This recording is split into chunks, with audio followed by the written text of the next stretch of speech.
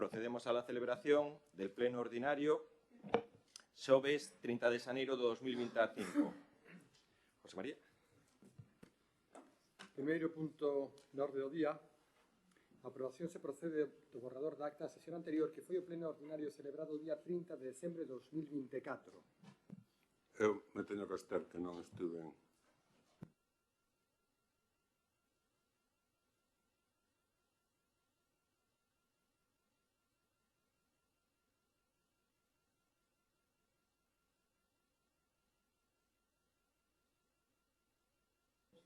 Punto segundo. Dación de conta do informe da Tesorería Municipal do cuarto trimestre do 2024 de cumprimento de prazos de morosidade, Lei 15/2010. Punto terceiro. Aprobación se procede da prórroga do terceiro Plan de Igualdade de Oportunidades entre mulleres e homes do Concello de Arteixo, período 2025-2028.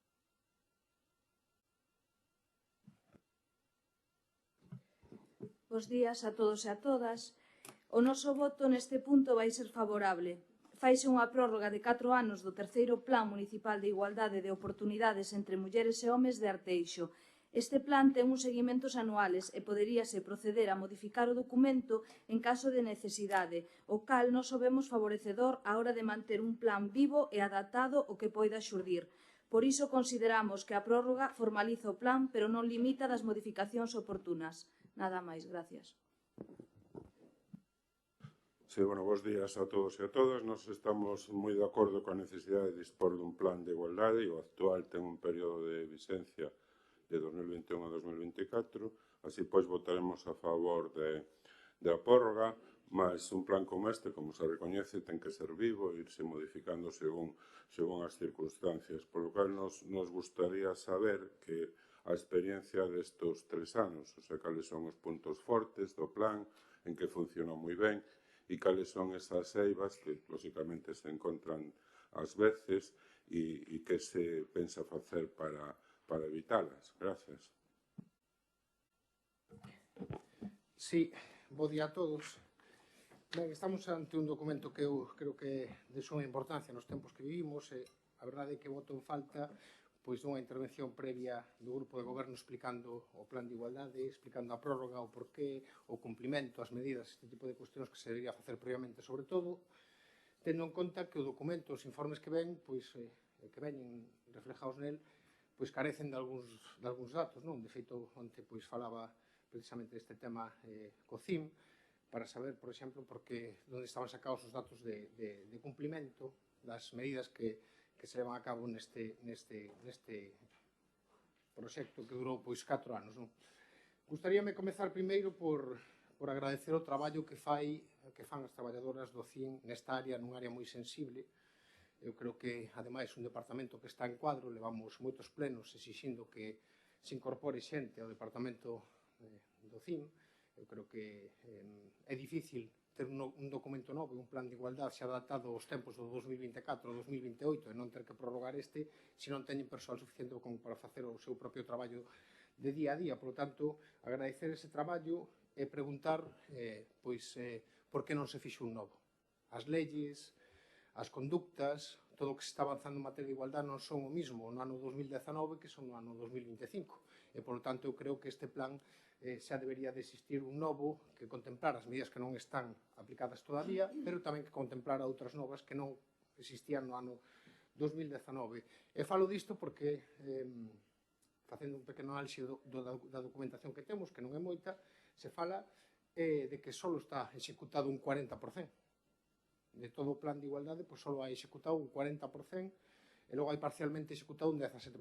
O restante, evidentemente, está sen executar, e, por tanto, correspondelle ao goberno ser o que canalice políticamente políticas públicas para fomentar que os departamentos leven a cabo estas iniciativas políticas que busquen sempre a igualdade real entre hombres e mulleres, que creo que é o esencial. Pero para iso hai que ter esa sensibilidade e poñer o foco precisamente nestos temas. Eu creo que a importancia que lle demos dentro do público precisamente fai que exista ou non exista esa realidade que é a desigualdade que existe todavía entre homes e mulleres en políticas públicas que implementen esa discriminación positiva para facer que esa igualdade sexa real, pois dificilmente se vai a conquerir. Volvo a repetir que non temos a indicación desas, había 83 medidas, 70 que eran por departamento, 13 que eran transversais a todo o Concello, só sabemos as que están executadas, pero non cales son, só sabemos que hai 28 executadas que supoñen o 40%, 18 parcialmente, que son o 17, quedan pendientes 14, que son o 20, e sen datos, según pon aquí,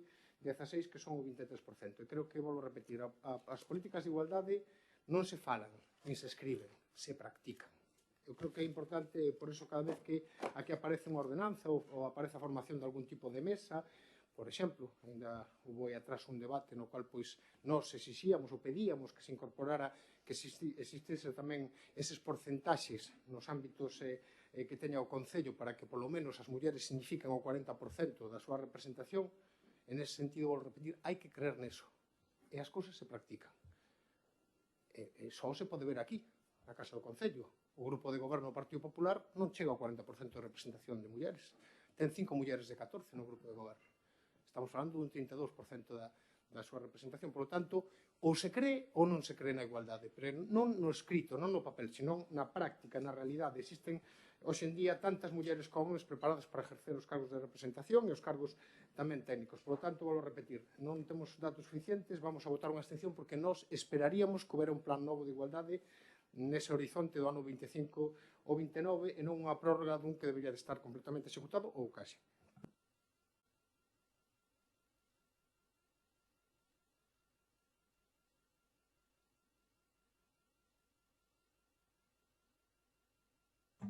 Bos días a todas e a todos. En este caso, pois, o terceiro plan de igualdade municipal de oportunidades entre mulleres e homes de Arteixo 21-24 pois foi aprobado por unanimidade o 28 de xaneiro do ano 21 no pleno da corporación e o obxectivo será pois, precisamente integrar o principio de igualdade en todas as políticas e accións do Concello mediante o reforzo da transversalidade de xénero no conxunto da súa actividade e o fortalecemento das políticas de igualdade. Recollíamos 8 áreas de actuación, unha serie de obxectivos estratégicos e operativos os que dan resposta a diferentes líneas xerais de intervención. En tanto que os operativos son os relativos ás medidas concretas e propostas e para cada medida sinálanse os asentes implicados e tamén os indicadores de avaliación. De aí que é un documento moi denso no que recolle 83 medidas e 70 medidas están atribuídas a áreas concretas e 13 medidas están dirixidas aos departamentos do Concello. Para facer unha pequena mención e recordatorio, porque este é un plan que está vivo, que está publicado na página web do Concello e que todos vos podedes ir vendo, pois temos a estrategia municipal, temos a educación e sensibilización, o mercado de traballo, a conciliación e a corresponsabilidade, a área de deporte, saúde e benestar, temos cultura, participación e violencia contra a muller. E en todos estes áreas de actuación é onde se recollen esas 83 medidas. Polo tanto, é un traballo moi amplo que require dunha coordinación institucional e dun impulso constante. Como ben dicía Martín, hai que practicalo e hai que levalo a cabo e non deixalo nun único e mero documento, de aí que nos parece fundamental pois facer a prórroga deste documento, non? Quizáis aquí pode quedar moi ben dicir facer un novo plan, pero como vamos a facer un novo plan se non temos executado o actual e realmente se recollen as medidas transversais en este documento? Efectivamente, leváronse executadas 40 medidas, o 40%, parcialmente están executadas os 17, pendente temos o 20% e sen datos temos o 23%, porque a día de hoxe aínda hai departamentos que están facendo as súas memorias anuais, están revisando certos procedementos para poder recabar toda esta información e poder dotarnos de máis datos. Tamén para darlle resposta a Raúl en canto un pouco as actuacións concretas de cada área e tamén o que se ven observando en este plan, dicir que cada vez os servicios coidan máis os signos sexistas da linguaxe e das imaxes, aunque parezca isto que é algo moi básico e sinxelo, a día de hoxe temos que seguir traballando en esta línea, por iso nos parece fundamental seguir reforzando, pero é un objetivo cumplido, evitando perpetuar a visión estereotipada de mulleres e homes. Incorpóranse medidas de acción positiva tamén, tense presente a necesidade de que o persoal que desenvolve actividades ou execute servicios para o Concello teñan formación en igualdade e aplica a perspectiva de xénero na organización de todas as actividades do Concello. É constatable tamén a concienciación da necesidade de recoller os datos desagregados por sexo, a inclusión de contidos de igualdade nos temarios das probas de acceso á promoción do emprego público e tamén a oferta de formación en igualdade a persoal de Concello. E todas estas actuacións son signos significativos de que o persoal municipal incorpora aspectos da perspectiva de xénero no seu traballo cotiá na administración. En canto a por que non un novo e non existía no ano 2019, dicir que realmente a estrategia do Plan de Igualdade vai moi alineado, xa nos anticipamos incluso, vai moi alineado co Consello de Europa que aprobou a Estrategia de Igualdade de Xénero 24-29, tamén dai o noso período, que foi aprobado o 6 de marzo do 24, donde realmente hai 6 puntos coincidentes que é previr e combater os estereotipos de xénero, previr e combater a violencia contra as mulleres e nenas, garantir a igualdade de acceso, lograr unha participación equilibrada, garantir o empoderamento das mulleres e lograr a intervención de perspectivas de xénero. E con isto dicir que dai a importancia de manter este plan de igualdade. Vale, gracias.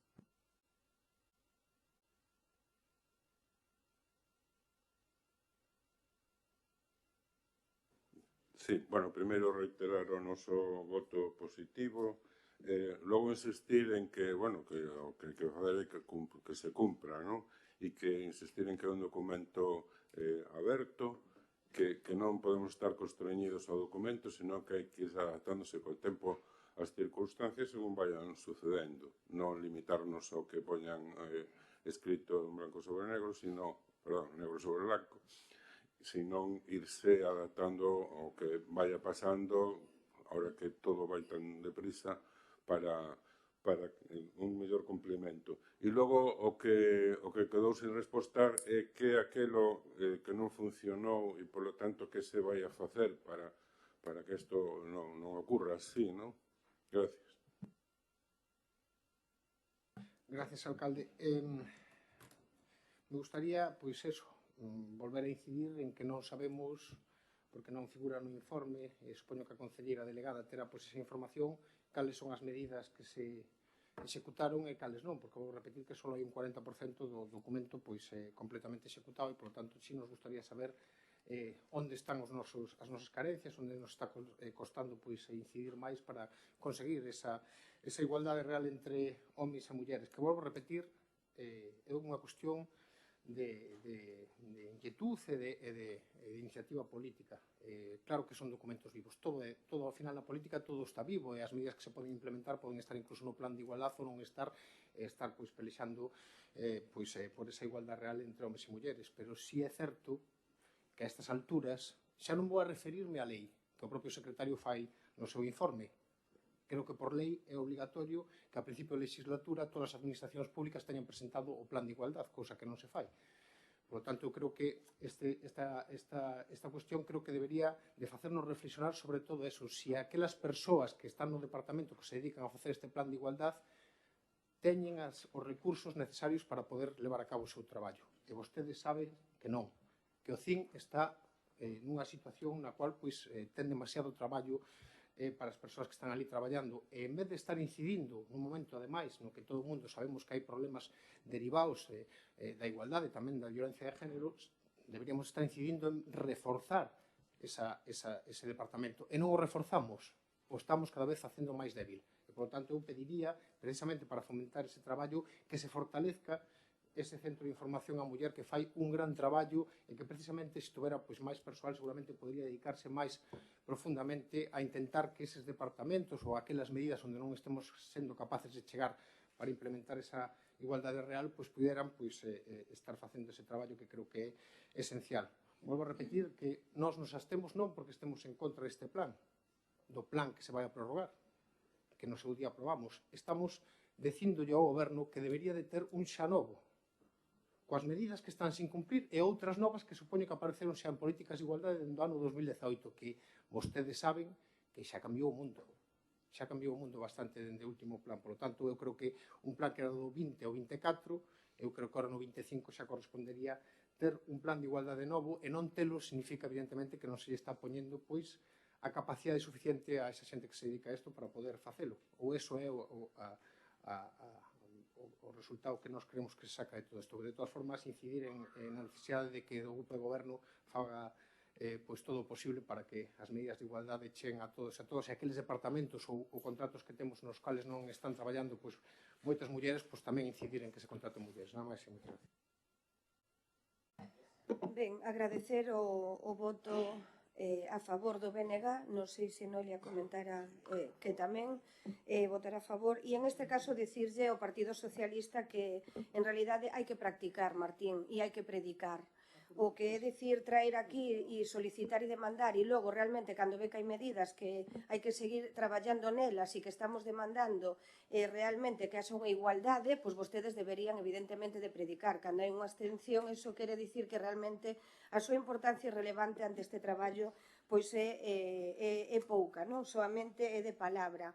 En canto fala do CIN, efectivamente, dende aquí públicamente quero agradecer, dende logo, ao persoal que dispomos en este momento no CIN por todo o esforzo que está a levar a cabo, porque é certo que temos persoal de baixa e estamos, pois, en este caso, en proceso selectivo para incorporar máis persoal, e tamén comentar aquí que temos un axente de igualdade, que é un perfil novo no Centro de Información á Muller, que é a que se encarga de levar a cabo este plan de igualdade.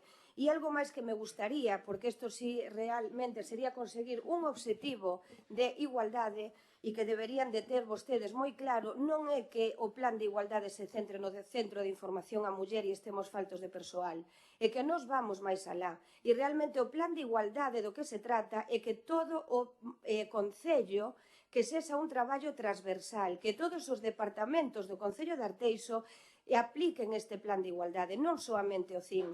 O CIN impulsa, o CIN está aí recollendo, pero logo que non ten que facer son todos os departamentos. E, polo tanto, son obxectivos que aí estamos logrando e, por eso, como queremos ser realistas, por eso vamos a facer a prórroga deste plan, porque precisamente hai que practicalo. E cando vemos que hai medidas que todavía non están practicadas, consideramos necesarias mantelas e, por outra parte, reforzar outras moitas. Polo tanto, cando fala tamén vostede da lei, dicir que este plan está totalmente vixente e actualizado, como digo, de cara ao que é o tema europeo, que todas as liñas están recollidas aquí en absoluto, como ben digo, os informes técnicos están obsoletos. E tamén dicirlle que este plan de igualdade, a competencia é da alcaldía. Este plan de igualdade non sería preciso traelo aquí ao Pleno Municipal para a súa aprobación. Podería aprobalo o alcalde, pero consideramos necesario traelo aquí para a implicación de todos os grupos políticos e poidamos traballar da man todos nós. Polo tanto, invitámoslle en calquer momento a ver as medidas máis exhaustivas, quer dicir, se queren ver en detalle, temos comisións de seguimento semestrais e anuais para facer toda esta valoración e se requiren de unha comisión específica ou unha xunta de portavoces específica para isto, me brindo dende aquí públicamente para que poidamos ver en detalle todas esas medidas. Para darlle resposta a Raúl e remato, por ponerlle algunha medida, por exemplo, pendentes de executar, por poñer en conciliación, por exemplo, temos unha medida que é desenvolver campañas de concienciación para potenciar a corresponsabilidade dos proxenitores. Por exemplo, esta medida a día de hoxe todavía temos pendente. Vale? Ou igual que por poñer a primeira, que é mantemento e reforzo dunha sección de xénero nas bibliotecas municipais, espacios virtuais e centros educativos, está executada. Vale? Despois tamén, por poñer outro exemplo, pois no de participación, non? Que hai analizar a distribución de mulleres e homes nas asociacións con presencia no Concello. Esa é unha medida que a día de hoxe ainda non temos datos, que se está a traballar en esa liña para recabar toda esa información e poder traballar tamén en rede con todo o sector asociativo. Logo tamén temos en saúde e benestar, por exemplo, conmemorar as datas en pro da igualdade. somos coñecedores das datas, pero a día de hoxe non temos esos datos recollidos ao 100%. En canto a violencia, por exemplo, unha das medidas que está parcialmente executada é a creación de grupos de deporte e de autoaxuda para mulleres en situación de violencia. Estamos executando algunhas actividades, pero non nos conformamos. Consideramos que temos que ampliar ese abanico de carteira destas actividades e por iso o queremos manter e por iso a consideramos que é parcialmente executada. E como isto, cada medida é un documento moi denso e é verdade que cada departamento no seu día a día tamén ten dificultades a hora de volcar todos estes datos, require calquer pliego administrativo, calquer memoria de actividades que se fagan. Todo iso hai que ir analizando de maneira moi detallada todo isto que logo se volca nunha folla de Excel na que se vai analizando e aí vamos vendo todos os indicadores. Dai que era moi complicado traer este documento tan denso. Bríndome a en calquer momento comunicarlo. Moitas gracias. Procedemos a la votación. ¿Votos a favor? ¿Abstenciones? Punto cuarto da orde do día, modificación do Regulamento Orgánico Municipal.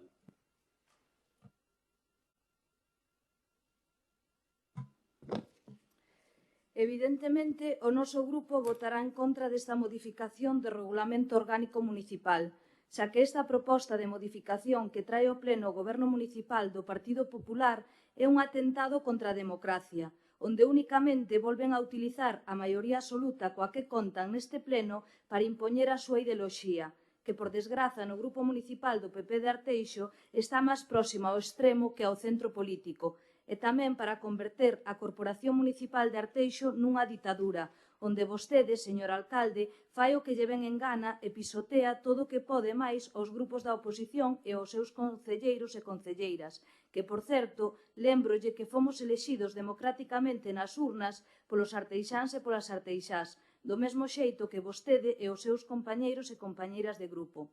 Pretenden restringir os nosos dereitos como representantes públicos e da veciñanza.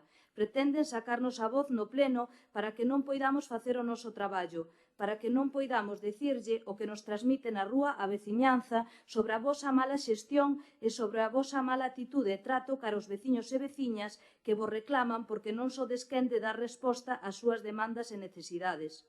Tendes medo do que poidan dicir as urnas nun futuro próximo e é por isto que utilizades a maioría absoluta que tedes hoxe para intentar protexervos mañán. O ciclo pode que estea próximo a pecharse. Os arteixáns e as arteixás queren abrir unha nova etapa onde xa non priorizan os partidos e as ideoloxías, senón que priorizan as persoas, o respeto, a humildade, a honradez e a transparencia. Os arteixáns e as arteixáns están a abrir os ollos máis rápido do que vostedes lle gustarían e xa empezan a darse conta de que queren outro tipo de persoas ao fronte do seu concello. Eu, pola miña parte, traballarei para que iso, no 2027, podamos ter a oportunidade de abrir esa nova etapa. Xa adianto hoxe aquí que se o Partido Popular segue a converter este pleno nunha ditadura, tomaremos medidas na rúa. Por último, tamén informo que eu como concelleira négome a que o alcalde decida en cada pleno se eu podo ou non podo expoñer as mocións, preguntas e rogos que traigamos a este pleno. Se chega o momento en que se nega a lectura ou exposición do noso traballo, levantareime e ireime deste pleno. Nin o secretario nin outro funcionario pode absorber as funcións e os dereitos que nos corresponden a nós como concelleiros e representantes públicos da veciñanza. Nada máis, gracias. Bueno, máis que regular, que, bueno, ven sendo preciso ter un ROM, no? A solución aos problemas que están pasando están nos nosos comportamientos, no? O sea, hai que ter un comportamento serio, responsable, sobre todo respetuoso con todos os grupos, sexan ou non sexan as nosas ideas, no? E debater exactamente daquelas cousas que nos interesan a veciñanza, os veciños e veciñas, non de cousas que lle resbalan ou realmente veñen de liortas políticas que para nada interesan aos veciños e as veciñas, non? Obviamente, pues, imos votar en contra deste ROM, do que se nos plantexa hoxe, rotundamente en contra, non estamos en absoluto de acordo. E o grave problema da duración dos plenos se vai a manter mentras o alcalde faga un uso abusivo das súas intervencións, que ocupan o seu 75%, sen exagerar, do pleno. Ademais, con intervencións que son reiterativas, abusivas, derivando a outras circunstancias que nada teñen que ver perdón, co que se está discutindo no pleno e o que é máis grave, faltando o respeto das persoas que estamos en esta corporación e con elo a todas as persoas, a todos os veciños que os elixeron como representantes e os que non, porque tampouco lles gusta e é agradable que ocurran estas cosas que están ocurrindo no Congreso, no Senado e no Parlamento, que o martes no Parlamento de Galicia foi unha cousa tamén escandalosa. Xa é hora que nos poñamos deberes e que nos comportemos todos como nos debemos comportar e que nos centremos nos problemas que realmente hai que resolver, porque eso nos lo van a agradecer os nosos veciños e as nosas veciñas. Entonces, pedindo ese sentidiño que ten que presidir o noso comportamento, eso sí vai a solucionar e non ron con medidas. Esas intervencións excesivas aquí non rompon que ahora o alcalde vai a ter 3 minutos para pechar cada, non sei se dicir, fagos un voto de confianza, pero non me creo que vayan ser 3 minutos para nada. Logo, por citar algúns artigos, porque podíamos, para non ser reiterativos, porque podíamos deternos en moitos, por exemplo, no tema das grabacións, que as grabacións se dice que poderán ser suspendidas polo alcalde cando haxa moitos medios de prensa, cando haxa moita xente asistindo ao pleno, cando haxa unos problemas que para eso está a policía, unos problemas de seguridade, ou que sexan, bueno, unos motivos que, se leen detidamente, non teñen o sentido. As grabaciones son para os que son. O pleno que dice en outro punto, no 39, bueno, no 40, horario que é de 9 a 14, se vai a cumplir, porque máis que as 2 da tarde estamos salindo de aquí en todos os plenos. E que vai pasar? Se convoca para o día seguinte, a xente que non temos dedicación exclusiva, ni siquiera temos unos medios de soporte ou un personal de confianza, ten que traballar, ten que ir ao seu traballo, ten que cumplir. Entonces, está absolutamente limitada. Entonces, o que decía, ese horario de 9 a 15, por que polas mañáns tamén? Estamos evitando que asistan os veciños ao pleno. Entonces, se quere manter pola mañán, polo menos que non se poñan trabas ás grabacións, que as grabacións se fagan independentemente destas circunstancias tan rocambolescas que se citan no RON. Logo, hai outro punto tamén que me gustaría incidir, que no exame dos documentos do pleno se establece un horario de 8 a 15 de luns a vernes, Entonces, a oposición non temos ninguna dedicación absoluta, ninguna dedicación parcial, non temos personal de apoio, o sea, cero. E se estamos traballando, cando podemos consultar estes documentos? Porque non vamos a ter que estar, bueno, non me cosa estou jubilado, pero non podemos estar constantemente pedindo permisos para asistir, para vir ao Concello e pedir unos documentos. O sea, que a facilitación deses documentos ten que ser moito máis amplia, non restringida unos horarios que limitan, máxime cando está limitado en este Concello todos os medios postos a disposición da oposición, que son cero, Bueno, hai un despacho, pero ese despacho, además, pola tarde non podemos vir porque está pechado o Concello, nin os sábados, nin os domingos. Entonces, o traballo da oposición, este RON o limita total e absolutamente, Bueno, e podería seguir con outros, pero, bueno, algúns o citarán os compañeiros, e o que está claro é que imos votar absolutamente en contra. E, insisto, a solución aos problemas que poda haber nos plenos está en nós mesmos e no noso comportamento, que nos centremos en no que realmente temos que centrarnos, que é mellorar a vida dos nosos conciudadanos. Gracias. Sí. Eu que nunca perdo a esperanza, pediríalle unha vez máis ao alcalde que retirara esta modificación e que a levara como se facía anteriormente. Eu recordo unha legislatura do ano 15 ou 19 na cal hubo moitos avances neste Concello, se aprobaron cousas incluso por por acuerdo, no cual se utilizaban esas juntas de portavoces precisamente para intentar chegar a acordos. Por lo tanto, me gustaría pedirle ao alcalde que o retirara, que o levara a xunta de portavoces e buscara un texto que fora axeitado para todos, pero que non limite a participación da oposición. Porque hai un principio básico da democracia que se dice, ademais, que unha boa oposición fai un bo goberno. Se nós temos capacidade de facer unha boa oposición, o goberno se vai esforzar por facer as cousas mellor. E as nosas ideas van a ser tías en contas para mellorar a acción de goberno. Eu creo que isto é unha cuestión de creer ou non na democracia. Ou se cree na democracia, ou se cree en crear unhas reglas do xogo nos cuales haxa unha igualdade no debate, ou non se cree.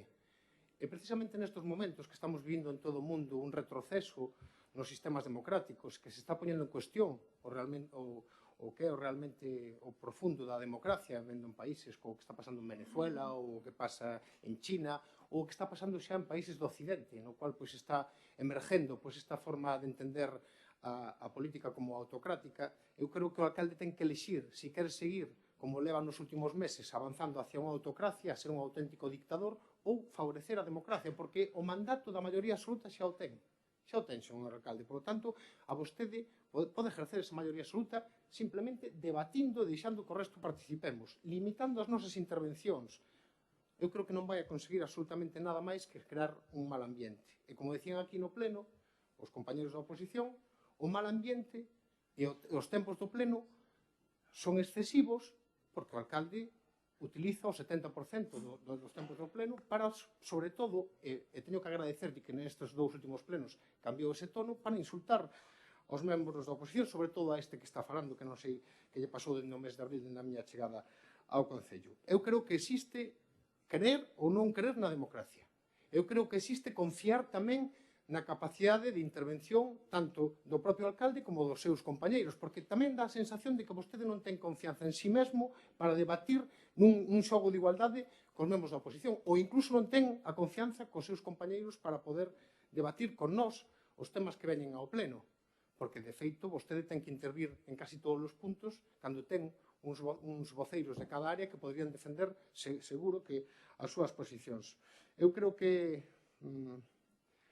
evitar ese mal tono, favorecer a democracia, intentar que podamos debatir aquí dun xeito correcto, eu creo que debería de ser o camiño adecuado. E, polo tanto, eu creo que está na mão do alcalde si quere fomentar que nós podamos facer o noso traballo.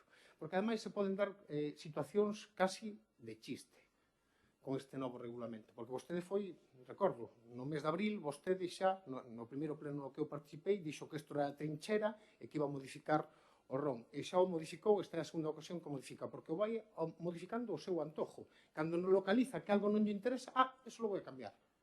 E a democracia non se cambia. As reglas de xogo non se cambian. Ou se cree ou non se cree no debate. Por que nos quere sacar turnos de intervención a oposición? Por que non podemos expoñer as nosas mocións e logo ter un turno de debate? Que se poden dar situacións que son de chiste, imagínese. O Partido Popular presenta unha moción, pois con este novo regulamento se debate unha vez por parte da oposición e logo incluso se pode que o Partido Popular faga el unha segunda intervención el solo. Eu non coñezo ninguna institución en España que faga o que vai a facer aquí o alcalde de Arteixo. E xa no noso ámbito, no sistema de debate, ni no Parlamento Estatal, ni no Senado, ni no Parlamento de Galicia, ni na Diputación, ni nos concellos limítrofes. Por que non fai unha fórmula de traballo similar a que existen nas outras administracións? Por que non pode existir o que funciona en todas as administracións, en todos os parlamentos, nas cales o grupo que fai a proposta fai a súa proposta para explicala, como lle dicía a Inés, que deberían de ter explicado o plan de igualdade, despois debaten todos os grupos un tempo determinado, cumplindo esos tempos, sin interrumpir este tipo de cuestións, e logo unha réplica pequena. Este é o problema dos plenos. Eso é polo que se alargan os plenos. Vostedes saben que non. Os plenos que se alargaron foron precisamente porque tuvemos que aguantar intervencións dunha hora do alcalde.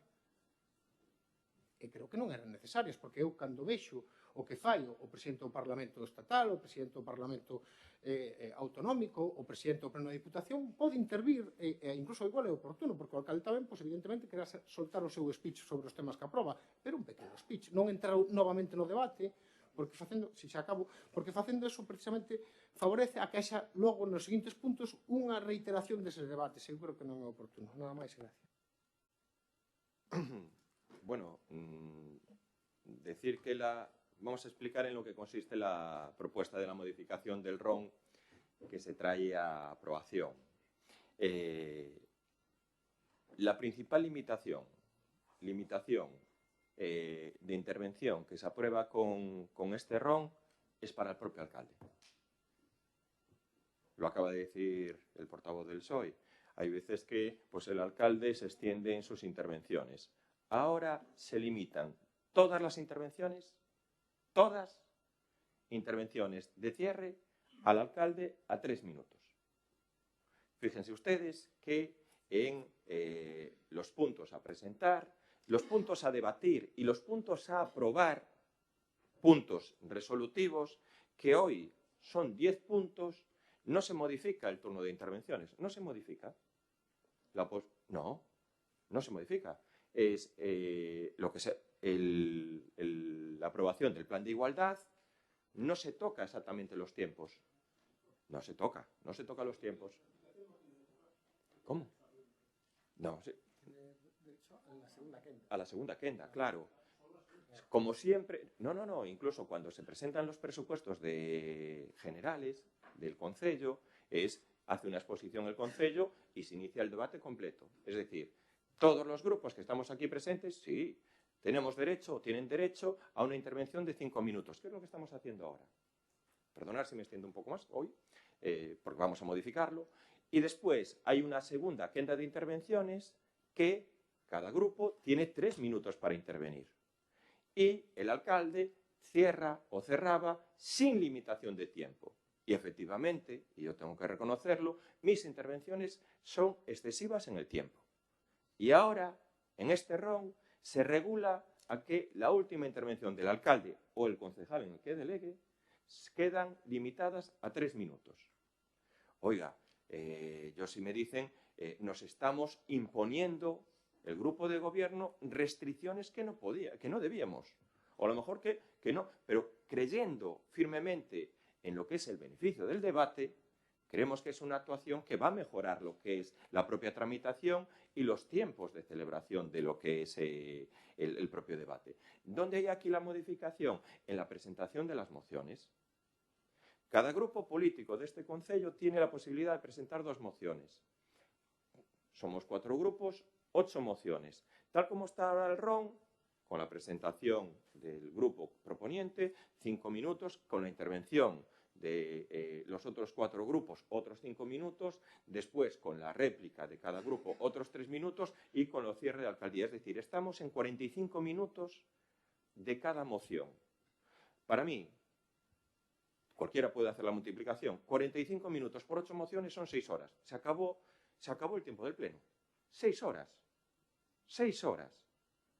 Después, es que todos los puntos de aprobación, puntos importantes. Efectivamente, las mociones son importantes, pero los puntos que se traen aquí a aprobar son importantes. El plan de igualdad es importante, el ARI es importante, el POS es importante. Y ahí no hay ninguna limitación. Entonces, como comprenderás, y es más, cuando se dijo en la Junta de Portavoces, y en este caso tanto Noelia como Raúl, sí que estaban abiertos a la posibilidad de negociar esos puntos de intervención, pero todos sabemos que, oye, 6 horas para las mociones, con un pleno que dura de 9 a 3, pues no quedaría más tiempo para debatir pues, asuntos realmente que tienen que tener aprobación. Y lo único que se hace es la modificación de la intervención, en este caso en las mociones, donde el grupo proponiente tiene 5 minutos en orden decreciente de los grupos actuales. Por supuesto, replica el grupo proponiente con 3 minutos y cierra el alcalde aunque delegue en otros 3 minutos. Lo vuelvo a decir, y se va a comprobar en los próximos meses los tiempos de los plenos, la mayor limitación, la mayor sesgo democrático que se hace con la aprobación de este RON es para el propio grupo de gobierno y para el propio alcalde. Y nos comprometemos, en este caso, a reducir los tiempos de intervención y limitarlos en 3 minutos. Yo creo que, en ese sentido, todos debemos ser un poco coherentes. Cuando me dice usted, Martín, que retire el punto del orden del día, no lo vamos a retirar. No porque no estemos dispuestos a negociar, Martín, porque esto es una aprobación inicial, y estamos, de verdad, abiertos al debate y al diálogo, en este caso, con todos, en la próxima Junta de Portavoces, para que ustedes presenten alegaciones, poder aceptar alegaciones y, en este caso, pues, sobre todo, en la aprobación definitiva, ir a lo mejor con un texto consensuado. Pero, en el fondo, aunque usted se refiera al debate, que nosotros limitamos, todos los grupos, todos los concejales que estamos aquí presentes, sinceramente, sí que creemos en la limitación de ese tiempo de intervención en las mociones. Lo vuelvo a decir, 45 minutos por cada moción, con 8 mociones son 6 horas. Se acabaría el pleno. Es que se acabaría el pleno. Y lo vuelvo a decir, y estamos abiertos a una negociación donde haya propuesta, que no tenemos ningún problema en este caso en incluirlas, cuando sobre todo lo principal, y lo vuelvo a decir, la limitación más importante es que en todas las intervenciones que cierre el grupo de gobierno o el alcalde están limitadas a 3 minutos. ¿No? Bueno, simplemente añadir que eu a verdade non creo que esta modificación sexa para limitar o alcalde, como dixen antes, considero máis ben que para limitarnos a nós e que non lle poidamos poñer voz ao noso traballo.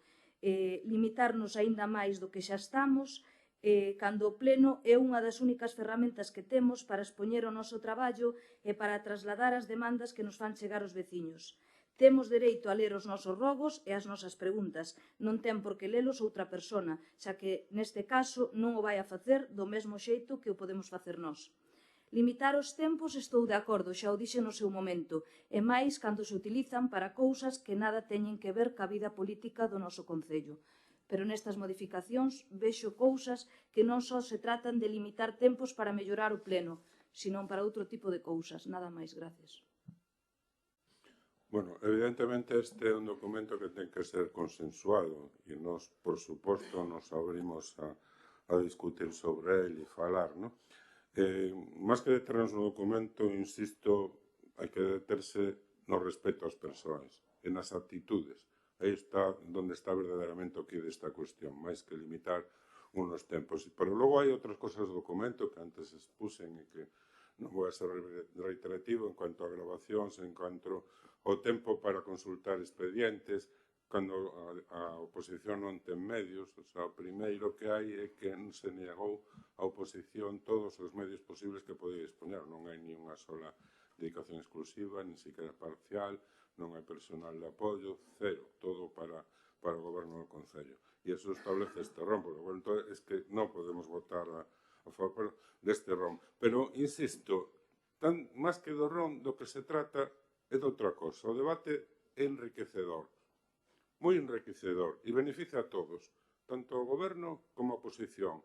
E non é mala cousa, de feito é unha moi boa cousa, recoñecer boas iniciativas, boas propostas, tanto o goberno da oposición como a oposición do goberno. De feito, hoxe, hombre, non quero adiantar as votacións, pero aquí vamos a votar que non.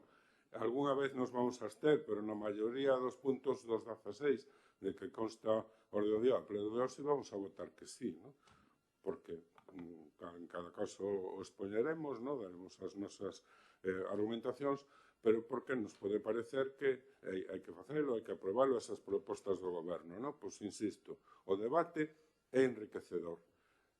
E centrarse en que a este 5 minutos, este 3, non sei que, bueno, a propósito, agardemos que eses 3 minutos sexan realmente, que se poñan ali, que sexan realmente cumpridos, ¿no? Porque senón, é dicir, o grave problema é ese. Pero o máis grave problema ainda é que esas intervencións excesivas se salpiquen de descalificacións e de faltas de respeto, ¿no? Eso sí que non o podemos permitir, pero ninguén de nós, O sea, non só nos debemos respeto uns a outros, sino as persoas que temos detrás representándonos.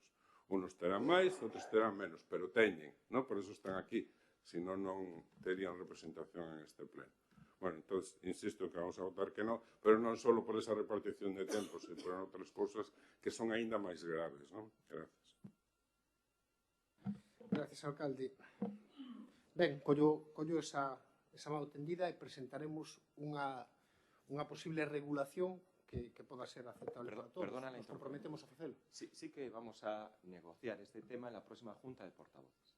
Vale? La Junta de E Portavoces. por que decía isto? Porque eu creo que está incurrindo en cosas que non son reais. Me refiro.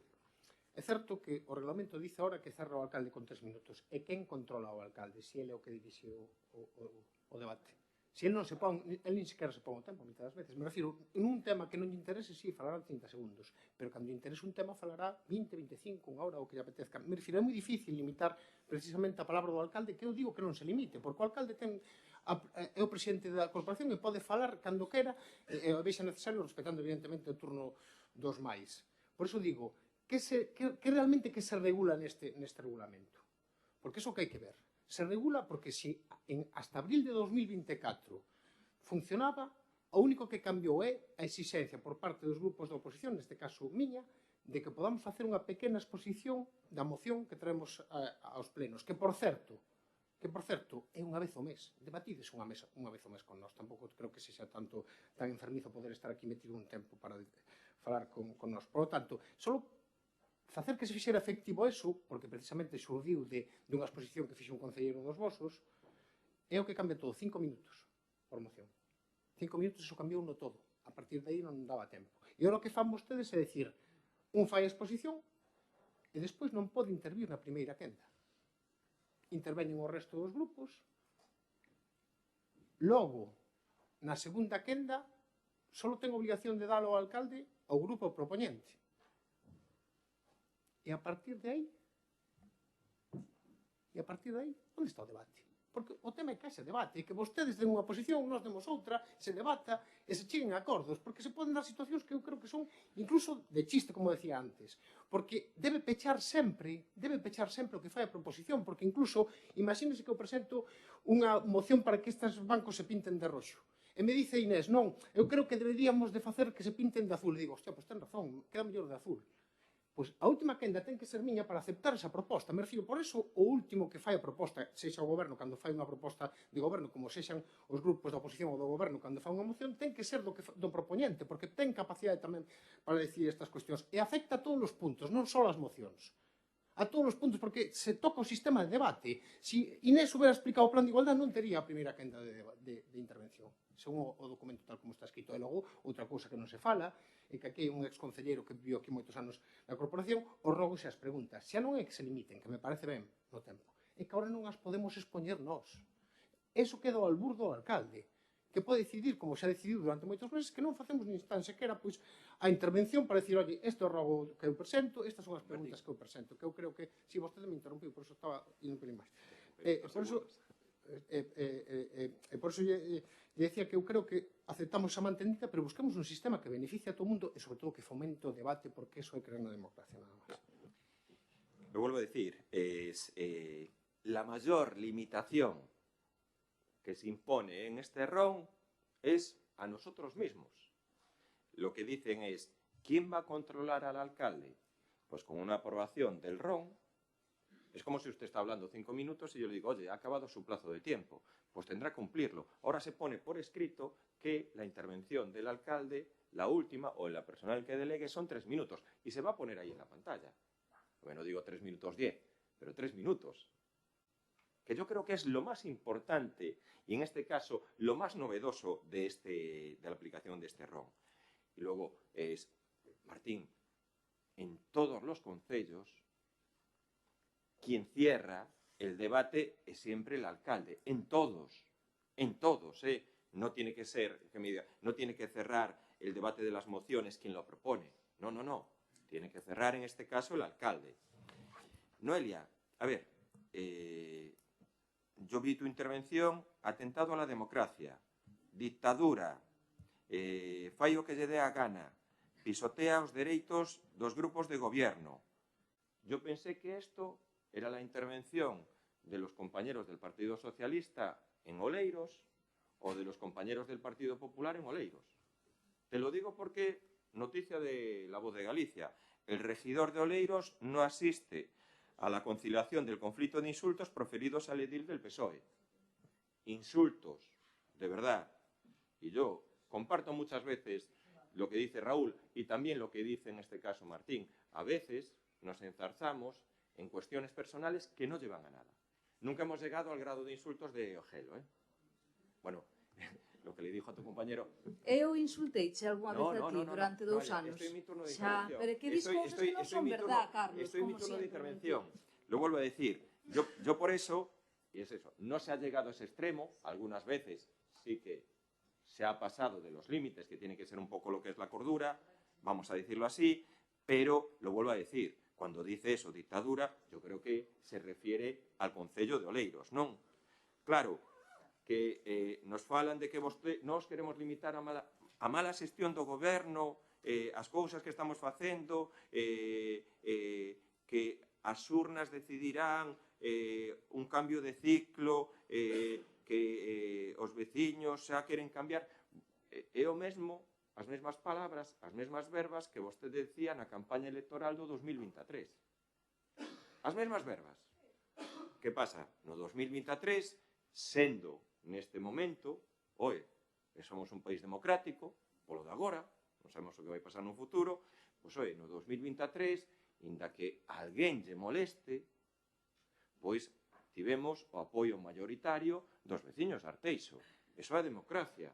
E creemos que os veciños de Arteixo nos han habilitado un mandato de 4 anos para facer cousas neste concello.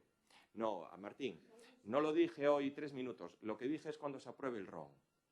No es hoy, porque también vamos a seguir con las mociones, vamos a seguir con las mociones, y en las mociones no se van a limitar como está ahora. Es, efectivamente, cuando esté aprobado el RON, la limitación del alcalde van a ser 3 minutos, porque así que está estipulado, ¿no? Entonces yo creo que en esta situación, Xurxo,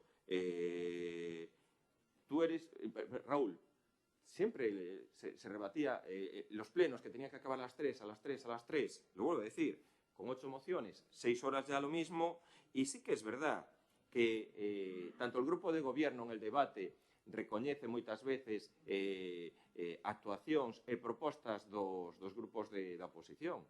Eu creo que a maioría das mocións que presenta Alternativa e casi o 75 ou 80% das mocións que presenta o Bloque son apoiados por este Concello. E pode haber algún caso que non as apoie, pero se abstenga para permitir que salgan de maneira favorable. Non? Eu creo que, os volvo a reiterar, non. Sobre o tema das grabacións, todas as grabacións se expoñen abertamente a que todo o mundo as poida ver. Todas, Todas as grabacións, desde que se implantou o sistema de grabacións, están a disposición dos veciños. Todas. Non se limita a ninguna. Claro, que a súa actividade para acceder aos expedientes está limitado de 8 a 3. Efectivamente, porque é cando están traballando os funcionarios. Nós non podemos darlle acceso aos seus expedientes, o teñen que facer os propios funcionarios deste Concello.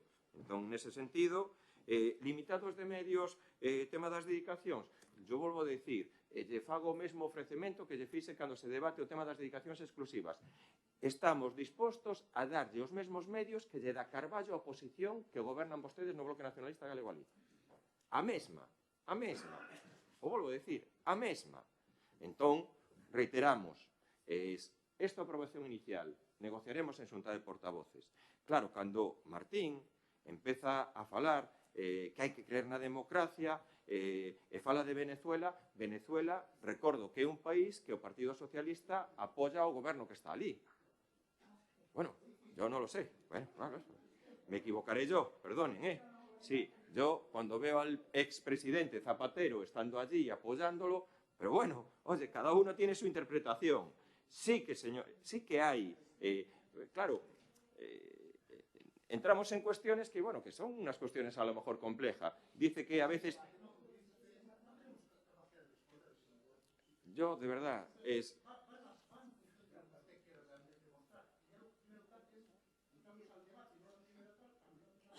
Pero es que no se preocupe, no se preocupe, deje que acabe, que termine mi intervención. Yo les he respetado. Tuvieron una intervención de 5 minutos, una segunda intervención de 3 minutos, y en este caso yo cierro, y cuando se apruebe el nuevo RON, el cierre del alcalde son 3 minutos. Pero sobre todo, hablaba de la confianza dos meus compañeiros, que eu interviña en moitas mocións, os compañeiros noutros. Pois mira, dicirlle que o goberno do Partido Popular, o goberno de Carlos Calvelo, dende o 2011 non se foi ningún concelleiro da corporación estando no seu período. Ningún. No, me digo, a confianza. Lle reitero, sí que houve moita confianza dos meus compañeiros. Ninguén se foi. Non sei cantos compañeiros se foron do Partido Socialista desde os 2011. Non sei cantas veces... Espera. Eu sigo na intervención. Non sei cantos concelleiros deixaron a súa ata. Non sei cantas veces cambiaron de portavoces o Partido Socialista en todos estes anos.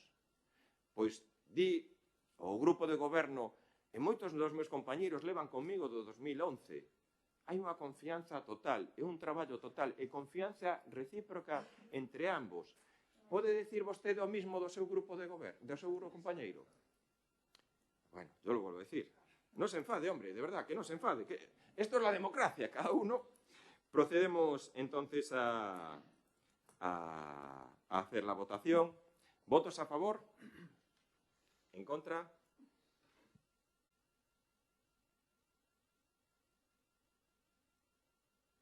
Punto quinto da orde do día. Plan Provincial de Cooperación ás obras e servicios de competencia municipal. Plan único dos concellos post-2025. Achega provincial anualidades 2024 e 2025 para o financiamento de gastos correntes.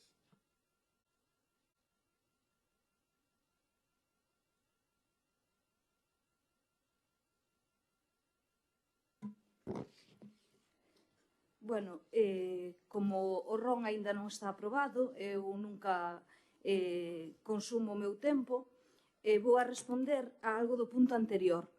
Utiliza as últimas intervencións, sean de 2, 3 minutos, 5, 10, para mentir e para deixarnos sin a posibilidade de poder defendernos. Esa é a súa democracia, engañar os veciños. Fala de faltas de respeto de Oleiros, como sempre de Oleiros, pero eu son de Arteixo. Fáleme das miñas faltas de respeto, porque xa lle gustaría a vostede ter a educación e o respeto que teño eu, e se cabe decir tamén o de Oleiros neste caso, que tanto lle preocupa a vostede. E agora voume referir ao post do 2025, que é o punto 5. Este é o post que o Concello de Arteixo presenta á Diputación da Coruña. É un post cuns proxectos que nós tamén consideramos necesarios e os cales non nos imos opoñer, porque ao final son obras que benefician os veciños e veciñas de Arteixo e sería incomprensible que nos votáramos en contra. Sí que é verdade que é un post elaborado ao gusto do grupo de goberno, donde unha vez máis non se volve a contar cos grupos da oposición para a súa elaboración, e cabe decir que nós tamén somos coñecedores das demandas veciñais e das necesidades de cada núcleo de población. Por exemplo, nós incidimos en que todos os núcleos de población de todas as parroquias deberían a día de hoxe contar con rede de alcantarillado e abastecemento, xa que aínda son moitos os que non contan con este servicio esencial e básico. Pero, como dixen anteriormente, non é o noso post, non nos teñen en conta, e aínda así nos imos a diferenciar de vós apoiando estas obras, que aínda que para nós haxa outras máis prioritarias, estas tamén son necesarias. Votaremos favorablemente. Nada máis. Gracias. Bueno, tanto este punto como o seguinte, as intervencións son semellantes, non precisa moito comentario. Obviamente, hai que participar nestes plans de obras e servicios da Diputación, que son vos para o Concello, aínda que eu decido o grupo de goberno, pero bueno, para eso tuvo os votos que tuvo. Pasamos daquelas distribución de cartos que facían todas as diputacións, as 4, cando estaban en mans do PP, hai unos anos que eran un pouco, por ser suaves, o show. A ti te dou, a ti non te dou, ven aquí. Había anécdotas tremendas en ese caso, non? Os alcaldes facen as alcaldesas facendo cola para conseguir esmolas para os seus concellos, porque como eran entregadas ao show, pues, en cambio, ahora va cambiando, incluso na Diputación de Ourense, que foi a máis reticente na era dos Baltares a estos temas, ¿no? E se distribuyen os cartos atendendo unos criterios que poden ser mellorables, efectivamente, pero bueno, que están aí, e son unos criterios máis ou menos obxectivos nos que eses cartos se reparten, non? A nosa opinión das diputacións xa se sabe, a nosa opinión das provincias, para non ser unha institución que sobra, eses cartos deberían ir directamente aos concellos, non? E por que non os pode repartir a Xunta? Para que se necesite esa mediación provincial? Unha división totalmente arbitraria que data do século XIX, non? Que foi trazada e que hasta é de risa como foi trazada, porque era desde que se salía da capital hasta onde chegabas con un burro en un día, entonces hasta aí acababa esa provincia, non? Foi así, exactamente. Entonces, claro, o objetivo era dividir, trocear as comunidades históricas, entre las Galiza, para dividirla en 4 trozos e cada un dependera directamente de Madrid. E non houbera. Curiosamente, os mártires de Carral, que se opoñían a estos, foron chamados provincialistas, ¿no? Porque eles defendían que Galicia era unha provincia única, que sería todo isto recaería en mans da Xunta e non as diputacións. Pero, bueno, as cousas están como están, e existen as diputacións reciben os cartos, nós temos que estar nas diputacións por eso, e as diputacións reparten, por lo menos que o fagan de xeito objetivo, ¿no? Con unos criterios que atendan a unos principios matemáticos e que salgan as contas non por unha decisión de un cargo político, sino porque salen as contas así como son. Bueno, non me estendo máis. Entonces vamos a votar a favor, obviamente, tanto deste punto, do 5, como do 6. Gracias.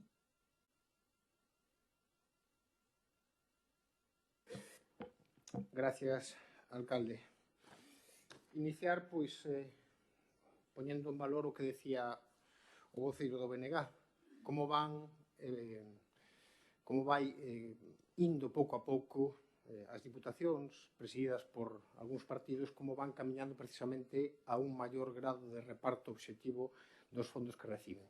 Nese sentido, só hai que ver os datos de como os concellos da provincia da Coruña van mellorando naquelas cuestións, naqueles cartos que reciben por unha metodoloxía obxectiva. E logo hai que mirar diputacións como a de Ourense, na cal todo se efectúa a base do dedo do presidente de turno. Por lo tanto, creo que agradecer que cheguen agora esos 1.600.000 euros por parte da Diputación neste reparto e tamén dese adicional de casi 300.000 euros. Eu creo que esta é a forma actual, porque volvo a repetir, a democracia é importante creerla. E repartir os cartos, que son de todos, tamén forma parte desa democracia. Entón, se pode creer en que os cartos que non son do que goberna, sino que son dos cidadáns, pois se fagan dun xeito que sexa obxectivo. Nese sentido, volvo tamén a incidir no que decía Noelia, que creo que é oportuno. Creer na democracia e creer no debate é precisamente fomentar ese debate. Ese debate non se fai contestando na última quenda de intervención as cousas que che dixeron anteriormente no debate, porque eso é precisamente cerrar un debate en falso e intentar sacar das súas casillas aqueles que non poden contestar o que se acaban de dicir. E se o camiño do alcalde é o camiño do alcalde de Oleiros, mal vamos, porque se vostede vai, nós non vamos a poñer en forma nin a forma de actuar, nin o autoritarismo, nin a falta de respeto continuo que fai o alcalde de Oleiros co resto dos membros da corporación. E supoño que senón será o camiño que quere seguir o alcalde. Non quererá seguir o camiño desa forma de actuar, nin quererá seguir o camiño nin de Venezuela, nin de China, nin de Donald Trump. E tampouco utilizamos fake news, porque creo que é máis que claro e evidente que o goberno de España nin sequera recoñeceu a victoria electoral do presidente actual de Venezuela, do señor Maduro. Creo que a Unión Europea, cun representante precisamente naquel momento do Partido Socialista do PSOE, creo que saliu con unha posición conxunta de toda a Unión Europea na cal está España, pois sendo bastante duros precisamente co que está pasando en Venezuela. Pero, bueno, deixamos caer todo encima da mesa, así como vostedes son como Venezuela. Non, o importante é o comportamento real. Queremos na democracia ou non? Queremos ser como Maduro ou non queremos ser como Maduro? Eu creo que eso o que hai que facer precisamente é fomentar ese debate, porque ese debate é bom para todos. E non estar sacando cuestións como, por exemplo, falar de aqueles compañeiros que se marcharon por parte do Grupo Socialista, porque, volvo a repetir, como decía aquí os restos dos compañeiros, aquí vimos na oposición, aquí non cobra ninguén un salario, e, polo tanto, ven aquí perdendo o seu tempo e a súa dedicación e as súas cuestións laborais, as súas cuestións familiares, e, polo tanto, pois non temos a mesma facilidade que ten un grupo do goberno que a inmensa maioría cobra un salario bastante importante deste Concello. E que a miña voceira mesma sí, pero si eu non digo que non este comprometida, pero cobra 60.000 euros o ano. O voceiro do Partido Socialista non cobra eso, nin do BNG, nin a alternativa dos veciños. Entonces, eu creo que diferenciamos un pouco aqueles que estamos facendo política, perdendo o noso tempo e pasando moitas horas do noso tempo que debería ser para outras cousas para facer isto, que quen cobra por facelo. Creo que é diferente, bastante diferente. E incluso o reto a vostede o día que non sexa alcalde, se chega ese día e sigue sendo nesta corporación, quero ver se aguanta aquí nesta corporación. Quero velo eu. Porque o importante é a dedicación que teñas para os veciños, non cobrar por eso solo. En ese sentido, eu creo que tamén correspondería facer ese análise que fixo Raúl, no sentido de que quere o grupo de goberno contar con unha oposición que teña tempo para fomentar a participación e facer mellor o goberno de Arteixo. Porque ten que vostede fixarse en Carballo, en tal, se fixa ademais, independente, no momento que lle corresponde, pon un exemplo. Claro, exemplos hai de todo. Pero pon exemplos positivos. En Coruña non teñen os grupos da oposición dedicacións? Sí. En Colleredo os grupos da oposición teñen dedicacións? Sí. Hai outros casos, igual que hai casos nun sentido, hai outro. Vostede que quere ser? Quere ser alguén que fomenta a participación e que non derive simplemente do que quere o alcalde en cada momento? Ou quere ser como os que o fan mal? Por que pon exemplos de mal comportamento para decir non son tan malo como Gelo? Bueno, dubido en algunhas ocasións. Pero ese non é o comportamento axeitado. Gelo é un auténtico dictador no debate. E falta o respeto moi gravemente a aqueles que están falando. Ese non será o camiño a seguir, señor alcalde.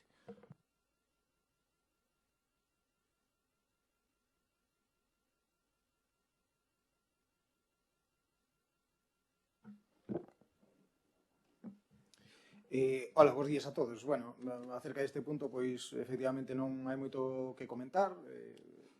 Simplemente, bueno, que vamos a este ano cambiar un poquinho as bases do POS e vamos dedicar, digamos, esas aportacións a gasto. E nada, estaremos aquí a pleno e pouco máis. Non hai moito que comentar acerca deste punto.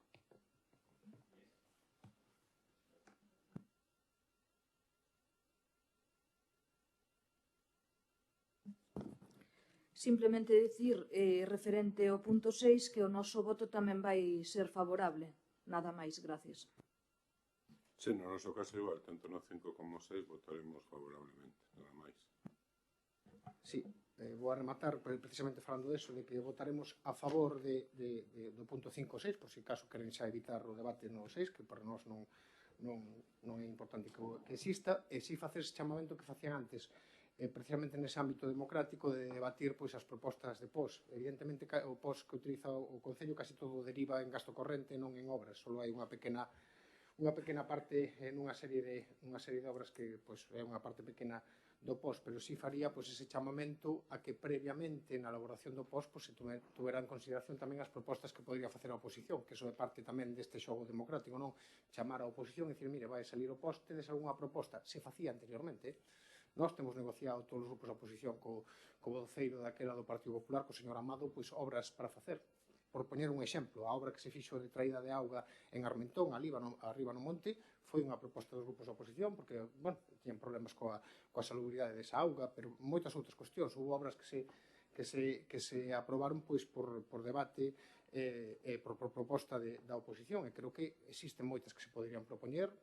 Eu non teria ningún problema aquí en xa anunciar 3 ou 4 que nos propoñeríamos. Por tanto, eu creo que facer ese esforzo tamén de darle participación á oposición, de dicir, oye, que credes oportuno que se levara pos ou pos, eu creo que sería tamén unha forma de incentivar esa democracia e non simplemente traer ao final uns gastos correntes para logo facer, evidentemente, as obras que ten programada o grupo de goberno.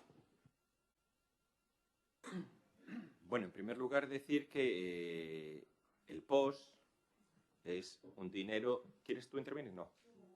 El POS es un dinero de los vecinos de Arteixo, ¿eh? No es dinero de la Diputación. Dinero de los vecinos de Arteixo. ¿Por qué? Porque la Diputación recibe del Estado los ingresos por tener la población, los ayuntamientos de Arteixo, y por eso se incrementa. Vamos a decir así, con la mayor parte de los concellos ahora de la provincia destinan todo el POS al gasto corriente. no lo hacen porque a lo mejor piensen que sea la mejor opción, sino que es una manera de ejecutar muchísimo más rápido. A la Diputación le viene bien, así justifican que por lo menos ejecutan algo el presupuesto, y los concellos pues no dependemos de las extremadas exigencias muchas veces a la hora de ejecutar los proyectos que nos imponen y que además son una situación restrictiva, y que el 100% casi de los ayuntamientos de la provincia de Coruña reseitan, ¿no? Esa manera, ese extremadamente supervisión, porque hace constantemente la modificación de los proyectos y que se atrasen. Un post del 25 se ejecuta en el 26. En todos los ayuntamientos. No hay nada que hacer.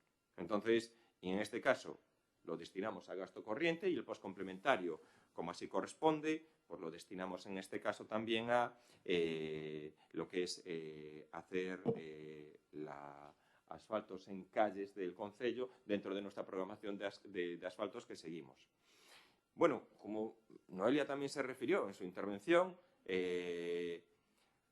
yo creo que todavía no estamos al mismo nivel, Gelo que yo.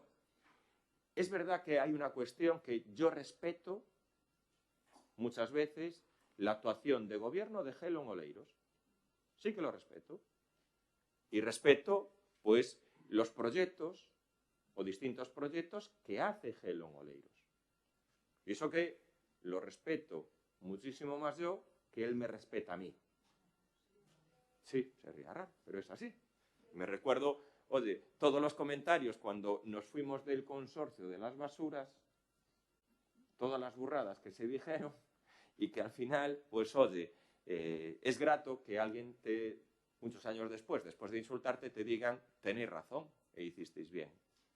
Bueno, yo lo vuelvo a decir, cada uno tiene su criterio, que digan ustedes aquí que la Diputación va dando un cambio y cada vez hay un reparto del dinero de la Diputación con criterios objetivos, yo no me lo creo.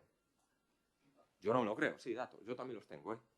Pero bueno, oye, se irá comprobando a lo largo del tiempo.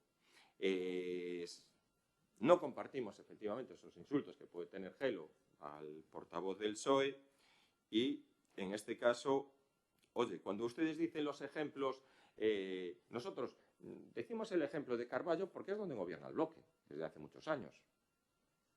Y, de verdad, es el trato que le da la oposición.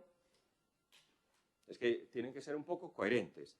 Me parece extraño que el portavoz del PSOE se refiere al Ayuntamiento de Culleredo, que ahora sí que da dedicaciones exclusivas, pero bueno, también le digo la verdad, da dedicaciones exclusivas porque ha perdido la mayoría absoluta y ahora no le queda más remedio, pero le recuerdo las dedicaciones exclusivas que le dio, o medias dedicaciones que le dio la oposición en la corporación del 19 al 23, y se las digo aquí, 0. Claro, a ustedes ¿ustedes creen en la democracia? Bueno, estoy en mi turno de intervención. Yo no he interrumpido a nadie. Yo también sé interrumpir, ¿eh? Yo no tengo ningún problema. Pero ustedes creen en la democracia cuando les conviene. Oye, Culleredo, 2019 e 2023 non eran democráticos. Todos cobraban os do PSOE e non cobraba nadie da oposición. Claro, aí non se iba nadie tampouco en Culleredo. Claro, cuando tienen que minoría y tienen que llegar a un pacto, sí. Y luego, de verdad, y no comparto la apreciación, en este caso del compañero, del portavoz del PSOE, cuando usted dice la confianza de los compañeros del PP, no es verdad que todos los compañeros del Partido Socialista se fueran por cuestiones laborales o se fueran por cuestiones económicas.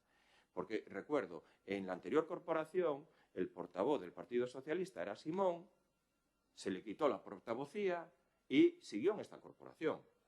Si eso no es una falta de confianza, pues no sé lo que es. Nosotros no hemos nunca cambiado nuestro portavoz.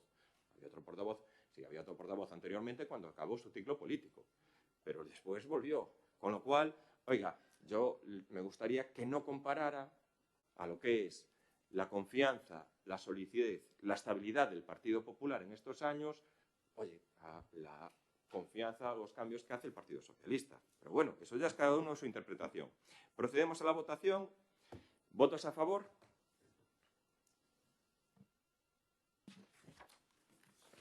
Punto sexto, do Plan Provincial de Cooperación ás Obras e Servizos de Competencia Municipal, Plan Único dos Concellos post-2025, post-adicional 3-2025, reducción de débeda coa Diputación, gasto corrente, anualidade 2025. Simplemente dicir que o noso voto vai ser favorable, nada máis. Sí, o mesmo. O mesmo. Sí, xa que seguimos no debate, pues vamos a seguir. Eu creo que os datos son evidentes, me refiro. Vostede dice que non se avanzou no reparto que fai a Diputación da Coruña dos fondos. Son datos. Vostede mira o que vostedes, cando vostedes gobernaban, vostede tamén gobernaba na Diputación, estaba no goberno, o que se repartía objetivamente é infinitamente inferior ao que se reparte agora, en porcentaxe. Por lo tanto, creo que recoñecer o que se fai ben, o que vostede dice, porque os cartos, evidentemente, os cartos que se ten a Diputación non son da Diputación. Nin os cartos que ten o Concello son do goberno do Concello. Son sempre da cidadanía. Os cartos son dos cidadáns. Independentemente do que chega. Porque o goberno do Estado dalle cartos á Diputación para que reparta. E o goberno do Estado tamén lle dá cartos ao Concello de Arteixo para que reparta. Porque neso consiste as administracións. Outro debate sería se deberían de existir ou non as diputacións. Que eso sería xa outro debate que probablemente incluso podemos estar incluso de acordo en se debían existir ou non, pero ese é un debate que vai a outro nivel e que, mentras existan as diputacións, o que hai que facer é que funcionen o mellor posible, que lle den os servicios maiores posible e, sobre todo, que cubran ese espacio que necesitan os concellos pequenos que non teñen capacidade para poder levar a cabo obras ou servicios. Eu creo que é o máis importante que pode facer unha diputación hoxe en día. Vostede di, volve a falar de Gelo e de Carballo, volvo a repetir que hai múltiples exemplos. A mí non me importa o que pase en Carballo, nin en Laracha, nin en Colleredo, nin en Oleiros, nin en Coruña, nin en Allariz. Non me interesa o que pasa aquí. E vostede ten que decidir se vostede cree nun sistema de participación que fomenta a democracia e a participación da oposición e se vostede cree, ahora, tendo maioría absoluta, imagínese que vostede diga, pois sí, os membros da oposición teñen tamén dereito a ter alguna persoa que se dedica a isto para estar no Concello. Aí demostraría vostede o seu talante. E ademais demostraría que chegara quen chegara ao goberno, eso se respetaría, porque pasou nas grandes cidades. Eu creo que ese é o sistema. Non decir é que agora se aproveitan pola situación. E vostede se perder a maioría absoluta non o faría? Teña claro que sí. Teña claro que xa yo digo agora, claro que o faría. Pero eu creo que debíamos de buscar, sobre todo en concellos que teñen capacidade económica como este, que vostedes aproveitan hasta o límite, con máximo número de dedicacións exclusivas ou máximo número de asesores, nese caso, pois darlle facilidade á oposición para que traballe. Que non pedimos outra cousa, para que traballe, para que poda ter xente aquí a disposición a calquera hora da mañán para poder coller un expediente, para falar con vostedes, para propoñerles algo, para explicarles que algo non está funcionando ben, para falar cos funcionarios, para o que sexa, para facer o traballo que debería de facer nun concello como Arteixo a oposición, que está limitado porque, evidentemente, polo menos neste grupo, pois temos que traballar.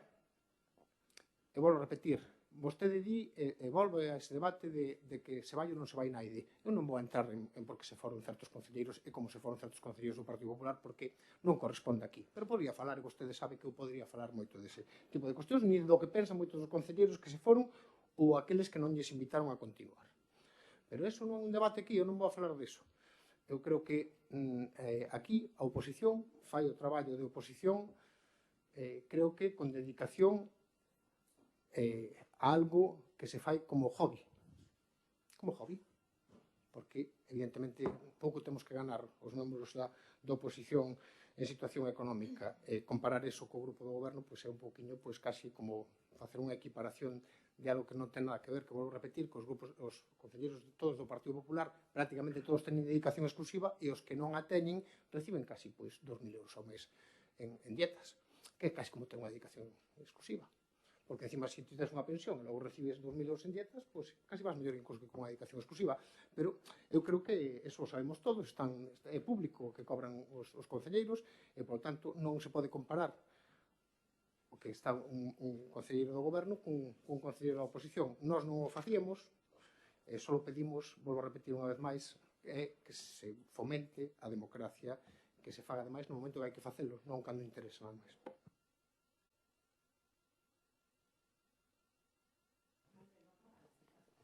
Apaga el aire. Pero el aire está por allí. El mando del aire. ¿Estáis ahí? No, pero hay mando también del aire. Fernando. al botón. Bueno, hablamos del post y hablamos de más cosas. Esto es la democracia, estamos abiertos a eso. Claro, y yo saco aquí una pregunta de manera inocente y también buscando una reflexión de tintes democráticos. Cuando gobernó el Partido Socialista Arteixo en el periodo 2007-2011, ¿cuántas dedicaciones exclusivas le dio a la oposición aquí en Arteixo? Pues se lo digo yo, 0. Cuando ustedes gobernaron, hace unos años, sí, dedicaciones exclusivas, no, pero para la oposición, sí, ustedes tendrían, porque después fue cuando se hizo, que yo creo que es lo correcto y siempre lo he dicho, se reguló por ley las posibilidades de tener dedicaciones exclusivas de los concellos. Pero había posibilidad también de aquella, no estaba regulada, es los compañeros de la oposición que trabajaban en el 2007-2011, trabajaban. Fina estaba aquí. Fina, ¿te acuerdas? Que trabajabas y trabajabas allí duramente, venías aquí los plenos y hacías tu labor de oposición y hacías tu trabajo de calle. ¿Y qué cobrabas? 0. ¿Y de quién dependían esas dedicaciones exclusivas? Dependían de ustedes, los que gobernaban, del Partido Socialista. ¿Cómo?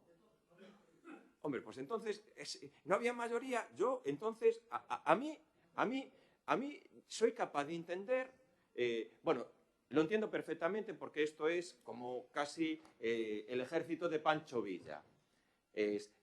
No había mayoría. Había un grupo de gobierno, Terra Galega y Partido Socialista, y la mayoría absoluta la daba el Bloque Nacionalista Galego, que ahora está reclamando dedicaciones exclusivas. Y en el 2007 o 2011, el Bloque no daba dedicaciones exclusivas a la oposición. Lo vuelvo a decir, que no estaban limitadas de aquella. Había 3 porque no llegaban ustedes a acuerdo o no les interesaba. O de aquella, sí que es verdad, la demagogia que dicen ustedes, claro, ¿para qué? ¿Para qué le vamos a dar la... que teníamos 8 concelleiros, 8 concelleiros de oposición y ninguna dedicación exclusiva, teníamos como 8 concejales. Y ustedes tenían 5 Terra Galega y creo que eran 3 el Bloque Nacionalista Galego. Y, no se facilitaba el trabajo de la oposición. Es que esto es así, hay que decir la realidad. No se puede engañar a los vecinos.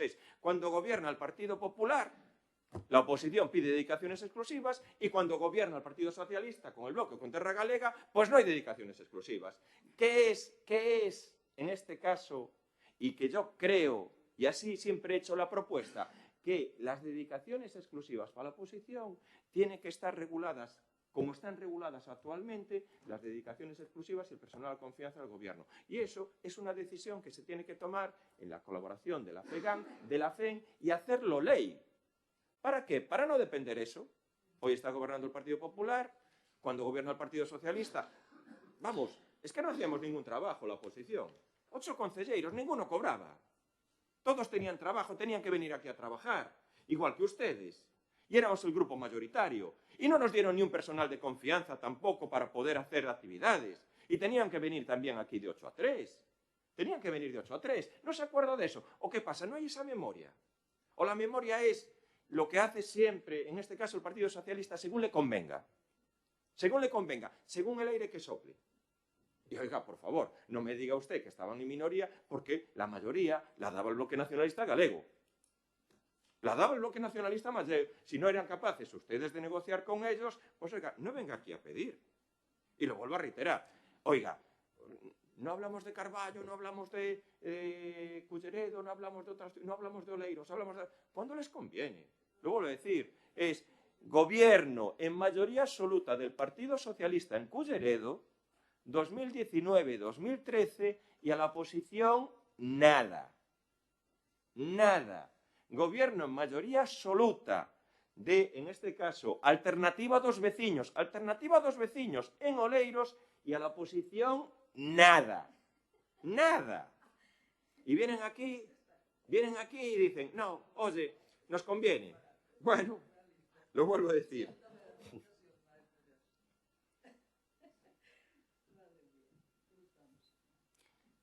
pero es la realidad. Oye, la realidad, oye, cada uno que haga lo que quiera. Utilicemos las fake news, utilícenlas, ¿eh? Y luego en la situación, el Concello de Arteixo lleva meses pidiendo en la Diputación la aprobación de un plan estratégico de sendas que sirva para que el reparto del dinero de las sendas en las carreteras de la Diputación se haga con criterios objetivos y que sistemáticamente llevan rechazando la aprobación de ese plan de sendas. ¿Y qué es lo que se hace con las sendas? Pues se aprueba a dedo. Y las cifras están ahí. Plan de sendas o sendas realizadas en los últimos años en el Concello das Pontes, 4 millones de euros. Plan de sendas realizada en el Concello de Culleredo, aquí al lado, es en los últimos años 3,5 millones. Plan de sendas y actuaciones en carreteras de Oleiros en los últimos años, en Oleiros, más de 3 millones de euros. Sí, el reparto es objetivo. Plan de sendas en el Concello de Arteixo, en los últimos años, 530 y pico mil. Viva la objetividad.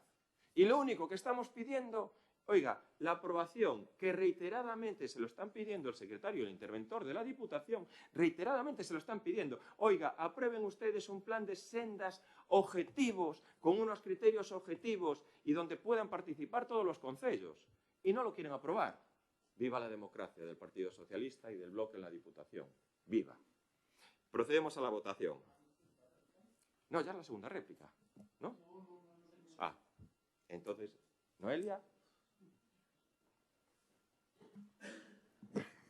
Luego, para que no digáis que no se facilita el debate.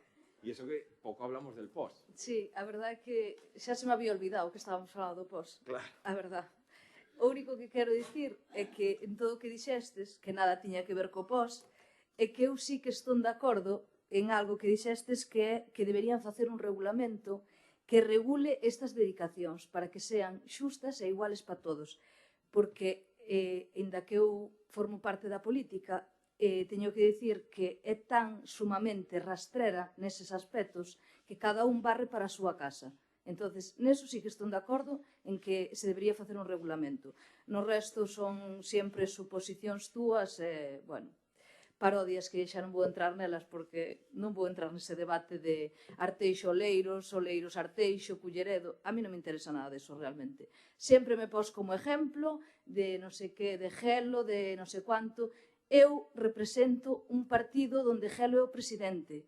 Non actúo das mesmas maneiras que actúa Gelo, e ti sábelo. E os veciños de Arteixo tamén o saben. Non falto respeto a nadie, nin a ti, nin aos compañeiros, porque non é a miña forma de ser, así que non me veñas con esas parodias que xa estou cansada de dicirche que non me digas esas cousas, pero bueno, tamén entendo que é a única arma que tes en contra miña, neste caso. Non xa, pero bueno, a única arma que utilizas para, bueno, para dicirme a min cousas das que despois non me podo defender e que sabes que non son verdad. A xente tamén o sabe, así que creo que me vai deixar de preocupar o tema deses ataques que faz. Eu creo que a verdade é que tes algún problema personal con Gelo ou de Gelo contigo. Resolvede o que cando queredes, ben que vos entendedes, Nada máis, gracias. Sí, bueno, ao final estamos o que decíamos que había que evitar, falando de cosas que non teñen nada que ver co punto que estamos discutindo. Eu intentaba non entrar neses debates, porque se empezaba a falar de cartos de dedicacións exclusivas, pois podo decir unha cousa. A min, estar aquí, me costa cartos. Me explico. Solo cobro as asistencias a plenos, a comisións, a portavoces, pero esas asistencias firmamos antes de presentarnos con o noso partido unha carta financiera na que se dice que todos eses cartos van ao partido.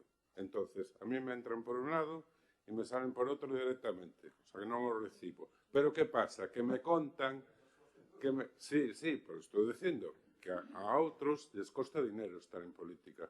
Por isto me consta na miña declaración de IRPF como ingresos. Co cual, se tiña que pagar algo, se me sube o tramo impositivo e teño que pagar moito máis, non? Do que estaba pagando. De feito, antes me devolvía, cando facía a declaración, e agora teño que pagar 2.000, 3.000 euros. É unha cousa alucinante, non? Entonces, a uns teñen dedicacións exclusivas, a outros temos que pagar para estar aquí. Vale, é unha vocación, e por eso estou, senón non estaría, porque evidentemente me costa cartos, non? Por eso pido que nos ciñamos o que estamos discutindo e sexamos productivos, non? Fagamos acordos e batamos con aquilo que realmente interesa a xente. E se a oposición, estou de acordo que teria que ser legislado por lei eso das declaracións exclusivas, porque a oposición ten que ter un traballo aquí en Pernambuco, ten que ter un traballo no que realmente poda efectuar, non? O sea, que ten que ter medios para poder facer a labor de oposición que lle corresponde. Se non os ten, non o pode facer. E iso vai en contra do espírito democrático que todos temos. Independentemente de quen este no goberno. Todos os partidos teñen que ter esos medios, non? E, bueno, como estamos no punto 7, o punto 6, a non sei, votaremos que sí. Gracias. Sí, eu creo que se evitaban estes debates interpostos que non nada teñen que ver cos puntos, se o alcalde pues, deixara debatir os seus voceiros, que vou repetir, parece que non ten concelleiros do Partido Popular, non falan prácticamente nunca, asume ele a responsabilidade cando vostede ia presidir e non entrar no último turno en esos debates que fai que nos teñamos que contestar. Esta é a realidade. Se non entrar neses debates ou non nos pinchara para que saltáramos, non evitaremos este tipo de debates. E vou repetir, unha cousa que podría estar regulada por lei. Bueno, existe unha certa regulación, pero hai algúns que estamos utilizando cartos dos nosos partidos para denunciar o Concello precisamente para que se faga isto de reparto equitativo. O estamos gastando nós. Nós estamos levando o tema aos tribunais, gastando os cartiños do partido. Precisamente para fomentar que haxa esa democracia e que logo quede imposta, porque no momento que haxa unha sentencia judicial vai a ser goberno Partido Popular, goberno Partido Socialista ou goberno quen sexa. E nós estamos buscando, demostramos con feitos. Porque non nos importa quen goberno, nos importa que un concello grande con capacidade económica teña capacidade de que a oposición funcione. Non é o mismo exixirlle isto pois a Negreira, que non se lle pode exigir. Equiparar eso o que sucede agora, cando vostedes teñen 11 dedicacións exclusivas cuantiosas e 7 asesores, co que sucedía no goberno do PSOE con Terra Galega, no cual había 3 dedicacións exclusivas. Vostede dice, nós éramos 8, pois o resto dos grupos eran 13. Tiñan 3 dedicacións exclusivas e un asesor que, curiosamente, era a secretaria do alcalde, que mínimo ter unha secretaria para poder facer a súa función. Eso que tiña aquel grupo. Evidentemente, o Partido Popular non exigía. Nunca saliu na prensa dicindo que exigían persoas con dedicación exclusiva, nin que exigían persoal. Por qué? Porque non había. Non había por resto dos grupos. Os grupos non tiñan asesores. Tiña unha secretaria a alcaldía e tiñan 3 dedicacións, o mínimo. Con eso, evidentemente, o Partido Popular non exigía nada. Se hubieran exigido todo ese debatido, pues seguramente hubieran chegado a algún tipo de acordo. Pero ese debate non existiu aquí. Por qué? Porque se entendía daquela que había que consumir os menos fondos posible daqueles 22,5 millóns de euros que existían naquele último orzamento. No último orzamento. 22,5 millóns. Agora hai 70. E o Partido Popular en persoal, nos seus salarios, e no persoal que ten, consume 2 millóns de euros. E, por lo tanto, eu creo que hai unha diferencia, creo que é importante. Hai que buscar, vou repetir, se realmente se cree na democracia, fomentemos a democracia, non busquemos precisamente aqueles exemplos de que non o fai ben. O comportamento de Gelo non é un exemplo no ámbito do debate e da democracia interna do Concello. Non é un exemplo.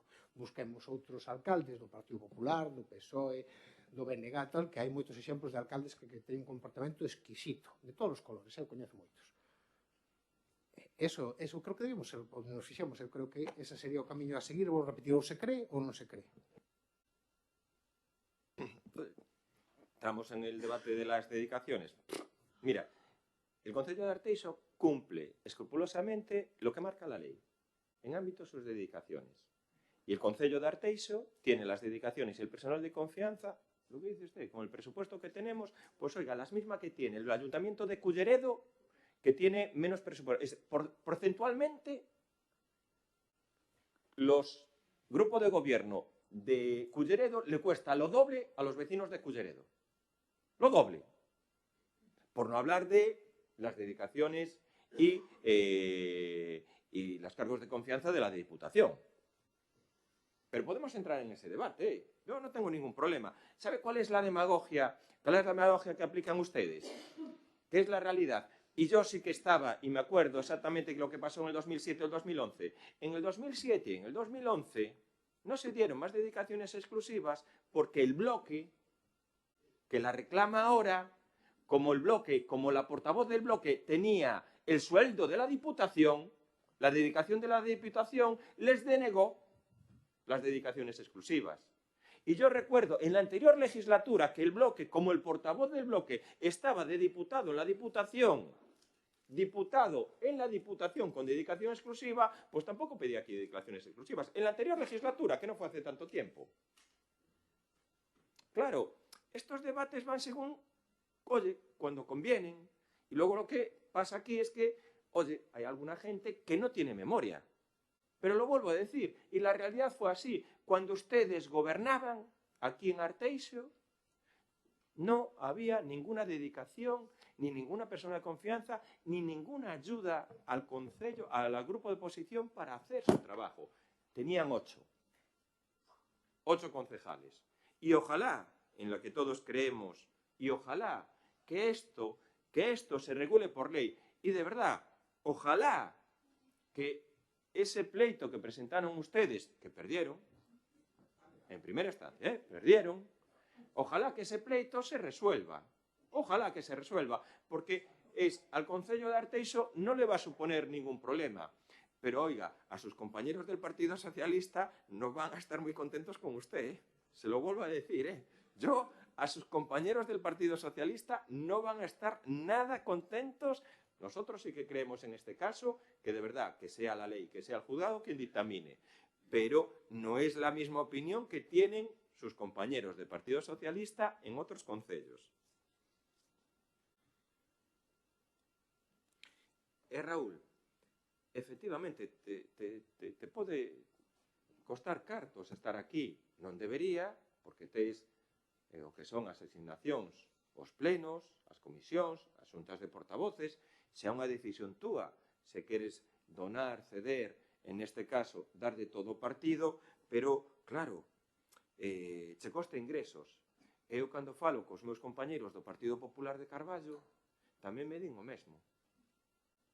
Os compañeiros do Partido Popular de Carballo, os compañeiros que van ali a traballar e tampouco levan nada, e tampouco se lles axuda nada, concello gobernado por vostedes, tamén lles costa cartos.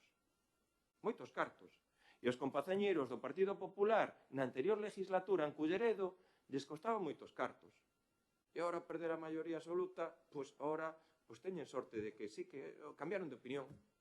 E bueno, os compañeiros do Partido Popular en Oleiros non é o que lles coste cartos, que senón que moitas veces lles costa a saúde. Pero bueno, é unha interpretación. Procedemos entón á votación do punto 6. Vale. Votos a favor do punto 6? Punto 7.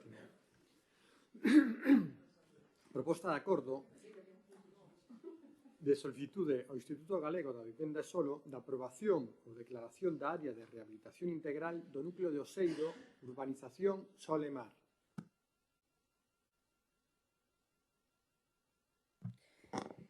O noso voto vai ser favorable neste punto. Consideramos beneficioso esta declaración de área de rehabilitación para os veciños que conforman o núcleo de Oseiro e a urbanización Sol e Mar. Isto permite realizar actuacións de rehabilitación e rexeneración urbá, tanto nas edificacións como no espazo público, evitando o proceso de degradación e deterioro de zonas urbanas. Este programa facilita as melloras nas vivendas e repercute no aumento de calidade de vida dos seus habitantes. Facemos fincapé en que se informe aos veciños implicados neste programa dos beneficios de dito programa, para que se vexan motivados e seguros á hora de utilizalo. Nós considerámolo algo beneficioso á hora de evitar que certos núcleos permanezcan no abandono ou vayan hacia el por non ter ningún tipo de axuda. Sin máis, o meu voto vai ser favorable. Gracias. Bueno, a ver se en este caso nos centramos en Oseiro, que nos lo agradecerán os veciños de Oseiro, e falamos do que temos que falar, porque estamos a falar dunha parroquia do noso concello que, por los motivos que sexa, padece unha serie de problemas bastante continuados. Poñendo un exemplo, centrarnos, que non significa que nos centremos ali, senón estamos a falar de toda a parroquia, pero se falamos de Solimar, teñen que convivir con unas líneas de alta tensión que condicionan a súa vida pues, enormemente, non? Tamén con certas inundacións en certas zonas que logo tamén falaremos ao longo deste pleno nas preguntas. Entonces, parece que é unha iniciativa en canto solicitar ao Instituto Galego de Vivenda Solo o esteari, esta área de rehabilitación urbana para que para Oseiro, vamos, como compromiso, tanto eso como compromiso do Concello de crear esa oficina de rehabilitación que este funcionando para estar pendiente no día a día, na súa xestión, non? Eso axudará ese impulso. Queda pedir que se manteña realmente este compromiso, mas tamén que se multipliquen os esforzos para eliminar esa taxa perenne que temos aí, esas líneas que mira que intentamos en distintos plenos e hubo estas asignacións económicas tremendas por parte da Xunta, ¿no? Pero que non, ao final, polo que sexa, parece que hai unha mano negra detrás e iso ali, por moito que se argumente, non, xa sabías o que había aquí cando viñeches a vivir, outros non, pero vamos, a xente non pode vivir con eso aí arriba, non? Entonces, o noso voto vai ser positivo e esperemos que contribuya este ARI a crear na parroquia de Oseiro un sitio agradable donde se poda vivir aceitadamente tal e como corresponde neste século XXI, bueno, nos anteriores, pero é no que estamos. Gracias. Sí, gracias, alcalde. Xa non vou entrar nos debates anteriores, simplemente decir que cando alguén quere facer algo, o fai. E non espera que o teñen que denunciar outros. Por tanto, aí se demostra a realidade, o resto son simplemente trapalladas. Eu creo que esta ARI, porque agora estamos no primeiro proceso que declarar primeiro a área de rehabilitación integral, por lo tanto non sabemos todavía se existirá esa declaración logo por parte do Goberno da Xunta dentro dos fondos que vai, se eses cartos chegarán por os veciños de Oseiro, por lo tanto todavía estamos nunha situación previa. Outra cousa é o caso de Meicende, no cual xa se declarou por parte da Xunta e xa vai existir esa capacidade, ali sí que se ten que informar aos veciños. De todas formas, que significa unha área de rehabilitación integral? Significa que o Concello, con esa declaración, recoñece que esa zona necesita rexenerarse, por lo tanto está en mala situación. Sí, igual que cando nos presentamos iniciativas con a situación do Petón, e ao final se presenta esa declaración de rehabilitación integral porque precisamente está en moi mal estado. Neste caso, levamos moitos anos, vostedes levan 14 anos gobernando, 14. Precisamente cando falan de outros gobernos, vostedes levan 14 continuados, levamos moitos anos denunciando, por exemplo, a situación na que está a aldea de Oseiro, unha situación que creo que necesita unha rehabilitación integral. De feito, presentamos aquí, podría buscar as numerosas iniciativas, pero seguro que hai máis de 2 mocións nas cales pedimos a rehabilitación precisamente a aldea de Oseiro previamente. Son moitas cuestións tamén as que corresponden a Solimar, que está cheo de observar moitas promesas, ainda falamos aquí delas fai pouco, daqueles locales que vostedes iban a recuperar para fomento da hostelería en Solimar, todas aquelas promesas que fixeron durante anos para que os veciños tuveran melloras na accesibilidade e nos ascensores. Esas cuestións todavía están encima da mesa e agora temos que esperar un ARI da Xunta para poder leválas a cabo, pero creo que o Concello xa debería tomar actuación. De todas formas, consideramos que é unha boa iniciativa, considerar que estas zonas necesitan rehabilitación, é unha boa iniciativa levar este tema á Xunta de Galicia para que aprobe e o meta dentro destas áreas de rehabilitación, e tamén sería unha boa noticia que pase o que pase con esas axudas, cheguen ou non cheguen, que o Concello rehabilite zonas tan importantes como Solimar, que necesitan moita mellor accesibilidade nas súas vivendas, no Oseiro Aldea, que necesita incluso xa non só accesibilidade, senón tamén seguridade vial e un entorno moito mellor. E vou repetir unha cuestión que decía Raúl e que levamos insistindo dende fai tempo, que tamén foi unha promesa do Partido Popular de Carlos Calvelo, que era mover esas liñas de alta tensión. Mentras existan esas liñas de alta tensión, o barrio non vai a ser atractivo. Pode mellorarse, e se farán cuestións que melloren o barrio, pero as liñas de alta tensión impiden que ese barrio sea atractivo para alguén que ven de fora, para comprar unha vivenda, para establecerse ali. E vostedes o saben. Por lo tanto, como xa debatimos en numerosas ocasións, por lei, correspóndelle á administración que solicita ese traslado, correspóndelle pagar ese traslado, e creo que o Concello lle debe isto aos cidadáns de Oseiro, os cidadáns de Solimar e os cidadáns máis afectados por as líneas de alta tensión, porque foi unha promesa propia do alcalde. Por lo tanto, eu creo que este Concello debe e pode permitirse o custe de mover esas líneas de alta tensión e sacarllas de encima a unha cidadanía que creo que merece, igual que o resto dos veciños, merece esa consideración por parte do alcalde.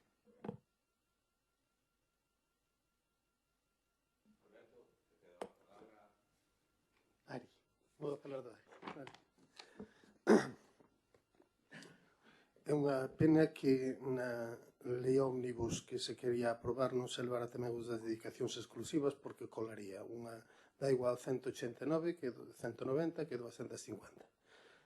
E arreglaríase o problema e saldaríanse moitos debates improductivos, porque por moito que choremos aquí, bueno, é chorar por chorar. É unha boa noticia de que sería unha moi boa noticia de que a Xunta de Galicia pois aprobara o ARI de Oseiro Solimar por dos motivos básicos, porque a pesar de que o Ayuntamento xa fixo un esforzo bastante grande en Solimar, facendo actuacións tanto na rexeneración urbana da zona como nas axudas á accesibilidade dentro das viviendas, porque estou falando de memoria, pero creo que foron uns 8 ascensores que se tramitaron en urbanismo para licencia, que despois iso se traduciu en subvencións municipales que tramitou a Consellería de Promoción Económica. O bo de facer un ARI é que agora, aínda que parece que o Ayuntamento de Arteixo ten cartos para mover unhas líneas de alta tensión, que eu quixera preguntar canto costa mover esas líneas de alta tensión, nada máis, para xa que temos esa capacidade, pois, bueno, se é que nos sobran 8 millóns de euros, pois nos sobran 8 millóns de euros, que eu non sabía que nos sobraban. Pero que agora haxa outra administración, como é a Xunta de Galicia, que nos bote unha man en temas de rexeneración urbana que necesita Solimar, renovación urbana que necesita Oseiro, e, así mesmo, a rehabilitación no interior das viviendas con medidas de accesibilidade e de melloras enerxéticas, que, bueno, axudas que poden alcanzar por vivienda hasta os 20.000 euros, que é bastante similar tamén xa ao que nos fixemos cas comunidades de propietarios de aportarlle desde o Concello de Arteixo axudas de 20.000 euros para mellorar a accesibilidade. E, bueno, agradezco que en estas cuestións esteamos todos de acordo, que o votemos a favor, e que bueno, que rememos todos no mesmo sentido, porque estas actuacións sí que son positivas para a ciudadanía. Respecto só un apunte á línea de alta tensión, que quero insistir que sempre estamos falando das competencias propias e impropias. Eu penso que o máis impropios po Ayuntamento de Arteixo sería mover esas líneas de alta tensión. Cando o Ayuntamento, en todo ese proceso de vivenda social, non vivenda especulativa, non ten que ser Solimar atractivo, porque ali non hai vivenda especulativa, ali hai vivenda social, e non olvidemos que iso é a filosofía, naceu con cartos públicos e para fins sociales, non para que agora alguén poida revender aquilo e gane cartos. Sería moi bo que entendéramos que o que temos é que intentar que os responsables das líneas, as persoas que se lucran con esas líneas, pois fagan o esforzo de movelas. Eso é o que debemos ser. Non a falar de que collemos ahora cartos do Ayuntamento e vamos a facer todos os servizos sociales propios e impropios, vamos a facer residencias de ancianos, vamos a facer universidades, porque tamén hai rapaces que queren estudiar, vamos a facer todo o que non nos corresponda cos cartos dos veciños, olvidándonos das súas necesidades primarias e as cuales temos a obrigación de darlles. E peleemos para que a todos os que lle corresponden, en este caso que está moi claro quen é o responsable, beneficiado, e quen ten que mover ficha, pois todos peleemos para que se movan esas liñas de alta tensión. Vale? Moitas gracias. Simplemente dicir que nós esperamos que a Xunta de Galicia aprobe ese ARI que mellore a calidade de vida dos veciños e veciñas do núcleo de Oseiro e da urbanización Solemar, e tamén dicir que comparto cos compañeiros da oposición que este goberno lle debe a Solemar o do traslado das liñas, tan prexudiciales para a saúde dos veciños e veciñas que ali viven. Non sobran os cartos, evidentemente, pero hai prioridades, e Solemar tamén forma parte do Concello de Arteixo. Nada máis, gracias. Sí, bueno, reiterar no noso voto afirmativo e logo, bueno, pedir un ARI significa recoñecer, e o recoñecemos todos os grupos políticos que estamos en esta corporación, que esa parroquia precisa rehabilitación.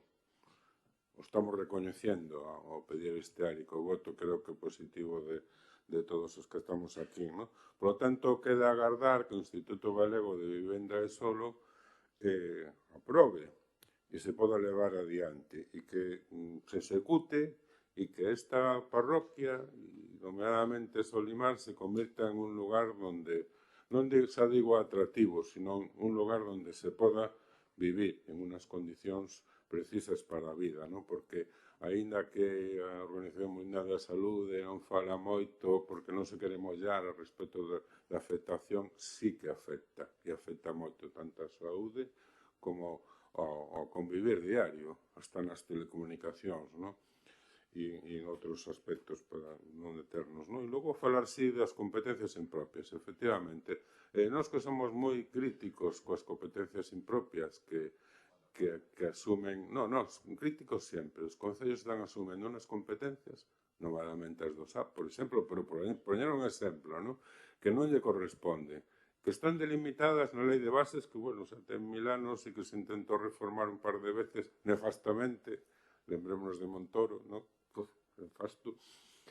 Pero aí sigue, esas competencias teñen que ser revisadas, tanto polo Estado como dentro desa negociación xunta a concellos para determinar esas competencias.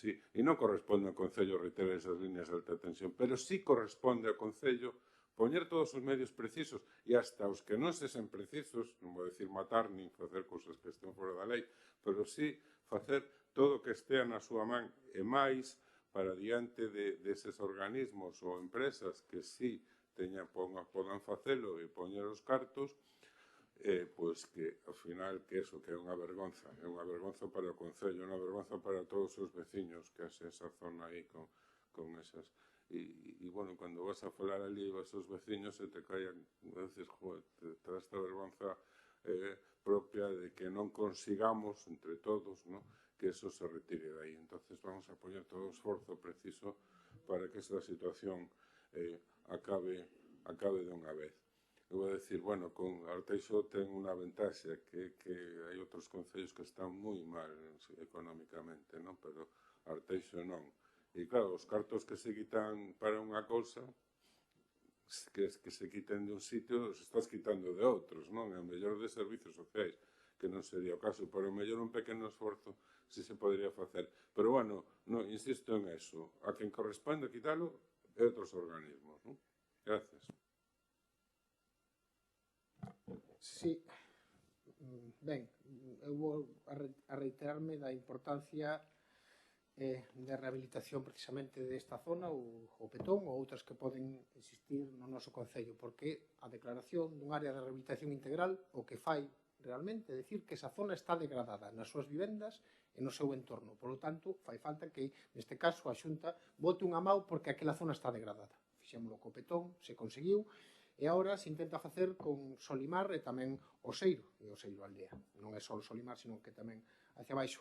Algo que todos sabíamos dende fai moitos anos, porque levamos moitos anos pedindo a rehabilitación do Oseiro Aldea, de Solimar, que se efectúen cuestións que melloren a calidade de vida dos veciños desa zona, porque eu, fíxense, Alberto, concelleiro de Urbanismo, eu non falo nunca de vivenda para lucro, de vivenda para especular, ni de vivenda social, como se fora, pois, mira, xa está aí, que vivan ali e que podan utilizalo como caridade casi, non? Eu creo que Solimar merece ter as condicións de vida axeitadas e as mellores posibles dentro das nosas posibilidades, non que estén, pois, debaixo dunha línea de alta tensión. Eso non significa que, por quitar a línea de alta tensión, eso se convirta nunha zona na cual se vai a especular. Non, simplemente significa que podes vivir unhas condicións de salubridade dignas. Eso que nos decimos. E, por tanto, decir non, que o faga Red Eléctrica. Vostede sabe que non é así legalmente. O saben perfectamente vostede e o alcalde. Non é Red Eléctrica o que ten que mover esa línea de alta tensión. Vostedes o saben. Ali regula claramente quen ten que mover aquilo e quen ten que financiar aquilo é quen solicita mover esa línea de alta tensión, porque volvo a recordar que quen ten a culpa de que existan esas vivendas ali é o Concello. Ese é o culpable, que deu as licencias para facer ali unhas vivendas que non deberían de estar tan preto dunha línea de alta tensión. Por lo tanto, ele ten que asumir a súa responsabilidade. En tal caso, incluso pedirle á Xunta porque tamén declarou aquelas vivendas como vivendas de protección. Hai dúas administracións implicadas. Red Eléctrica tiña ali a súa liña. É como se agora vamos a calquer sitio de por aí onde hai unha línea de alta tensión, poñemos a casa de baixo e dice a mí que hora que me indemnice. Eu creo que o que dá licencia terá que asumir esa responsabilidade. Eu non digo que este Concello teña cartos absolutamente para todo, non vou decir eso, pero creo que esa é unha promesa feita dende fai moitísimos anos e creo que correspondería neste momento que o Concello ten cartos levar a cabo por salubridade dos veciños, non para lucro, sino para vivir no día a día. Porque volvo a repetir que eu creo que os veciños merecen que esa línea de alta tensión se retire. Outra cosa que exista, pois, a iniciativa política de facelo. E mentras isto non se retire, vai ser moi difícil que polo menos as vivendas que están na parte de arriba sexan atractivas non para o lucro, para que calquer cidadán do noso entorno e comarca compre unha vivenda ali, e vostedes o saben. Entonces, se non queren actuar nesa línea e simplemente lles chega a coari, pois creo que pois, nos quedamos cortos e creo que a empresa Red Eléctrica ou Fenosa, ou que sexa, se paga os impostos. Hai un moi bo traballo por parte do departamento precisamente que cobra as tasas e os impostos e que ahora continúa co concelleiro de Economía Fronte para facer que esas empresas que teñen as líneas de alta tensión paguen e paguen ben e dixen cartos nese concello. Pois ese sí que é o camiño. Fagamos que as energéticas paguen, pero tamén no Estado, non votando en contra como fai o Partido Popular que vota en contra dos impostos ás energéticas. Hombre, a ver, a historia está aí, a última licencia de Solimar é do Partido Socialista. Non esquecemos tampouco eso, olvidarnos datos así tan superfluos. Vaya follóns nos están metendo, non? Xa pagamos a patrimoniada gasolinera de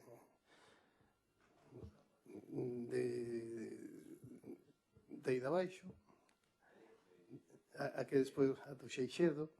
E agora tamén me pides que respondamos patrimonialmente cada licencia vosa das liñas do último bloque das liñas de Solimar. Non se trata disso. Aquí, a legislación, cando se fixo eses bloques, permitía esa situación. Cambia a legislación e esas viviendas quedan en precario. Pero por un cambio legislativo. E posiblemente un cambio legislativo da norma basado en estudios técnicos que recomenden que esa situación se produzca, sin lugar a duda. Eu eso sí que non vou poñer nunca en cuestión. Pero trasladarlle ao ayuntamiento a responsabilidade, non. O ayuntamiento, este goberno, o único que fixo algo para a línea de Solimar foi este goberno, que terminou a tramitación hasta donde puido do plan especial para poder movelas. E foi o que tuvo máis negociacións cos responsables das líneas para que se moveran. En esa liña vamos a seguir traballando. E non quero dicir que o Ayuntamiento non vai a poñer recursos propios en movelas, que posiblemente os poña, pero solo é imposible. É pedir un imposible. O sea, pedir cambiar esas líneas con fondos propios municipales, primeiro sería unha barbaridade, porque sería coller o noso presupuesto e dedicalo a cousas que non nos pertenecen. Non quita de que poidamos colaborar en proxectos, non quita de que poidamos colaborar na adquisición de terrenos para un corredor, non quita de que o Ayuntamiento tamén ten o mellor parte de responsabilidade a hora de axudar a quen ten a totalidade da responsabilidade, que son Red Eléctrica. Ademais, son eles os que así o reconoceron, pero non fan porque eso crearía un precedente E esa situación teñena ao largo e ao ancho de España. Pero sí que son eles os que teñen que poñer a maior parte dos cartos. Porque son os que se están lucrando, e a palabra é lucrarse, cos beneficios que teñen desas líneas e das outras, pero desas tamén. Por eso, alégrame que todo o mundo vota a favor do ARI, porque realmente a Solimar vámoslo mellorar un pouquiño, e sí que existe aquí o compromiso deste goberno de seguir traballando para poder quitar dunha vez esas líneas, sean enterradas, sean unha nova disposición, sea cal sea, pero quitar e adecualas á legislación actual. Moitas gracias. Bueno, como lo de competencias impropias y lo de pedir por pedir va según sople el viento, ¿no? Yo creo que deberían ustedes presentar una moción, los tres partidos de la oposición, y instando al gobierno local a que inicie sin demora ya lo que es la construcción de unas nuevas líneas de alta tensión en Solimar. Y además podían y deben poner así, y que sea sufragado 100% por el Concello de Arteixo. Yo creo que la tienen que presentar. Si no, la vamos a presentar nosotros. Que paguemos ya directamente es el coste de lo que es el mover todas las líneas. Claro, Raúl, referente y valedor en este concello de la lucha contra las competencias impropias, de lo que está pagando el ayuntamiento que no le corresponde. Referente y valedor.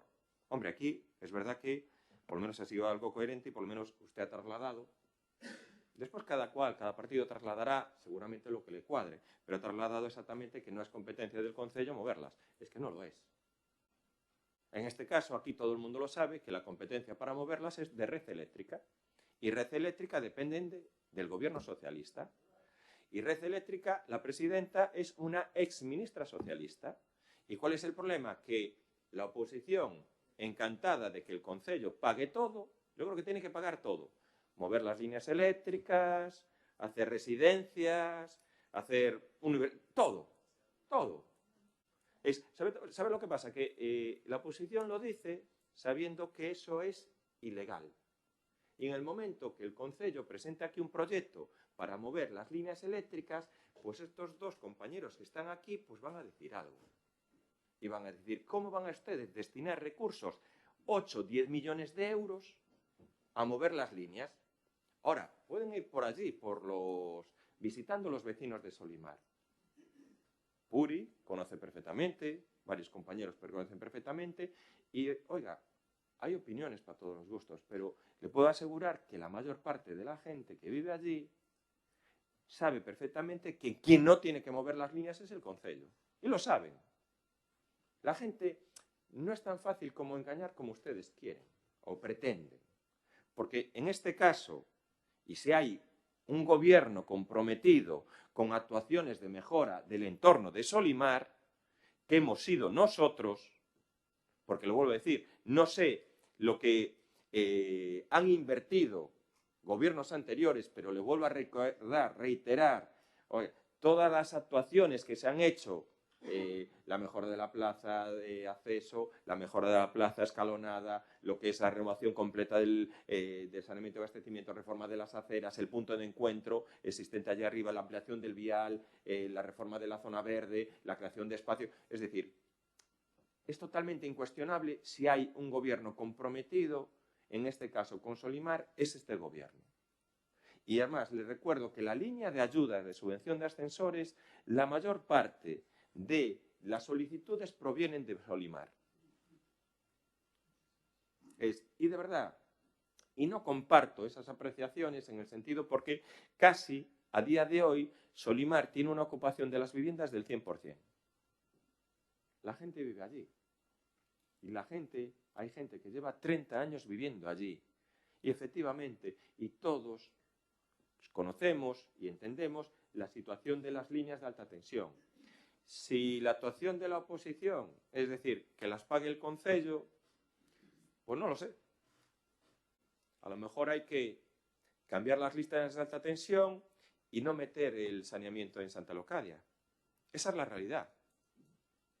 Tiene que ser así. Es el Concello, 10 millones de euros de cambiar las líneas, moverlas, las líneas de alta tensión que le corresponden y son competencia de Red Eléctrica gobernada por el Partido Socialista. ¿Qué pasa? No le vamos a pedir nada al Partido Socialista. No, la oposición no le va a pedir nada al Partido Socialista. ¿Qué le va a pedir al Partido Socialista? ¿Qué va? A lo mejor nos dicen algo. ¿Por qué podemos hablar con la exministra socialista, una compañía que tiene brutales beneficios? ¿Brutales? Sí, claro, cumplir la ley. Te lo reiteraré dentro de un rato. Cumplir la ley. Porque vosotros queréis cumplir la ley cuando os cuadra. Sí, no, cumplir la ley. Efectivamente, te lo reiteraré dentro de un rato. Ahora, esto es que pretender que el Concello de Arteixo sufragre íntegramente lo que es el cambio de las líneas de alta tensión es ilegal. Eso es ilegal. Le puedo asegurar que aunque ustedes estuvieran gobernando aquí, nunca iban a poder pagar lo que es el cambio de las líneas de alta tensión, porque no es una competencia municipal. En una línea, en este caso, de ámbito nacional. Bueno, oiga, es lo que nos queda, luchar. Sí que es verdad, y nos olvidamos de la importancia del ARI. La importancia del ARI, porque el ARI, la rehabilitación, pues oiga, que también lo pudieron hacer ustedes. No sé cuántos esfuerzos y cuántos trabajos de rehabilitación hicieron ustedes en la parroquia de Oseiro cuando estaban gobernando, porque yo creo que del 2007 al 2011 las casas están también en la misma situación. No sé cuántos ARIs plantearon, que ya de aquella estaba la figura del ARI implantada. Yo creo que, hombre, y nosotros que hemos iniciado el procedimiento de aprobando lo que es el ARI de Meicén, de discontinuo de Meicén del Petón, y que ahora, y sí que tenemos la garantía de que también se va a aprobar el ARI de Aldea, Oseiro y Solimar. ¿Y qué va a repercutir eso en beneficio? Hay dos maneras de trabajar. Una manera realista, con propuestas realistas a los vecinos, en este caso, que es decirle que gracias al ARI van a poder acceder a las ayudas y gracias al ARI la Xunta también va a poder ayudar económicamente al Concello a mejorar las zonas públicas, y luego está la propuesta demagógica de pedirle que sea el Concello de Arteixo quien pague 10 millones de euros por cambiar las líneas de alta tensión. Te has quedado sin saneamiento. Que es competencia propia, ¿eh? Te has quedado sin alcantarillado. Ya te lo digo así de claro, porque toda la estrategia y toda la demagogia y todas las mentiras van a ir hacia ese camino. Yo lo vuelvo a decir. ¿Qué les cuesta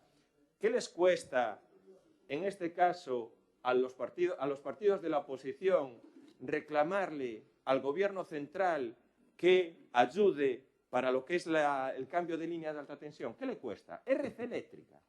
Creo que ganan 1.500 millones de euros. Red Eléctrica, 1.500 millones de euros.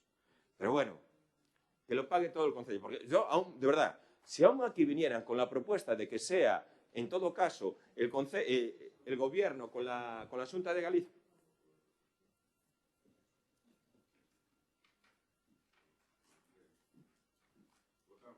No, estoy en mi intervención. Por eso vamos a cambiar el ROM, para cortar mis intervenciones. Pero por lo de ahora no está. Claro. Por eso lo vamos a aprobar. Claro, pero hasta que se apruebe, claro, lo que digo es, ¿qué les cuesta a los grupos de la oposición, sobre todo en este caso, que el Partido Socialista y el Bloque tienen representación en el Congreso de los Diputados, solicitar, Raúl, hacer una pregunta en el Congreso? Sí, fue esa pregunta, pero cuando o Bloque estuvo na Xunta adicáronse 2 millóns de euros para eso, ¿no? Que logo non se levaron a cabo, estaban nos orzamentos da Xunta. Pues, non sei, é que pues non sei por que se conta unha mentira. O sea, quen dixo, en que momento se dixo que a oposición quería que o Concello asumiera os gastos? En ningún momento, es máis, eu dixen ao contrario. Aquí se dijo, el portavoz del Partido Socialista lo dijo claramente, que el Concello tiene recursos y tiene que cambiarlas. Sí que lo dijo. ¿Lo pone la ley que tiene que ser el Concello? No, la entidad que solicita el cambio de una línea está en la situación correcta, es la que tiene que sufragar los gastos, porque pone la ley. Ustedes utilizaran precisamente la posibilidad de industria y otros organismos para financiar eso. Claro, porque lo que dice Raúl, en la época de Touriño hubo 2 millones asignados para eso. Y el gobierno, curiosamente, dijo que se continuaba. No fue la época... No fue la época de Touriño.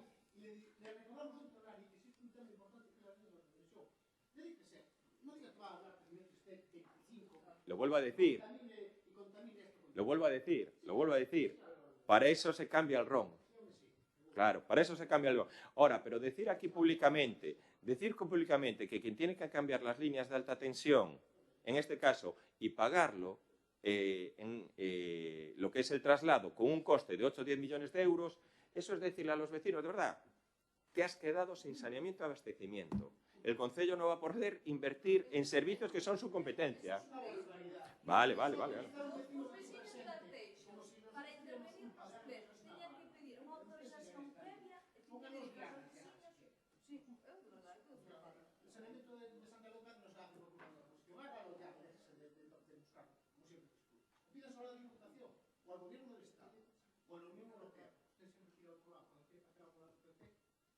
Las tiene que cambiar y pagar el concello. Eso nos queda claro de la posición del gobierno. Y lo que dice es cumplir la ley.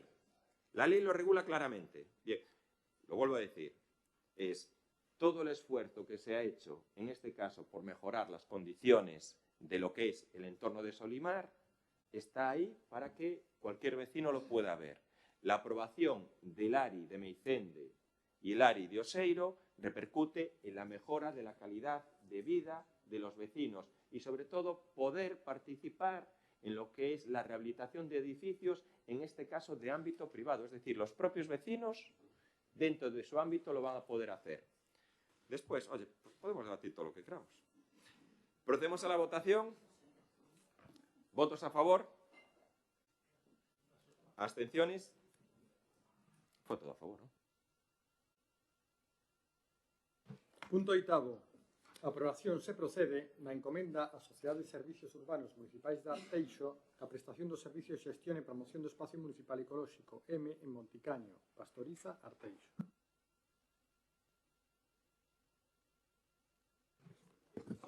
Sí.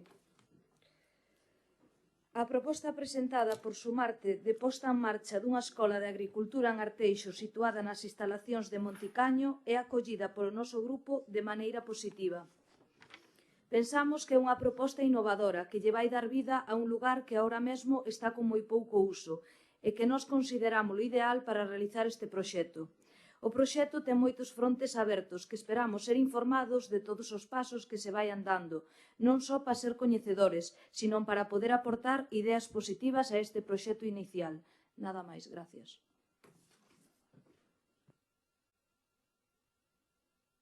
Sí, bueno, esta Escola Municipal Ecolóxica, M, como se vai chamar, é un proxecto encomiable que ten varios beneficios por enunciarlos, evolucionar cara a un sistema alimentario sostible e de proximidade, cousa importante. Temos que, a nosa alimentación, cada vez ter máis en conta, e de feito se levamos mocións a este respecto, esa proximidade, ese kilómetro cero de estar ao lado do que se consume, non? Hai que pular por eso. Bueno, tamén formar a veciñanza cara ao retorno rural, que tan Arteixo ten unha grande cantidade de zona do rural e precisamos que a xente volva a vivir e a producir, para sacar rendimento dese rural e dun xeito sostible, como sería este modo de producir ecolóxico. Comentar así mesmo actividades da xente, que pode ser que, bueno, que non se dedica a iso, pero sí que utilice como ocio, por exemplo. Crear unha cultura de afrontamiento ao cambio climático, como son estos medios ecolóxicos, ¿no? Bueno, etcétera, múltiples e innumerables beneficios, ¿no? Como xa están descritos no documento que se nos presentou. Cabe pedir, eso sí, que estes estudios impartidos en esta escola municipal cheguen a adquirir un carácter oficial para que a xente que os curse poda argumentar esa formación diante de outros organismos. Sería un punto importante que daría ademais pulo a esta escola, se tuvera non só un tituliño que se entregue, sino a consideración de unos estudios oficiales que permitan acreditar unha capacitación que ali donde ali se formaron, ¿no? Estamos tamén de acordo coa xestión que esta escola sexa directa como xeito máis sostible e eficiente de de levar a cabo este servicio, ¿no? Porque estará libre de beneficios empresariales, que estes beneficios empresariales van a redundar, en vez de quedarse con eles en unha empresa, no propio servicio e incrementar a súa calidade e o seu desenvolvemento, ¿no? Bueno, hai unha... non consta por parte de intervención que unha vez decidido que este se leve de esta xestión directa, intervención dice que non se compara esa xestión directa por Sumarte ou por o propio Concello, cuáles serían os beneficios ou non, que non constan en este documento no que se solicita. Pero, bueno, nós vamos a votar positivamente porque entendemos que Sumarte xa ten unha certa infraestructura para levar ao cabo. Vamos a darlle un voto de confianza porque ademais cumple os condicionantes establecidos e esperemos que desexarlle todos os éxitos que lle corresponde a esta iniciativa que, repetimos, nos parece unha boa iniciativa. Gracias. Ben, bo día a todos e a todas. Vou anunciar aquí o noso voto deste grupo en contra deste punto e vou explicar os motivos. Principalmente son a ubicación da Escola de Agricultura Ecolóxica. Nos parece que o Parque do Monticaño non é o lugar idóneo para facer esta instalación e creemos que, e compartimos, ademais, unhas verbas que saliron a prensa do señor alcalde, na cales decía que era unha gran zona de ocio verde para Arteixo, un pulmón verde que cumplía tamén unhas funcións como albergar un proxecto de traballo social tan importante como desarrolla a APEN. Compartimos ese pensamento e o que compartimos ademais é que debería de ser un lugar onde se realizasen actividades culturales, lúdicas e turísticas. É un sitio, debería ser un sitio de referencia comarcal ou máis aló da comarca, porque é un sitio especial. O Parque do Monticaño, nas reseñas que poñen moitos visitantes, dicen que é un sitio onde paseas e te evades completamente dos ruídos e do estrés da vida, non? A parte deso, creo que se deberían levar ali a cabo outro tipo de actuacións, non? Este grupo municipal e tamén o Partido Socialista de Arteixo tiñan a súa idea facer outro tipo de actividades no Monticaño. E quero recordar aquí que é un lugar que está totalmente deixado da man do goberno local. Quero recordar que, se facemos un pouco de historia, ocupáronse dende que ustedes gobernan de votar o señor que estaba ali, que era o que vixiaba un pouco, o vixiante, de que ali non se fixesen, non se estropease os edificios que existían e as cousas que existían. Dende eso, eu que é un lugar que visito con asiduidade, podo mostrar aquí incluso fotos de como están deixando que se arruinen todos os edificios, pintadas, porquería, etc. E agora, ademais, lle meten unha escola de agricultura ecolóxica, que me parece que é unha idea boa e que ademais está recollida no Plan Novo Arteixo, pero creo que se olvidan de que hai cousas incumplidas. A Dirección Xeral de Patrimonio Cultural emitiu no ano 2016 un informe dicindo no que analizou a idoneidade para, neste enclave, ter o museo dos restos do Castro do Cociñadoiro que foron desmantelados na construción do porto exterior de Langosteira. E eu me pregunto, como veciña de Arteixo e como concelleira, onde están os restos deste castro? Por que a día de hoxe, despois de tantos anos, sigue sin facer ese museo, cando no Parque do Monticaño existen edificios idóneos para el, para ese tipo de museos e para outro tipo de museos? Non estamos de acordo na ubicación, para nada. Por lo tanto, non podemos votar a favor desto. E en canto á escola, que se non nos parece unha boa idea, tamén temos as nosas dúbidas, tales como mencionaba o compañero do BNG, vemos aquí no que nos aportan, na información que nos aportan, que son cursos de poucas horas, de 10 horas, de 20 horas, cuya titulación son un diploma, que non vemos que sexa homologado para, digamos, que as persoas que acuden a esos cursos pois teñan unha formación profesional que logo os poidan derivar ao mundo do traballo. Vemos que son cursos que pode facer calquer persoa por afición á agricultura ecolóxica e a todo o que aquí se expón, non? Non é, como dice aquí o señor Castro, este tampouco é un servicio esencial, e, sin embargo, o vai a pagar o Concello de Arteixo e o vamos a pagar todos os veciños. Entonces, entendemos que debería de ser algo que estivese mellor organizado para que os cursos sí que poidesen derivar a xente a ter salidas laborales.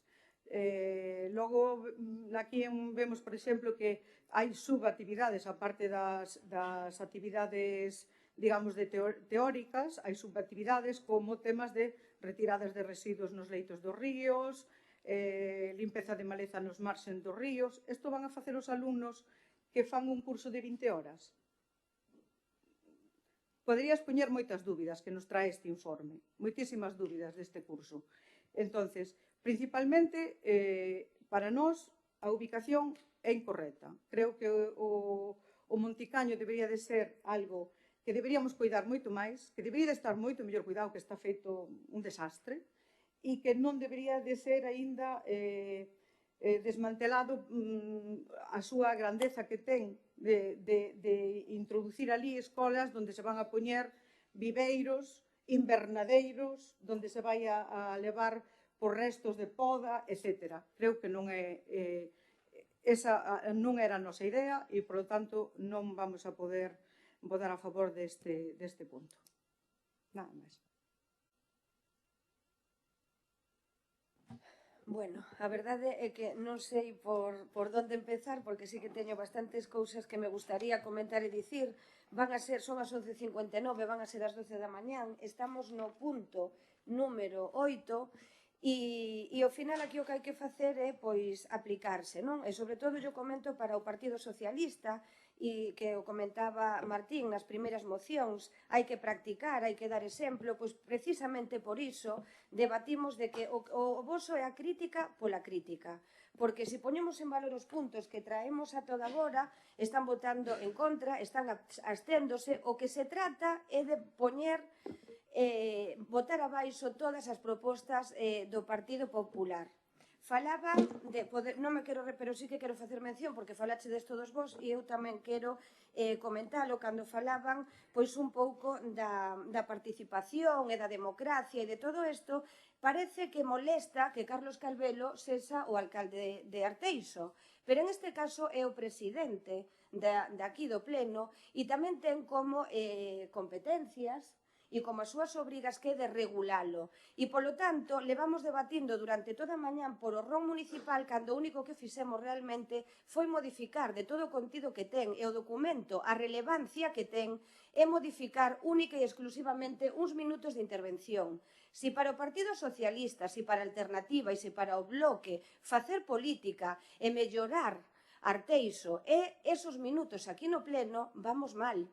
E iso o reflicten nos veciños de Arteixo, que aí están as últimas votacións votando o Partido Popular, que se trata de traballar. Cando falan de democracia, a día de hoxe temos agora mesmo unha gobernanza moi participativa. Eso é a nosa estrategia de xestión. Temos a Oficina de Planificación Estratégica, onde realmente estamos dando unha participación a todos os asentes municipais. Eso lles molesta? Lles molesta que teñamos en conta todas as iniciativas dos sectores de aquí de Arteixo, dende os deportivos, os veciñais, os culturais, absolutamente todos. Cabe recordar aquí que vostedes teñen canales de participación, como é a Xunta de Portavoces, como é a Comisión Informativa, como é a Comisión Económica, e casi me dá vergoña dicir o contido que traemos a estos espacios de participación. Polo tanto, se vostedes só teñen voz no momento do pleno, no que teñen 5 minutos de intervención, vaya por Dios. Vaya por Dios, e eu teño que dicir. Vaya por Dios, e ese é o que lles preocupa. Poñámonos a traballar e seamos serios, de verdade. Porque cando estamos falando aquí do punto do plan de igualdade, recordo, en ese caso que nos abstemos, cando despois queremos queremos ser moi populistas e queremos defender e queremos demais, pois se é por vostedes, queda sin aprobar. Quedamos sin un plan de igualdade. Logo, estamos falando do reglamento ordinario. Son vostedes os que pediron fai uns plenos atrás e están as grabacións nas que vostedes mesmos dicen que había que recortar os tempos, que estábamos rematando, pois tomamos nota das súas consideracións, das súas suxerencias e o único que se fixo foi aplicalo no reglamento de réximen interno. Cando falan de participación, cando falan de igualdade, Martín, quen é o voceiro aquí? É vostede? É Ana Cedeira? Cando fala de vostede, cando fala de confianza, recórdolle que precisamente que neste ron o alcalde acaba de modificar a delegación tamén aos seus concelleiros, que non estaba prevista no ron cando fala de confianza. Polo tanto, que? Porque é muller? Non lle deixa falar porque é muller e ten que vostede intervir en todas as intervencións ou en case todas? Podemos entrar en ese debate. Quero dicir que vostede ten a posibilidade de falar e nós tamén temos. Polo tanto, deixemos a demagoxia. Deixemos de utilizar a demagoxia. Vale, e polo tanto, ceñirnos, non vou a insistir máis en ese o pos. Seguramente que non saben ni sequera os asfaltos que se van a facer no Concello de Arteixo. Nin sequera. O único que lle preocupou en esa hora de debate foi ver quen cobra, quen non cobra e por os seus propios intereses de partido. Única e exclusivamente. E estou segura que non saben nin que rúas se van a asfaltar, porque lles dá exactamente igual. O único que é falar, falar, falar. E quen é o mellor alcalde e quen é o mellor presidente. E logo falamos de populismos, falamos de gobernanza, falamos de democracia. Vostede mencionou Venezuela, vamos por bo camiño, Están destruindo o país. Están destruindo o país. E voume centrar agora, porque senón seguiría falando de todos estes temas, en canto tamén ás líneas de alta tensión e en canto tamén á aprobación de todo o que é a rehabilitación, quero dicir que non hai que poner en valor o traballo que estamos facendo. O dicía o alcalde, o dicía o meu compañeiro Alberto, aprobamos 2 ARIs, que eso vai a beneficiar aos veciños. E o que non vai a beneficiar aos veciños é o que está falando vostede aquí, que é unha pérdida de tempo. Vale, por tanto, vamos a ser serios e non vamos, de alguna maneira, a distraer os veciños como fai Pedro Sánchez en este mesmo momento, que de verdade que nos está levando a ruína de país que máis adiante veremos en outros puntos, que é vergoñento. Entón, xa no punto que nos cadra, que é o asunto de aprobar, que é o primeiro punto, ben, pois concreto na segunda intervención. Gracias.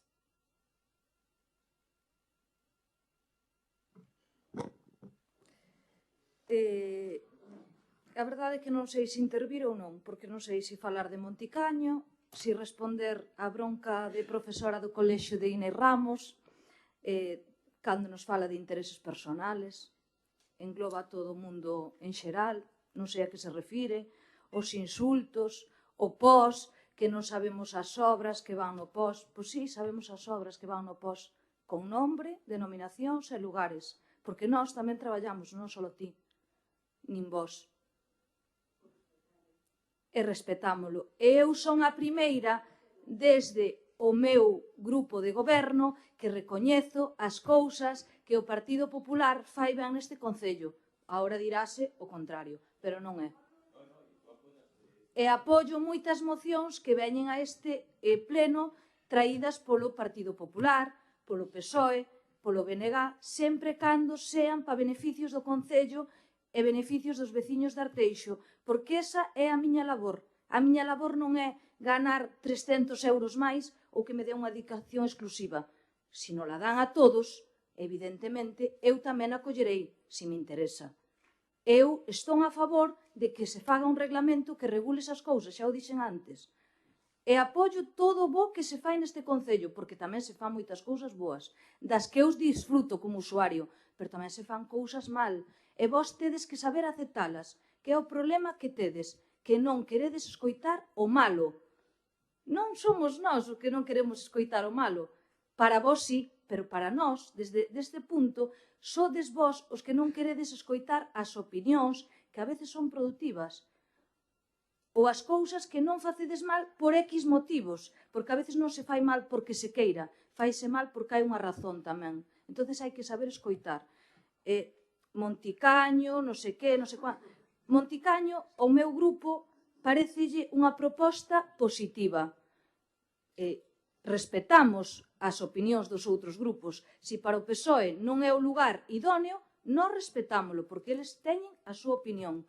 Para nós si é o lugar idóneo, porque ahora mismo é un lugar que non ten un uso ou un servicio, e creemos que con este proxecto si o vai a ter. É un lugar aislado, evidentemente, pero tamén será un lugar pois que, aínda que este aislado, pois se dean outras peculiaridades que se estuvera no centro non as tería estando aislado. Entonces, para nós é unha proposta positiva, que polo que nos explicou Campana, hai moitos frontes abertos que quedan aínda por determinar, que, como dixen, espero que seamos informados deles para poder pois opinar, se nos parecen ben, mal, pois aportar ou dicir o noso punto de vista, pero non teño máis que dicir sobre Monticaño. Pareceme unha boa opción, no meu caso. Por iso, generalizar e meter todo no mismo saco e levar a terrenos de en Oleiros se insulta, pero eu que son a portavoz e a concelleira da alternativa insulto. É que estamos facendo generalidades que ao final levan a confusións dos veciños. E a verdade é que eu xa creo que poucos veciños ven os plenos pola duración que teñen. Pero se de verdade os ven, eu é que me sentiría hasta ridícula pola miña parte, porque aquí fálanse de cousas que non veñen nin ao caso, polo meu punto de vista. Seguro que eu tamén as falo, por meterme nestes debates que non veñen a conto, pero que é surrealista, vamos. Gracias. Sí, Inés, é que, non sei, quedei sorprendido. Non sei se te deches conta que todo o tempo adicado a túa intervención a respecto de Monticaño utilizaches para outras cosas, además dicindo inexactitudes, como que a nosa preocupación porque se analizarse con respecto ao rock é que dos tempos de intervención, cando exactamente dixen o contrario, que o importante non era eso, sino o importante era o sentidiño e os nosos comportamientos, non tanto eso. Entón, se tergiversan as cousas que se dicen, como que dixéramos nós que tiña que pagar o Concello a levar as líneas de alta tensión. Es que dixemos o contrario exactamente, non? Que non era unha competencia propia dun Concello. Pero sí, competencia dun Concello poñer os medios disponibles para falar con quen sexe, mover terra con... Bueno, mover o que sexa para que quen o poda facer o faga, non?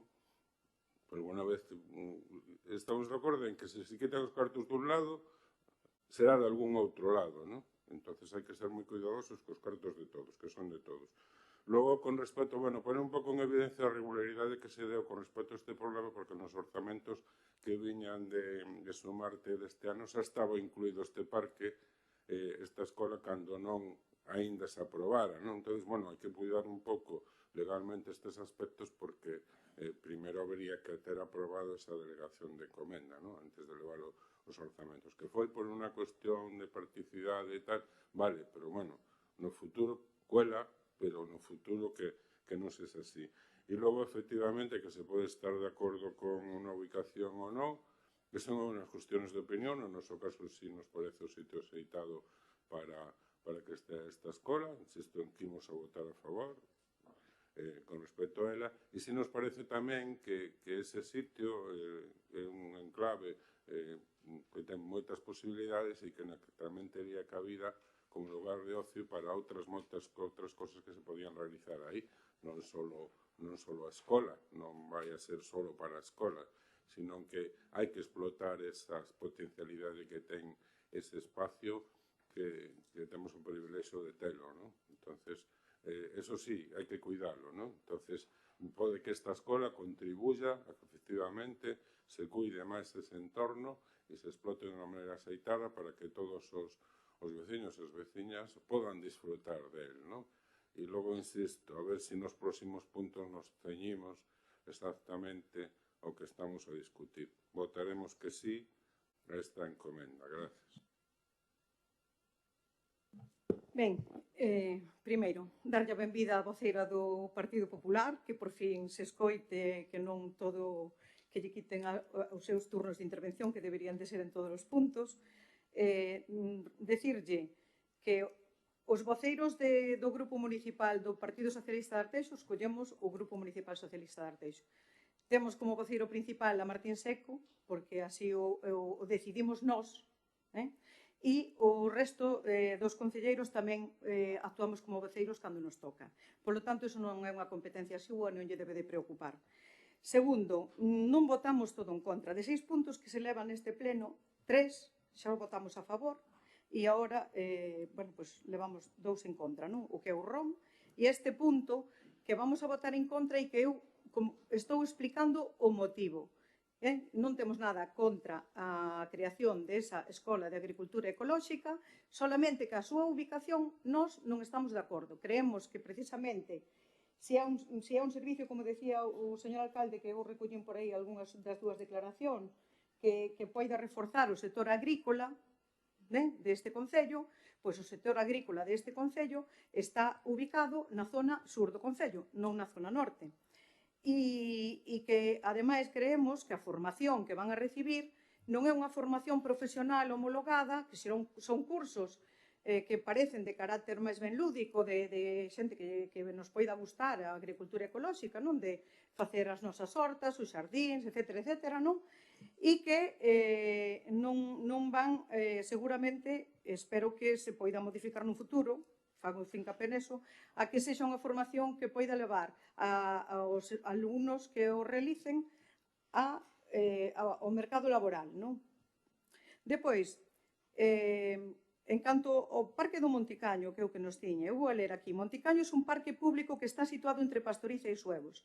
Se encuentra en los terrenos del antiguo recinto militar que fue cedido por el Ministerio de Defensa en 1998 al Concello de Arteixo, para que habilitase un espacio verde similar al Monte de San Pedro en A Coruña. Evidentemente, eu desearía que fose moito mellor que o Monte de San Pedro na Coruña, que recollese temas, como xa dixen antes, culturales, turísticos, e que se fixese dese lugar tan idílico que temos, con unhas vistas impresionantes, con un ambiente propio de desconexión para as persoas, que tanta falta nos fai, que tanto no mundo en que vivimos, tanto problema hai de salud mental, e que de estrés e que necesitamos desconectar, é un lugar idílico para eso. E non creo que unha escola de agricultura sexa o sitio idóneo para ela, porque vai haber moito movimento de terras, de xente, etc. A min mesma xa me pareciu horroroso ver como a vallaron, ainda que está vallada con madeira e con tal. A mí me parece horroroso que eu non poida, como veciña, disfrutar desa parte do parque porque está vallada para outro tipo de actividade, non? É a nosa opinión, e como espero que aquí se respete a opinión de cada quen. É un motivo que nos leva a eso. Logo o tema da escola, pois eso, temos dúbidas, con este informe que se nos... En fin, remato. Recordarlle a señora portavoz do Partido Popular que gracias a Pedro Sánchez as mulleres, sobre todo, recibimos unha subida do salario mínimo interprofesional de máis de 300 euros, entre as que eu me encontro. E que próximamente, tamén gracias a ese señor que vostede dice que acaba co país, vamos a recibir unha reducción de xornada laboral que para moitos de nós é moi importante. Nada máis. Ben, pois, centrándonos neste punto, agradecer os votos favorables tanto de Alternativa como de Raúl ante este punto e, sobre todo, na miña anterior intervención era un pouco en contención a todo o que estiven escoitando e, ademais, sobre todo, falando e sobre todo, centrándome no Partido Socialista, non? E, en este caso, falamos de que traemos a aprobación da prestación de servicio de xestión e promoción do espacio municipal ecolóxico no Monticaño. Hai que aprobar o proxecto do que estamos a falar e tamén o encargo á Sociedade Sumarte, vale? Aí facemos unha inversión de 136.641,5 euros neste ano 2025 e así progresivamente no resto dos anos ata o ano 2028. Isto non é un proxecto definitivo, como ven a redacción, cando a Ana ao mellor está preocupada, sino que isto, pasados estes 4 anos, haberá que volver a valorar valorar se se dá continuidade a este proxecto ou non, e tamén cando falaba de todos os veciños pagan isto, por suposto, pero é verdade que hai que recordar que este proxecto está financiado polos fondos europeos que o atrasamos dende xa nos anos atrás que trouxemos aquí a aprobación. Entón, é desenrolar esas actividades que foron financiadas tanto a edificación que hai ali como tamén os espacios, non? En canto á ubicación que comentaba Ana, podemos estar de acordo ou non, posiblemente as a outras, pero é verdade que hai que ir dando pasos e esta é unha actuación que non repercute na outra. Menciono isto sobre todo porque facía mención a Asociación APEN. A Asociación APEN vai a seguir convivindo ali con todo a súa labor social, porque iso non afecta en absoluto, van a convivir e incluso poden surdir novas iniciativas de ese contacto que van a ter ali físicamente e non quita de que se mellore todo aquel espacio incluso con actividades culturais, lúdicas ou demais como mencionaban vostedes. Entón, ali o que se vai a levar a cabo son as xestións e o mantemento das instalacións e zonas de produción que en ese caso faránse a xestión das instalacións con información, horarios de planificación, mantemento básico ordinario e mantemento dos ciclos de procesos, non? Logo tamén hai unha formación que é a Escola de Agricultura Ecolóxica e Sostenibilidade Urbana, na que aí estímanse as horas que se poda levar a cabo deses cursos, pero é verdade que aí tamén se van a dar as certificacións que tamén veñen estimadas en este proxecto. Son de carácter modular e en distintos niveis precisamente para que a participación de todas as persoas que queiran asistir pois sexa moito máis variable, non? E aí hai 4 campos de formación que é agricultura ecolóxica, sardinería ecolóxica, mantemento urbano sostible e técnicas solucións baseadas na natureza para a sustentabilidade. Pode ser, por exemplo, pois un curso de horta no verdadoiro, pode ser un de limpeza en praias e borde litoral. Isto non quere dicir que así non lo explicara esa campana en algunha comisión que estivemos que vai a sustituir ningunha labor municipal dos nosos operarios, senón que isto é complementario e non quere dicir que se fagan outras actuacións ou incluso se poida facer algunha AFP dual relacionada co tema da agricultura ou tamén da sardinería. Polo tanto, isto simplemente é ir dando pasos e logo haberase ampliar. Tamén temos outro punto que é o de produción, que é o dos sustratos e enmendas de chans, que aí tamén está regulado da maneira que se vai levar a cabo. E remato para mencionar tamén a conservación e mantemento de leitos fluviais en zonas urbanas, o deseño, execución e mantemento das técnicas de drenaxe urbana e sostible, que son as saídas de fluviais, e, por último, remato, tamén os talleres de reparación de estructuras e mobiliario urbano en madeira. Gracias. Non hace falta que te esforzaras tanto, Inés, porque es eso, es tanto Noelia como Raúl, y es verdad que Campana lo explicó perfectamente y lo entendieron y lo apoyan, y da igual lo que dijeras, que por supuesto el Partido Socialista iba a votar en contra. A mí me extraña esta votación en contra, ¿no? Que Monticaño no es el sitio idóneo para hacer una escuela de agricultura ecológica. Pues yo creo que llevamos haciendo obradoiros de empleo vinculados también a la agricultura desde hace varios años allí.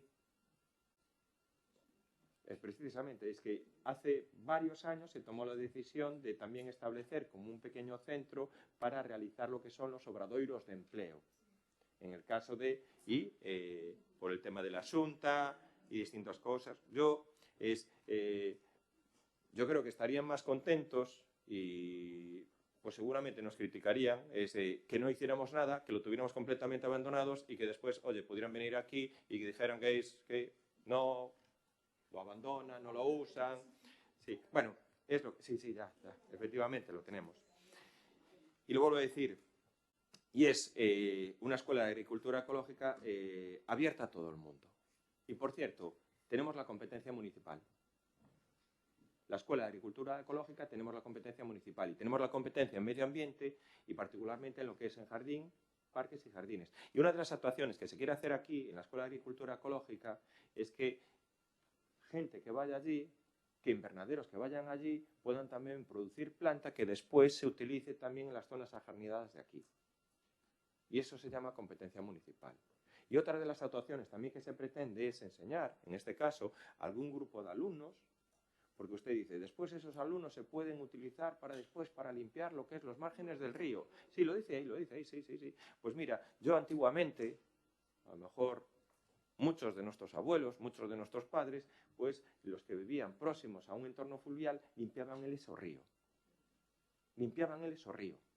Y aquí lo único que se pretende es, en este caso, oye, enseñar, facilitar y acondicionar de que pueden hacer este tipo de actuaciones. Y alguna vez este tipo de actuaciones se podrá llevar a modo práctica a alguna zona de Arteixo y que puedan utilizar. No se pretende esclavizar a nadie. Pero como esto muchas veces es perder el tiempo, lo que sí que nos es más complejo es la existencia por parte del Partido Socialista del tema del museo. El museo. Pues ya se lo digo yo ahora, allí no va a haber museo. Es más, no va a haber museo.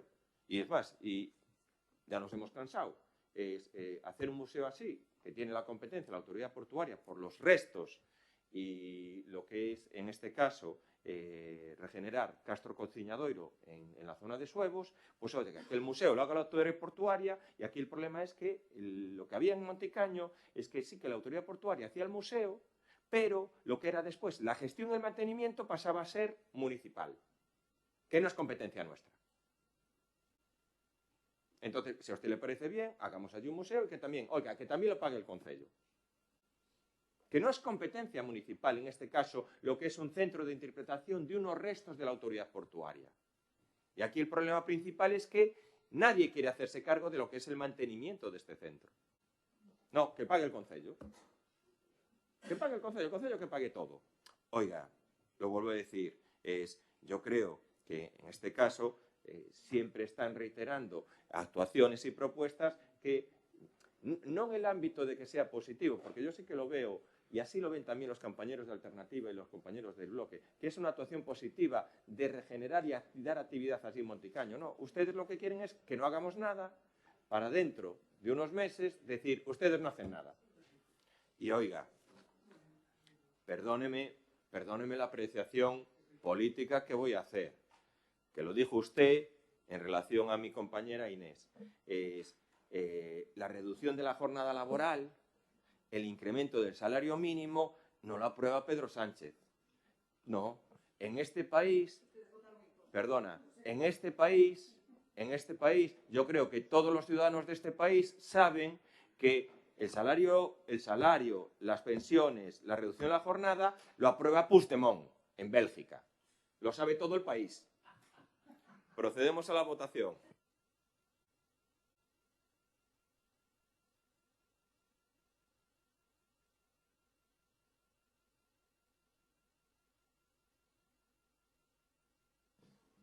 Punto 9.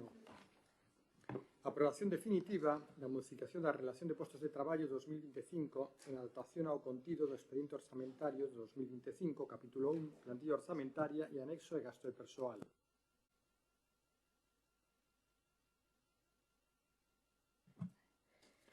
Bueno, neste punto o meu grupo vai a votar en contra.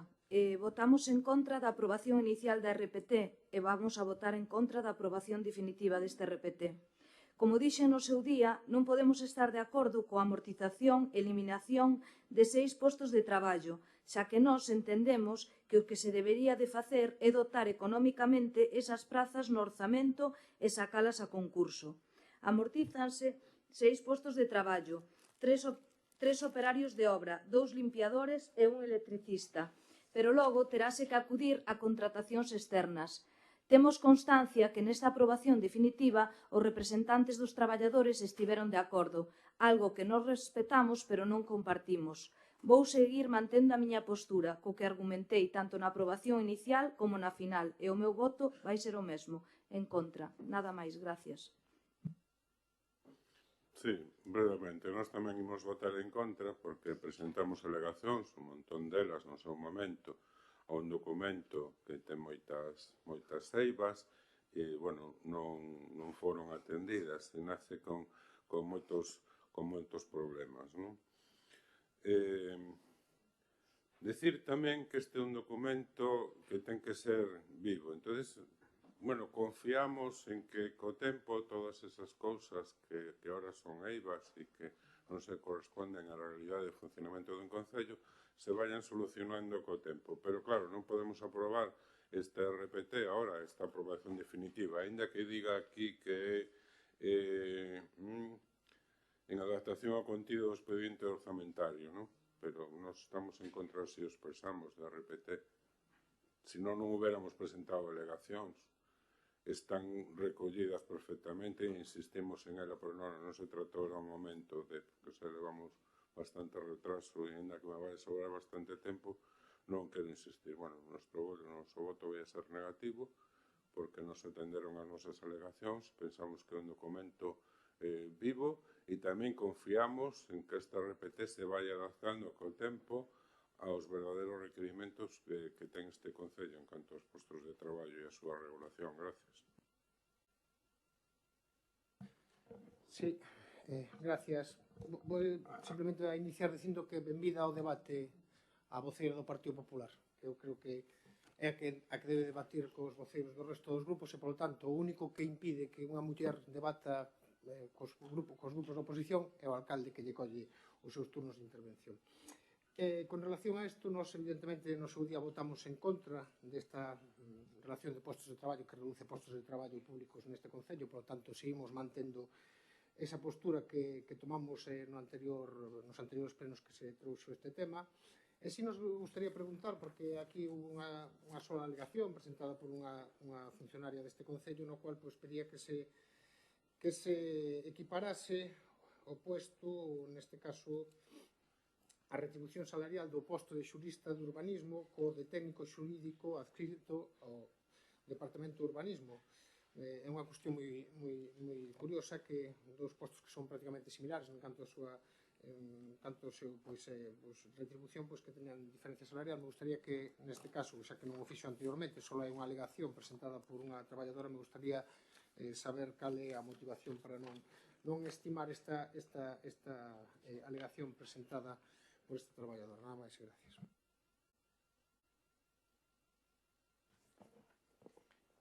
Bueno, tienes que perdonar, Raúl, tienes que perdonar. No presentasteis ninguna alegación. Tienes un batiburrillo en la cabeza bastante complejo, porque te puedo asegurar que a la aprobación de la RPT del 2025 no presentaste ninguna alegación, tampoco el PSOE, ni tampoco alternativa. Claro. Yo no sé dónde te está la confusión. As expresamos claramente, igual non as por eso de igual ven a confusión de aí. Igual nos presentamos documentalmente, pero sí as presentamos tanto en voceiros como en algún outro pleno ao respecto, ¿no? E as concretamos, ¿no? En puntos concretos e específicos al respecto de determinados traballadores, incluso o da súa consideración dentro do grupo de un nivel, ¿no? Recordo a de normalizadora lingüística, ¿no? Que está ainda sin cubrir a propósito, xa va sendo hora de que se cubra. Pero lo vuelvo a referir. Yo te pediría que os aclararais. Lo de la normalizadora lingüística no iba en la RPT del 25, iba ya en la RPT del 22. Tenéis ahí un batiburrillo. En esta aprobación, ni una alegación. Los partidos políticos de la oposición, ninguna alegación. Los trabajadores, solo una alegación de una trabajadora que incluso, en este caso, en la aprobación definitiva, se le contesta porque la presentó fuera de plazo. Pero bueno. Ya, no, pero votáis en contra. Claro, yo lo vuelvo a decir. En el caso del BNG ya es absurdo, ya es, vamos a decir, que surrealista. Votan en contra porque no se les atendió sus alegaciones, no las presentaron. Pero bueno, oye, lo que hay. Noelia. Presentamos verbalmente, en varias ocasiones. Bueno, la verdad es que va a negar. Si ahora ya tiene el valor de presentar unas alegaciones que sea verbalmente, oye, yo... Pues bueno, pues los órganos oficiales correspondientes, en voceros en pleno. No, las alegaciones se presentan por escrito por registro. No, esto no es llegar, pero yo creo que tenéis ahí un batiburrillo que no sabéis si alegasteis a la RPT del 25, del 24 o del 22 o la oferta de empleo público. Y Noelia, y efectivamente, este Concello desde el 2022, en la aprobación de la RPT, ha creado más de 40 puestos de trabajo. 40 puestos de trabajo. Puestos de trabajo, y seguimos en la actuación y seguimos creando. Puestos de trabajo, muchos dentro de lo que es el ámbito de servicios sociales. Muchos, que es casi el porcentaje de plantilla que más crece. Muchos dentro de servicios sociales. Y en este caso, amortizamos unos puestos y creamos otros puestos. Y se crean puestos que yo creo que también es cuestión de valorar, como es el tema de la policía local. Ojalá en algún momento Puigdemont, vamos a decirlo así abiertamente, pues fuerce al gobierno a quitar la tasa de reposición. Bueno, sí, en algún momento. Y que lo lleven. Porque claro, a día de hoy hasta tenemos limitaciones para poder crear plazas de policía. Y sabemos que cada vez la Guardia Civil tiene menos medios personales. Y amortizamos, en este caso, plazas, pero lo que hemos creado son 2 nuevas plazas de trabajadoras sociales.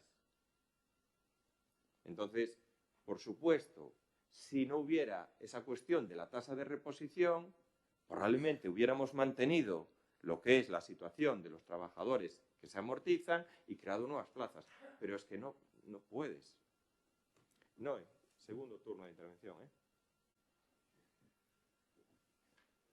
Simplemente decir que xa o dixen no seu día na aprobación inicial que, e volvo de antes, que non discuto que se crearan postos de traballo, e moitos, evidentemente.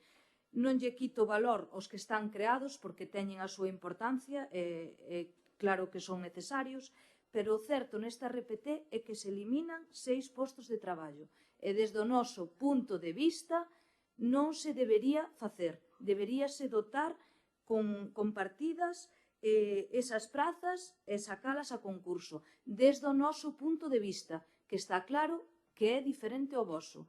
Por eso, dai o noso voto en contra. Non porque as prazas creadas sexan innecesarias ou non se lle dé valor. Claro que se lle dá valor. É claro que se deberían crear outras pois que son mínimas, como, por exemplo, a Policía Local, que debería haber máis e que se deberían de crear. Pero iso xa non é cousa nosa. Nós estamos votando algo que vai neste RPT, do cal non estamos de acordo. Nada máis. Se está ben que se fale da tasa de reposición, porque creo que ya debemos a un implícito señor que se apellidaba Montoro, ¿no? Como o tema do superávit, todas esas cosas do que logo falaremos, ¿no? Está ben que se fale. Pero Montoro, cando gobernou? Bueno, sigue Vicente, non? De feito, vamos a discutir un punto na orde do día na que vamos a falar dese tema, ¿no? Do superávit, etc., ¿no? Ainda sigue Vicente, non? Ainda non nos desfixemos da súa memoria. E con respecto a eso, vale, de acordo, mellor non os presentamos por escrito, pero eu recordo, porque ademais interviñen eu en varias ocasións e fomos departamento por departamento desgranando que non estábamos de acordo con esa RPT. Non estábamos de acordo... Perdona, te estás refiriendo a la del 22. La 22, la 23, todas as veces que se trouxeron, non? No. E entonces relatamos, que sí, relatamos as cousas con que non estamos de acordo, tamén dicindo que é un documento vivo e que se ten que ir adaptando co tempo ás distintas circunstancias, non? E que entón confiamos que esa adaptación se leva a cabo, non? Entonces, tal e como está ahora, non estamos de acordo con ela, como se expresamos, pois se foi verbalmente, pois verbalmente. Por eso, votaremos en contra, e non me quero estender máis, que senón... Si, simplemente unha aclaración. Unha cuestión é a posición política con respecto a un documento e outra cuestión é a legala. Me refiro a que o posicionamento que neste caso compartimos con Noelia é que nesta RPT, na do 2024, se eliminan postos de traballo público, se eliminan 6. Por lo tanto, na RPT de 2024, o Partido Socialista, como lle pasa neste caso Alternativa aos Veciños, explicaba, vai a votar en contra por un posicionamento político. Eso non fai, ese criterio non ten por que ser levado a unha alegación, porque non hai unha razón legal para poder alegar ese documento. Creo que temos que diferenciar eso. Outra cuestión é que existira unha modificación legal na cual non estuéramos nos de acordo e presentáramos unha alegación para que se evitase facer este tipo de cuestións. Creo que é interesante coñecer ese tipo de historias, non para pensar que por non facer alegacións estás a favor dun documento que vou repetir, neste caso non houve alegacións por parte dos grupos da oposición, nin creo que fora pertinente que fixésemos, excepto que hubiera un caso de alguna irregularidade, que fixésemos, porque quen ten que defender en tal caso unhas posicións determinadas con relación a un RPT serán os propios traballadores, que sí que nos poden mostrar as súas condicións particulares ou por departamentos ou por sindicatos ou que sexa. Eles son os que teñen evidentemente que facer efectivas esas alegacións que no seu caso no seu día xa houve outras, en este caso a presenta unha traballadora que pide unha cousa moi concreta que, por certo, non se me contesta porque como o debate non o fan os voceiros do Partido Popular, que o fai isto o señor alcalde, nadie me contesta a miña pregunta de por que non se estima a alegación presentada por unha traballadora que dice pedir este tipo de cuestións. Eu creo que eso sí que sería importante que se explicase, porque eu creo que ten que ter algún tipo de motivación e se debería de facer. E para eso, debería de utilizar a voz o voceiro, no seu caso de persoal, que debería de ser o que intervise logo como se fose o debate normal cerraría o alcalde. Non é así. Bueno, a ver, es que yo ya creo que tienen ustedes razón. Avísenme cuando puedo intervenir yo, cuando avisen cuando pueden intervenir los compañeros. En la Diputación de La Coruña, gobernada por Partido Socialista y Bloque, es cuando se trata un punto específico, no contesta el portavoz, contesta el diputado delegado.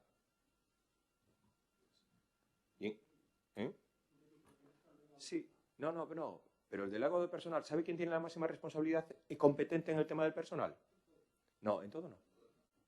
Y en este caso es la implicación de mis compañeros, Inés, que estaba, Chema y yo, sobre todo en lo que es la modificación y la creación de la RPT del 22, que supuso un salto cuantitativo en lo que es los puestos de trabajo de este concello, creando importantes plazas y con incrementos salariales para que antes que los trabajadores municipales se querían ir siempre de este concello, ahora ya no se quiere ir nadie.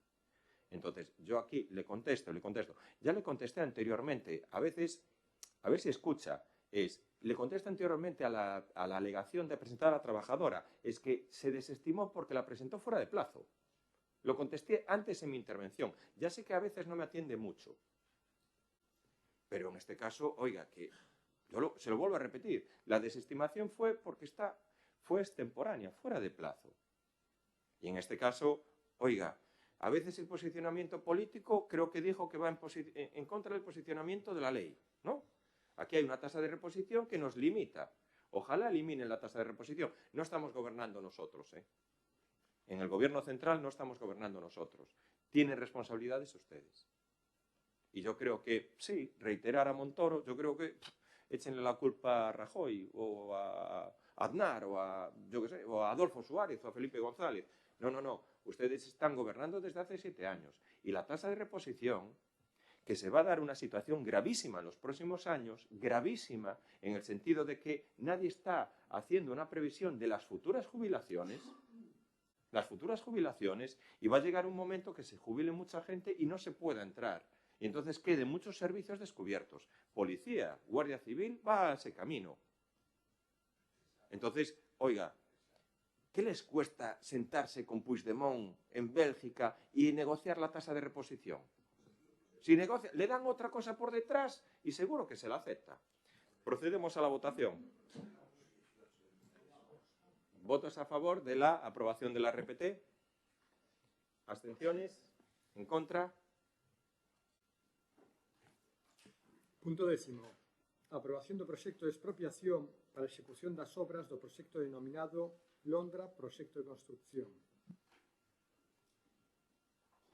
¿Intervenciones? ¿No? O noso voto vai ser favorable. É unha aprobación do proxecto de expropiación para levar a cabo unhas obras dun proxecto denominado Londra. Presentáronse 2 alegacións que se resolveron sin ningún tipo de problema e nós tampouco llevemos ningún problema maiores a este proxecto. Polo tanto, o noso voto vai ser favorable. Gracias. Nós tamén brevemente, porque non hai moito de decir. No informe técnico se expresa con claridade a proposta de acordo a adoptar. 7 puntos consta a proposta de acordo en canto á necesidade urxente de ocupación dos terreos afectados, e outros puntos cos que tamén estamos de acordo, co cual votaremos favorablemente a esta aprobación. Gracias.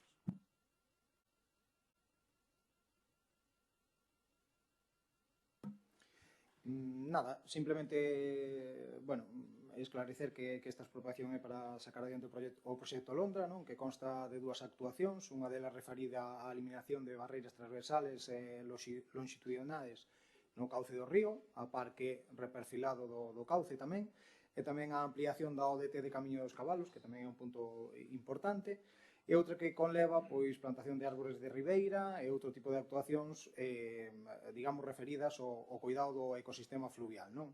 Para iso é preciso pois dispor dunha serie de parcelas, 17 concretamente, que se ven afectadas. Non houbo alegacións, salvo dúas as que se referiu Noelia, que unha era pedindo información acerca do procedimento de expropiación.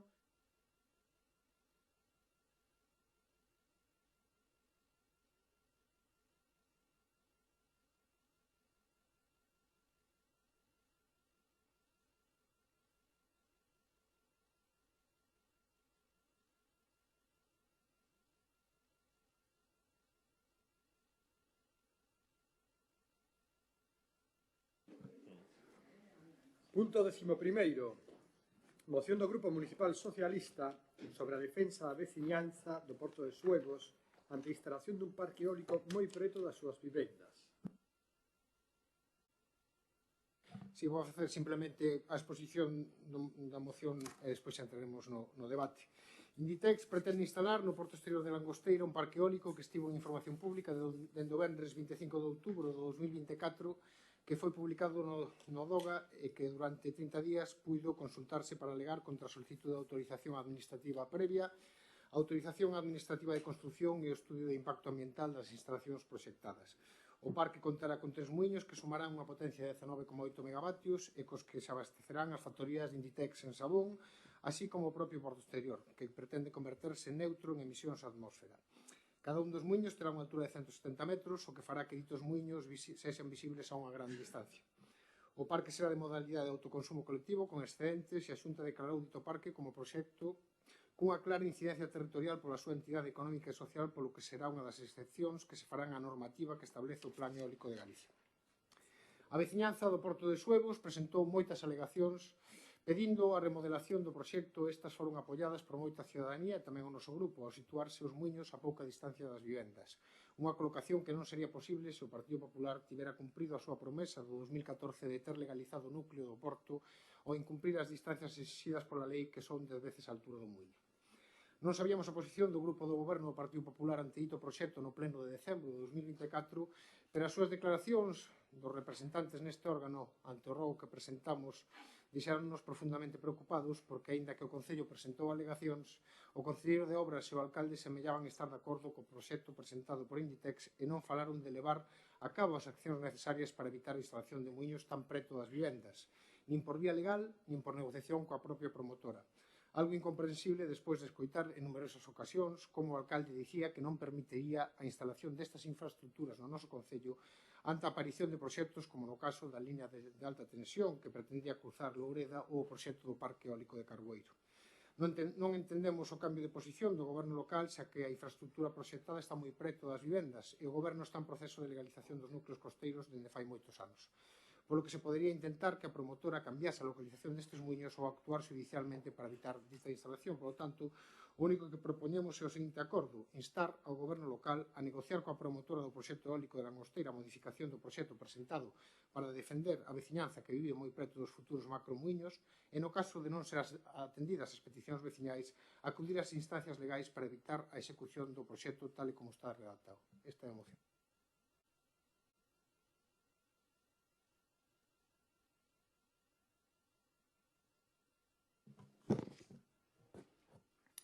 O noso grupo vai apoiar esta moción, ademais de mostrar unha vez máis o noso apoio á veciñanza do Porto de Suevos, que presentou alegacións pedindo a remodelación do proxecto, ao situarse os muiños a pouca distancia das súas vivendas. Xa todos coñecemos as consecuencias que ocasionarán estes muiños na vida diaria dos veciños do Porto de Suevos. Somos coñecedores de casos particulares de veciños con patoloxías concretas que verán afectada non só a súa vida diaria, sino a súa saúde, debido ás consecuencias de ditos muiños. Esperamos que este Goberno acolla de maneira favorable esta moción e negocie coa promotora a modificación do proxecto e, de non ser así, faga o necesario para evitar a execución do mesmo. Nada máis, gracias. Sí, bueno, sabida é a posición do BNG a respecto deste parque eólico. De feito, presentamos alegacións propias ao respecto diante dos organismos pertinentes, así como tamén apoiamos fervientemente as presentadas pola veciñanza, pola Asociación de Veciños daquela zona. É evidente que a presencia deses muiños a moi corta distancia dos veciños que ali residen vai supor para eles unha grande afectación, que non son inocuos, como decíamos antes, aínda que os informes da Organización Mundial da Saúde non son concluíntes, tampouco son o contrario, nin que sí, nin que non se sabe, pero sí que efectivamente as persoas que dispoñen, por exemplo, por poñer un exemplo de implantes cloaqueales, si se ven afectadas, tamén se ven afectadas as telecomunicacións con graves interferencias en toda unha zona ao redor, non? Por suposto, a máis metros vanse ver afectados dos que hai vecinos que estarían incluídos desa zona, e que incluso a produción leiteira, non é este o caso, pero, bueno, como poñer como observación, tamén se ve afectada, non? Nos montes que hai na zona de Mondoñedo, ali que hai un montón de parques eólicos, as vacas que ali sí que está constatado que producen menos leite. O sea, que a afectación, aínda que o mes non se quera mollar, é evidente, non? Entonces, non parece nada ilóxico negociar como promotora do proxecto eólico para beneficiar as dúas partes. O sea, para chegar a un acordo para que ninguna das dúas partes, nin as promotoras do parque eólico, nin os veciños, se ven afectados. É unha cousa que se pide nesta moción e que parece absolutamente lógica, non? Caso de non ser entendidos ou que non haxa receptividade por parte dos promotores, pois sí que habería, atendendo a que temos que defender os dereitos dos veciños que viven ali, pois sí que habería que estudiar outras medidas, non? As, digamos, legales, non? A zona, como núcleo costeiro, fai moito tempo que se ven demandando, non só esta zona, senón moitas outras, que aínda non, digamos que non está en unha situación de legalidade. Por eso nos propoñeríamos unha emenda, pero xa adianto que se acepta unha emenda imos a votar a favor. Esa emenda diría instar ao goberno local a solicitar os trámites para legalizar o núcleo do Porto de Suevos e os núcleos, todos os demais núcleos pendientes. Esa sería a nosa proposta de emenda, que, insisto, se acepte ou non por parte dos que propoñen a moción, vamos a votar favorablemente, sen ninguna dúbida. Gracias.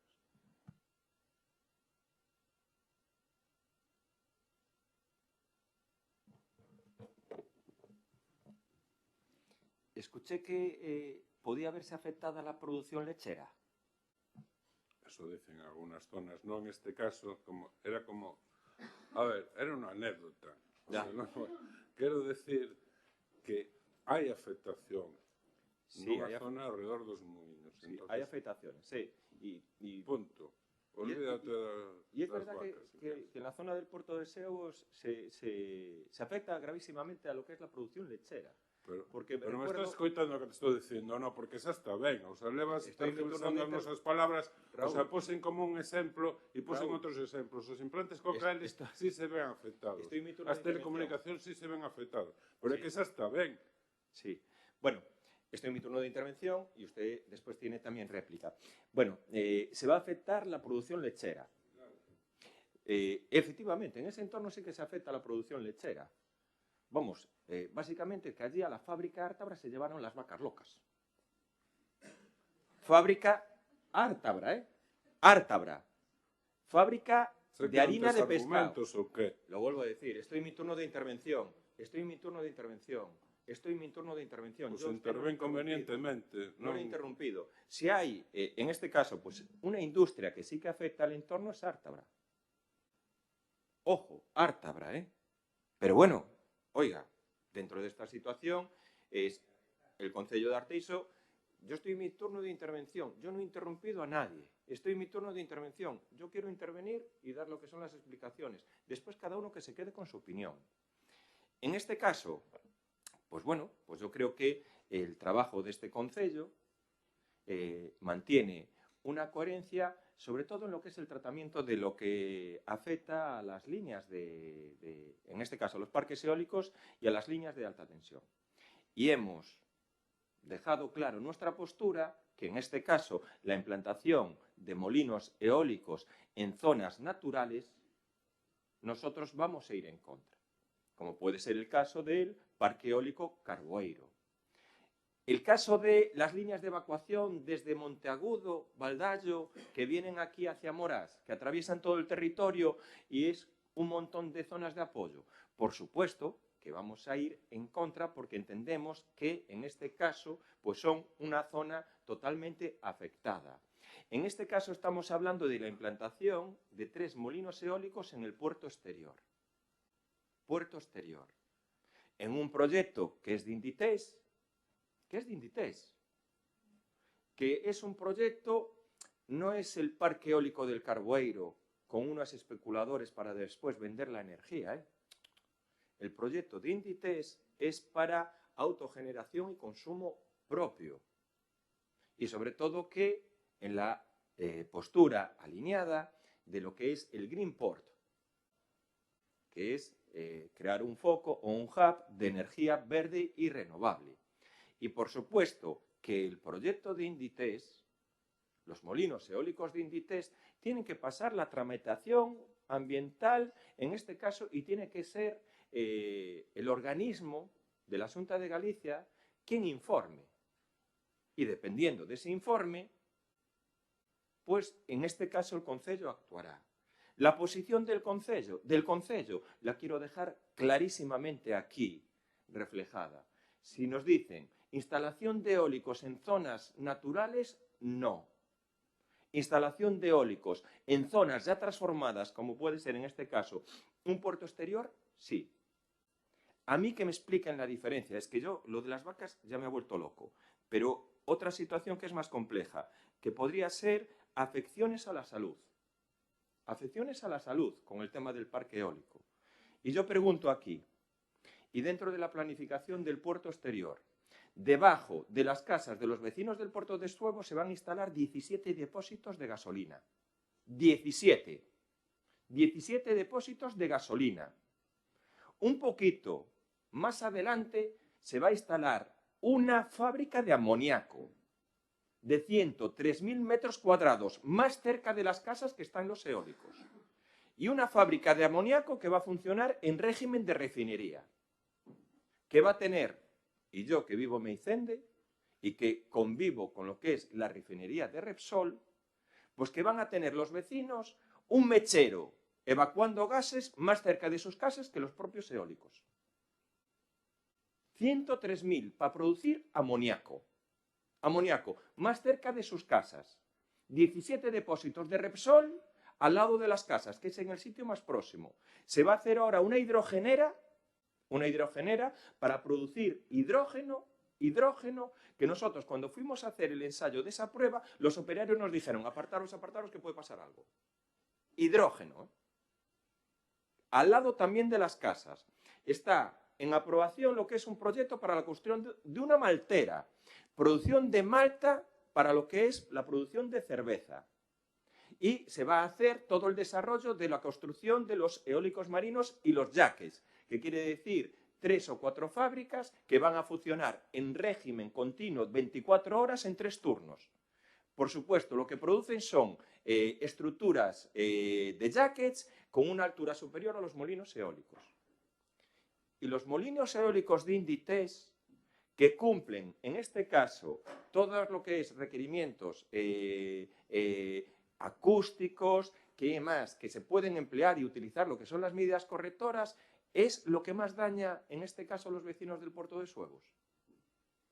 Pues oiga, como comprenderá, yo prefiero que haya molinos eólicos de Inditex en el puerto de Suevos, que nos venga otra empresa y a lo mejor te busque, y te puede buscar, una zona, un entorno próximo a Monticaño, que además es una zona que pueden ponerse allí instalaciones eólicas, o incluso busquen una zona en la cumbrera entre Rañobre y Suevos, manteniendo las distancias, que puede ser, y que aún encima nos atraviese en nuestro territorio una línea eléctrica en aéreo.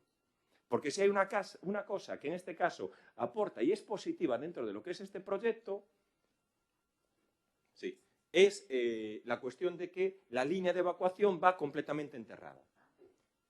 Martín. Sí, gracias, señor alcalde.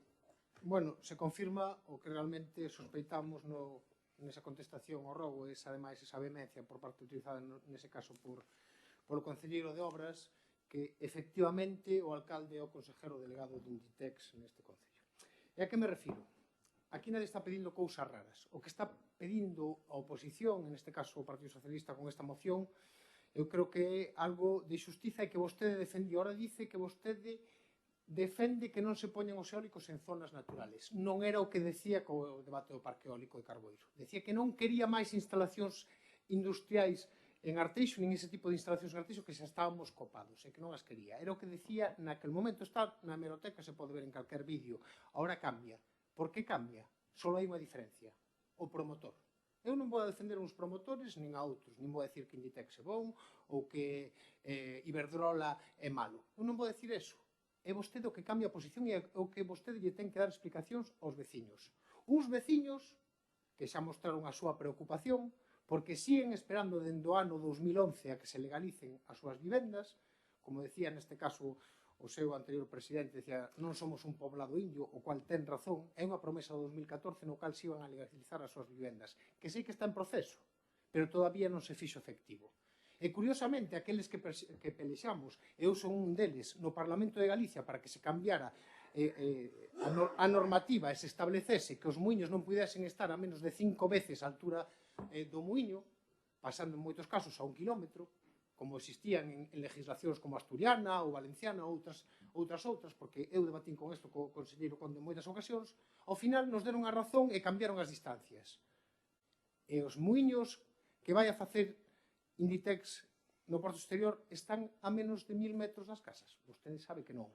Que pasa? Que probablemente houbera que pelexar xurídicamente que, inda que non exista un núcleo urbano recoñecido, si existe unha poboación que está en vías de legalizar e, polo tanto, dende o Concello defender a eses veciños, que é o que pedimos nós.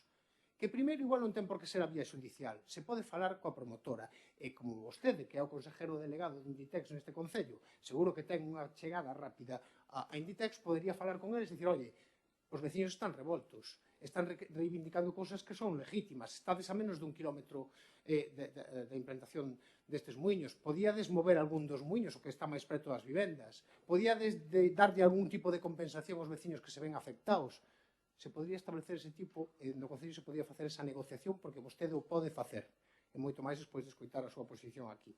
Eu creo que deberían de buscar ese diálogo previo para intentar modificar o proxecto para que afecte o mínimo posible aos veciños, e se fose o caso, e siguen nas súas, vostede sabe que hai posibilidades legales de decirlle a Inditex que non poden estar a menos de 5 veces a altura, porque inda que as vivendas non existan todavía como un núcleo urbano consolidado, si existen ali, e moitas delas, pois, evidentemente, xa teñen unha situación de legalidade daquela maneira e está en proceso de legalización. Además, eu creo que pronto vai haber ese proceso de legalización. Por tanto, eu creo que sería oportuno que vostede, igual que defende os veciños de Loureda, igual que defendía outro tipo de veciños, algo tamén os faga cos do Porto de Suevos, que creo que merecen a mesma consideración, incluso vostede que se jacta de decir que é descendente de outros veciños de poboación de Suevos, pois defende os veciños do Porto de Suevos igual que o fixo en outras ocasións, póñase do seu lado, intente negociar, e no caso de que non se retire, poña a disposición a Casa do Concello, que vostedes o poden facer para recurrir a onde sexa as instancias oportunas que sexan posibles para intentar evitar que esas instalacións sean así. E vostede fala de outras instalacións, pois pelee cada cuestión no seu momento. Si calquer instalación industrial que vayan a levar a cabo non cumpre a legalidade ou hai visos de que non cumpre a legalidade, pelexemos polos veciños. Eu vivo xusto enfrente dunha fábrica de hidrógeno, justo enfrente. A Air Liquide ten a súa fábrica a 200 ou 300 metros da miña casa. Me imagino que no seu día puxeron a instalación coas medidas oportunas e coas condicións de legalidade oportunas para que este ali. Non ten por que significar eso que vaya a explotar a miña casa ni moito menos. Pero o que hai que exixir é que se cumpla a legalidade. Vostede está nunha nova instalación, vostede ten a posibilidade de defender os veciños, vostede cambia a posición. Vostede antes defendía os veciños ante as promotoras eólicas e a orden de que Inditex é promotora eólica xa non ten esa posición. Vostede debe explicalo. E o concelleiro de obras que outro día se jactaba tanto debe explicalo ali tamén. Debe explicalo ali aos veciños. Cal é o cambio de posición de non defender a veciñanza. Non máis gracias. Noé? Bueno, nos entendemos e agradecemos que fora de se vaiades en contra dunhas líneas de alta tensión que iban destruir certos núcleos rurales, pero tamén entendemos que estes muiños, aínda que non son líneas de alta tensión, tamén van a provocar uns prejuicios para esta población. Pódense baraxar outras opcións para non prexudicar máis a unha zona como é o Porto de Suevos. Como xa ben di vostede, todo o que lle van a instalar ali case se podería decir que os van a sepultar. Solventemos o máximo posible todo o que se poida. Espero que este goberno busque unha solución e pense antes que nada nos veciños e veciñas do Porto de Suevos, neste caso, xa que estes veciños ahora mismo atópanse nunha situación desesperada. Gracias.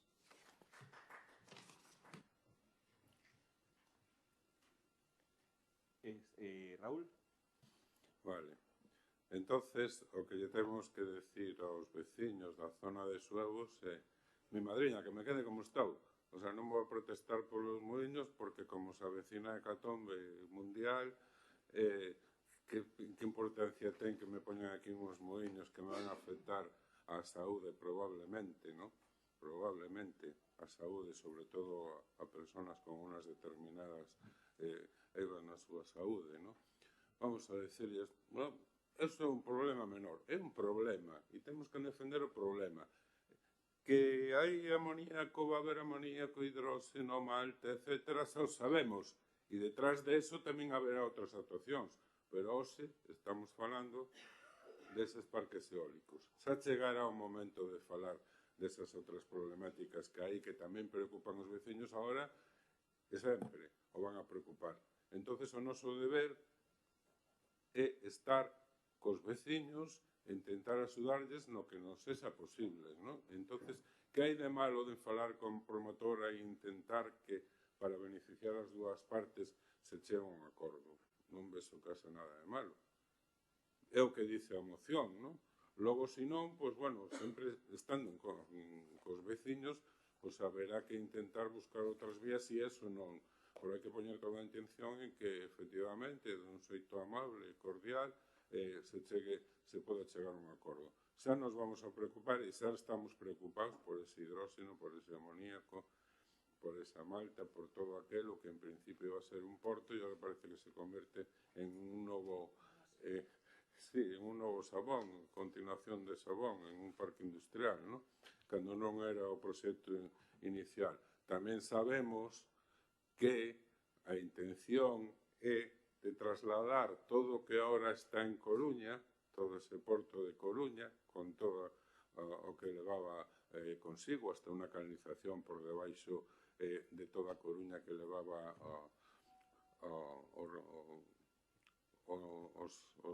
o petróleo para Repsol, para que fora refinado ali, que calquera día, non sei como o Río Milagro non estopou, pero calquera día podía haber estopado. Pois ben, todo eso o queren trasladar fora para logo especular con os terrenos que quedan ali libres, fora a comarca, non? Entonces, moito delo vai a vir para aquí, non? Entonces, ese é un problema que temos, pero vamos, a nosa, mira, o que nós temos que defender é, os veciños están preocupados. Pois nós, cos veciños, para atenderlles, escoitarlles e intentar axudar en los que sexa posible, non? E non decir, bueno, protestáis por isto que é o menor dos vosos problemas. Pois vaya, van a quedar contentos con esa explicación, non? Creo que a moción, incluso estaría ben pedir esa silenciación que non se me contestou antes, non? De que se legalicen o antes posible eses núcleos, non? Porque é unha cousa que está pendente desde 2014 e que sería importante, non? Facelo, non? Pero, bueno, independentemente que se acepten por parte do PSOE, votaremos a favor. Creo que son me pasei do tempo.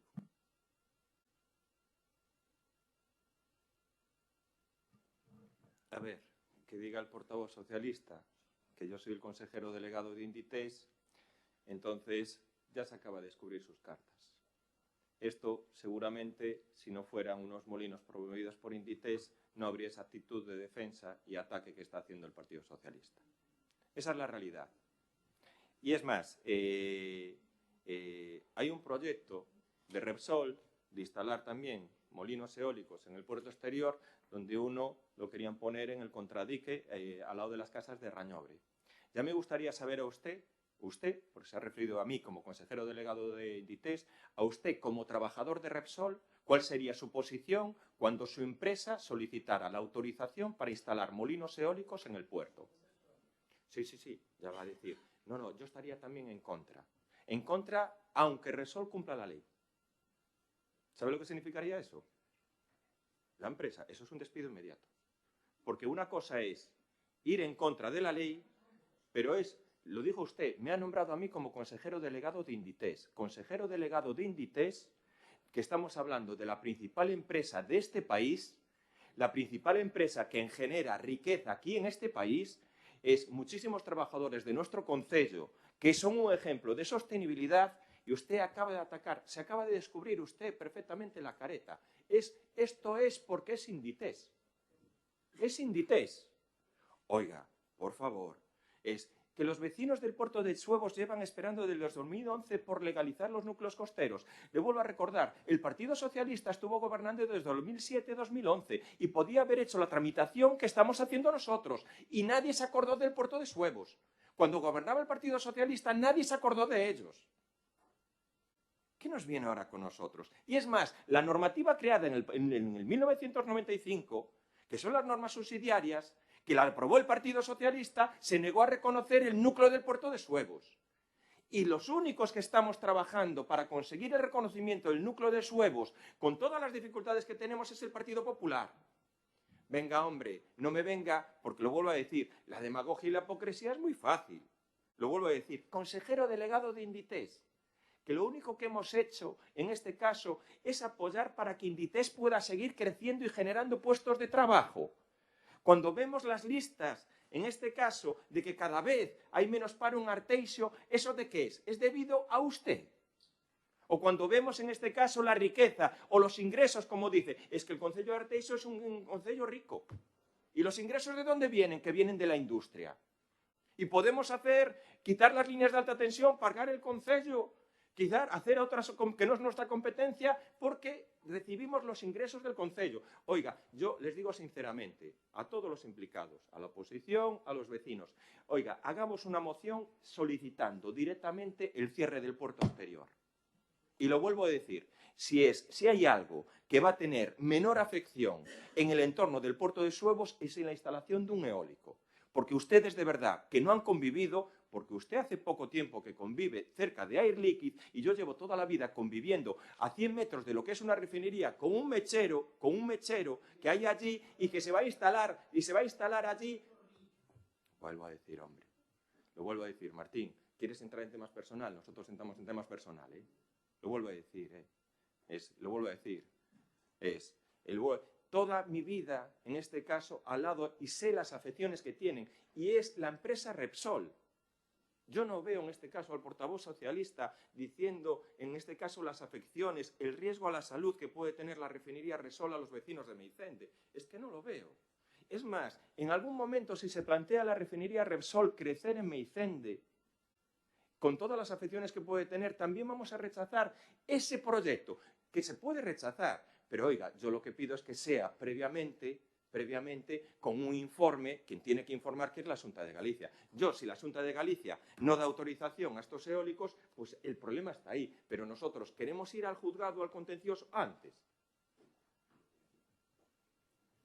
¿Quién queda por intervención? 3 minutos. Sí, los mismos que usted coge. Que vamos a modificar. Vamos a falar claro. Vostede o que se saca a careta, porque cambia a súa interpretación. O que decía fai uns meses, ahora é diferente. É vostede o que cambia. Cal é a diferencia? Unha, que é Inditex o que leva a cabo esa promoción. E nós non temos absolutamente nada en contra de Inditex. Ao revés, desexamos a Inditex que lle vaya o mellor posible, que siga ampliando, que siga fabricando roupa, que lle vaya o mellor posible. Vostede ten a mala leche de decir eso, pero sabe vostede que non é así. E as mesmas ganas que ten vostede de que vaya ben Inditex, as teño eu e as ten o meu grupo. A única diferencia é que eu non son esclavo de Inditex e vostede sí. Esa é a única diferencia. Porque vostede me decía, si é Repsol o que fai ese proxecto eólico, que vostede que faría? Poñerme en contra exactamente igual. Xa yo digo agora, estou no meu turno. Si é Repsol o que fai o mismo proxecto, defendería os veciños exactamente da mesma maneira. Porque Repsol non pode actuar contra un responsable público con disciplina interna de traballo. Eu cando estou aquí non estou representando a Repsol. Eu traballo en Repsol e cobro o meu soldo de Repsol. Pero cando estou aquí represento o pueblo, non represento a Repsol. E se Repsol fai algo que non está ben, o direi. Entonces, vostede deixe xa de marear a perdiz con temas persoais que non teñen nin pés nin cabeza. Nin pés nin cabeza. Que aquí tamén teñen vostedes traballadores de Inditex, teñen traballadores de outras empresas tamén energéticas. Eu entendo que aquí veñen a representar os intereses dos cidadáns de Arteixo, non da súa empresa. Vostede, se quere, pode defender os cidadáns de Suevos. Como os pode defender? Primeiro, que lle pedimos na moción, negociando con Inditex. Negociando con Inditex para que esas muiñas non estén tan preto das instalacións, para que haxe algún tipo de compensación, para facer entender que incluso hai persoas con problemas médicos importantes con estes implantes cloqueares que pode ser perjudiciais para eles. Vostede pode intermediar, axudarlles, porque é o seu alcance. E posteriormente, se hai viso legal de poder facer algún tipo de recurso, fágao. Por que o digo?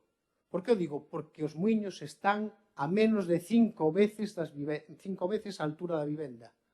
Sí ou non? Están a menos de 5 veces a altura dos muiños da vivenda, sí ou non? Entonces, se é certo eso, eu creo que hai xa motivación legal para poder intentar levar a cabo algún tipo de recurso contra esta instalación. Se cumplen a normativa, eu lle diría, mira, que non hai ningún tipo de cuestión para poder ir legalmente. Vaya única e exclusivamente pola vía da negociación. Pero pode haber unha vía, que é esa, tendo en conta que se van a legalizar ditos núcleos, que, por certo, eu non quero diluir a moción en outras cuestións que temos todos claras e que non hai que aprobar aquí, que é a legalización inmediata destes núcleos costeiros. Por tanto, vostede é o que ten que deixar claro, está representando os veciños ou está representando as empresas. Hai veciños A e veciños B, os veciños que afectados por Carboleiros son diferentes aos de Porto de Suevos, e hai empresas A e empresas B, dependendo de quen sexa. Nada máis. Sí, lo vuelvo a decir. Se ha descubrido perfectamente usted la careta. Descubierto. Perdón, agradezco la corrección ortográfica. No somos perfectos. Lo vuelvo a decir, esto única y exclusivamente sale aquí porque en este caso porque es Inditex. Porque es Inditex. Es más, si Repsol, de verdad, que Repsol quería instalar de la misma intensidad y altura en lo que es el contradique, cerca y próximo de lo que es el entorno de las viviendas, yo querría verle a usted, en este caso, lo vuelvo a decir, si Repsol cumple todos los requisitos legales, a ver cuál es su posición. Y si iba en este caso a defender los vecinos de Somos y del Rañal. Yo querría verlo, lo desearía verlo. Y me gustaría ver cuál es el requerimiento cuando Repsol instale 17 depósitos debajo de los vecinos. No, bueno, vale. Dice que nosotros hemos cambiado de posición. Nuestra posición fue siempre la misma. No queremos y estaremos en contra del desarrollo de los molinos eólicos en el entorno natural, Santa Locadia, el cruzamiento de lo que es la línea de alta tensión que cruza todo el sur, la zona natural de Arteixo. Ahora, si vamos en contra también de cualquier instalación industrial en lo que es el entorno de un puerto exterior, apague y vámonos.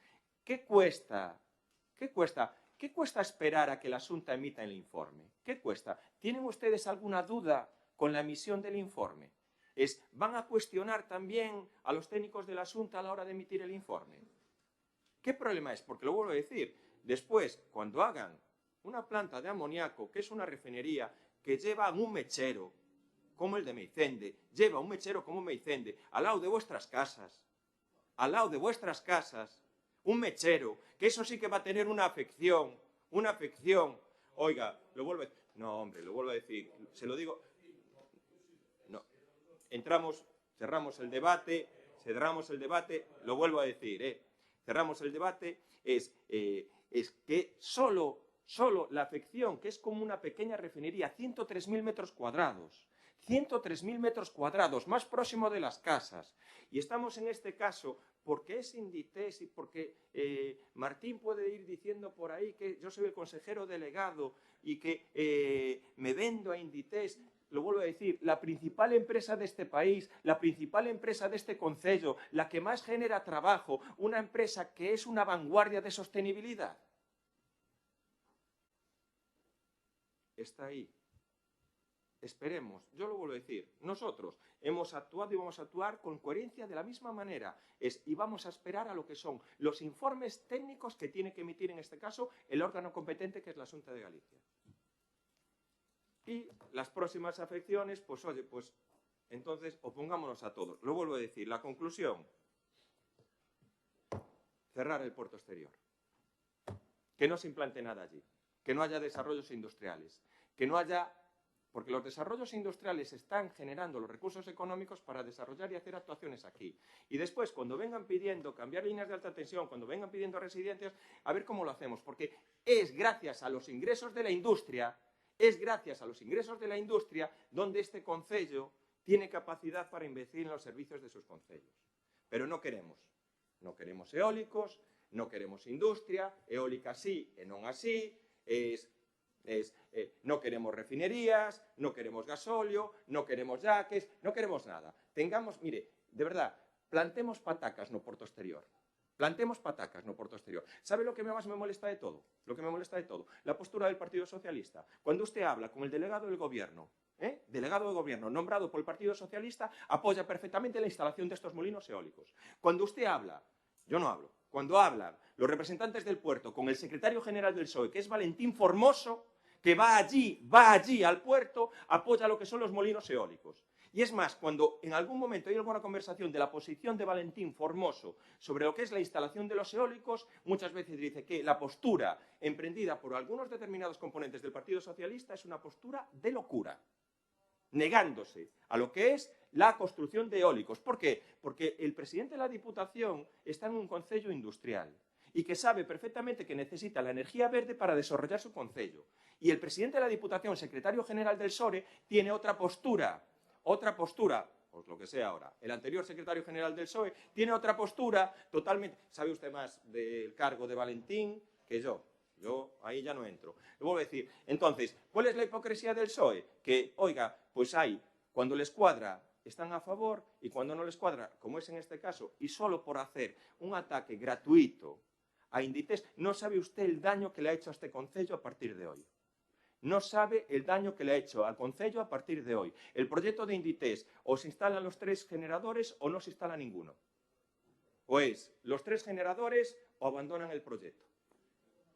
Y esperemos a que en este caso, es así, la realidad, o son los 3 o 0. Si van a estar ustedes orgullosos, porque cumpliendo la ley, Inditex, cumpliendo la ley y teniendo los informes favorables, y se van a oponer ustedes a esa actitud, a instalar unos molinos de energía renovable, de autoconsumo, con una línea enterrada, de verdad, es que entonces a ustedes no les importan los vecinos del puerto de Suevos, a ustedes lo que quieren es perjudicar a los vecinos de Arteixo. Procedemos a la votación. ¿Votos a favor? ¿En contra?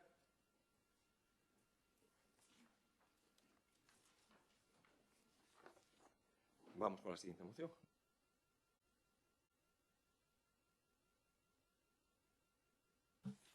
Moción, punto 12º. Moción do Grupo Municipal Socialista sobre a urbanización e humanización da Praza Constitución de Meicende e o seu entorno.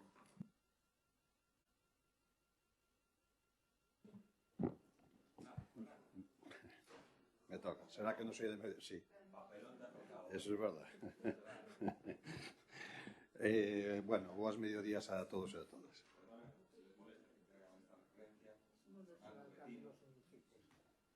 Bueno, a mí no me molesta que sea vecino. Vale. vou a ler a exposición de motivos. Fai 10 anos, a principios do ano 2014, o goberno presidido polo alcalde Carlos Calvelo aprobou en xunta de goberno a redacción dun plan especial para a reforma interior da unidade de actuación número 37 en Meicén. É dicir, a que abarcaba a Plaza da Constitución dentro do núcleo de Meicén.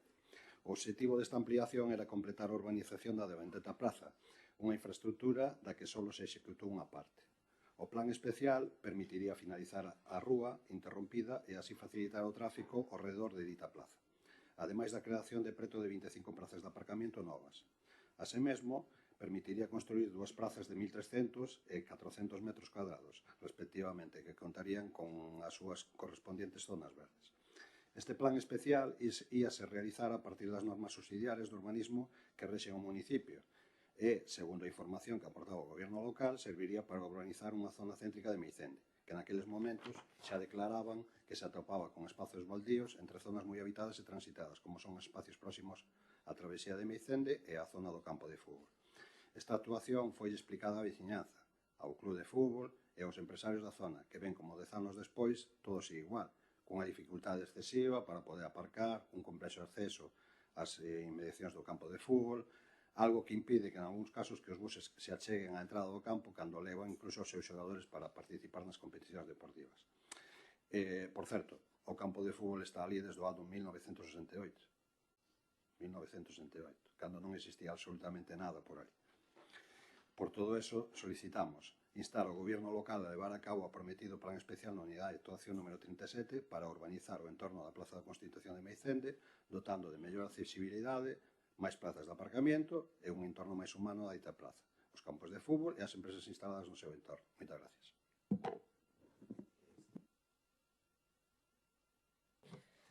Bueno, simplemente vou dicir que o noso voto vai ser favorable a esta moción, o igual que indica o Partido Socialista na súa moción, dentro do noso grupo non poderíamos estar máis de acordo ca petición que fan eles aquí. É dicir, que se cumpra co esperado na unidade de actuación 37, que é a urbanización e humanización da Praza da Constitución de Meicende e do seu entorno. Nada máis, gracias. Sí, non hai moito máis que decir. Somos favorables ao acordo expresado na moción da necesidade de levar a cabo un plan especial en esta unidade de actuación 37 para urbanizar en torno da Praza da Constitución, dotando de maior accesibilidade, máis plazas de aparcamiento, un entorno agradable, etc. Polo cual vamos a votar favorablemente esta moción.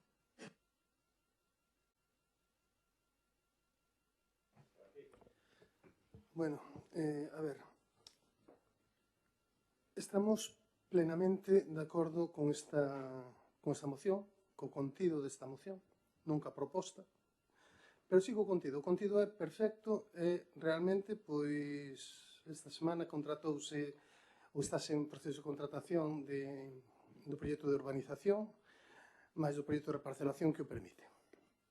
Para poder facer esa actuación que vos pedides, que tan necesaria é, o que se necesita é que a unidade de actuación número 37 pase de compensación, como están as normas subsidiarias redactadas polo Partido Socialista no ano 95, da que tanto presume, hai nas que pasar a sistema de cooperación. A verdade é que a memoria do Partido Socialista a verdade que escasea, porque 26 de setembro de 2024 houve un pleno ordinario donde unha das cousas que se traían do punto do día era o cambio de sistema das unidades de actuación nas cuales estaba incluída a unidade de actuación número 37. Eso que ahora tanto lles preocupa, que o día non debían estar tan preocupados, a votación foi a alternativa dos veciños e o Partido Popular votou a favor, o Partido Socialista votou en contra, e o Bloque, pois que non sabía se iso era bo, malo ou regular, dixo, eu paso. E abstúvose, así, sencillamente. A verdade é que temos que votar en contra porque nos obligades. Porque un día dicir unha cousa e a semana seguinte dicir a contraria e despois volver a dicir outra, pois parece que estades ou con filtracións, con filtracións de funcionarios, ou tocades do oído, ou andades por aí a ver o que pasa. Porque non ten moito xeito decir unha cousa e facer a contraria.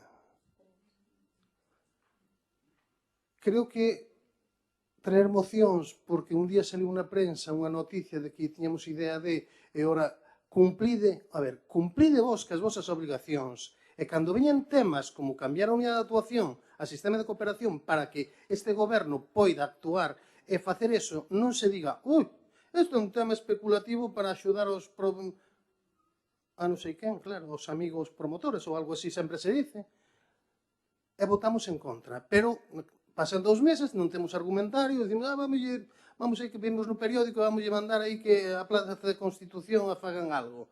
A ver, hai que ser un pouco serios. É que nos obligadas a votar en contra. Entendo que o resto dos membros da oposición, sobre todo a Alternativa, debería votar en contra.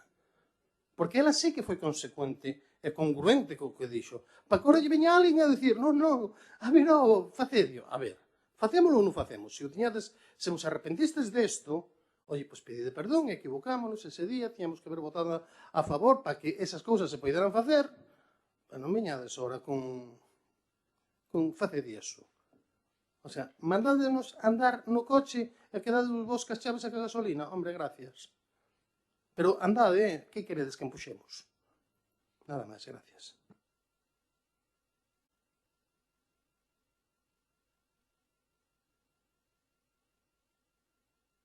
Allá vamos. Bueno, non sei se se pode facer ou non se pode facer. Eu non sei. Alberto seguro que sabe mellor que eu. O que sí está claro é que tamén tes memoria selectiva. Porque ti viñeche, ti e outras personas, viñetes ao club de fútbol a presentar un proxecto que estaba ao rededor do campo de fútbol e modificar toda aquela unidade de actuación. Incluso iba a facer un pabellón polideportivo. Modificando, sí. Yo estaba... Bueno, vale, pues si me estoy equivocando me rectificas. Pero estuvisteis en esa reunión. Vinisteis allí, presentasteis unas fotografías y unos proyectos. La primera vez. Vale, o sea, todos nos podemos equivocar. Seguro que nós tamén. Nos equivocamos, eu non teño ningún problema en pedir perdón cando me equivoco, ningún. Pero bueno, eu creo que modificar a Plaza da Constitución e o entorno, incluso para mellorar os accesos ao campo de fútbol, eu creo que é bastante necesario. Porque os accesos ao campo de fútbol sí que entendemos un bus, que normalmente veñen os xogadores, nun bus, ten que girar ali pola Rúa Laracha, sabemos que non pode girar. Entonces eu creo que lle deberíamos buscar unha alternativa e mellorar eses accesos. Simplemente, nada máis. Bueno, non me vou a estender máis, que non me quero estender. Vale, eu creo que se debería facer. Si por o motivo que sea non se pode facer, pois nos gustaría que nos lo explicades. Pero bueno, eu creo que é unha unidade onde ali non só se melloraría o entorno da Plaza de Constitución, sino un entorno que é moi importante ali no núcleo de Moicende porque están as instalaciones deportivas, o club de fútbol ten 400 fichas federativas, co cual ali hai un movimento diario, porque é un movimento diario, e os fines de semana de unha cantidade de xente bastante importante. Eu creo que ali debería facer esa actuación. Nada máis, moitas gracias. A ver, decir que eu si votei a favor dese cambio de sistema para que se poideran resolver unidades de actuación, pero tamén é verdade que esa aprobación foi por maioría, é dicir, pódese facer, pódese urbanizar e humanizar a Praza da Constitución de Meicende e o seu entorno.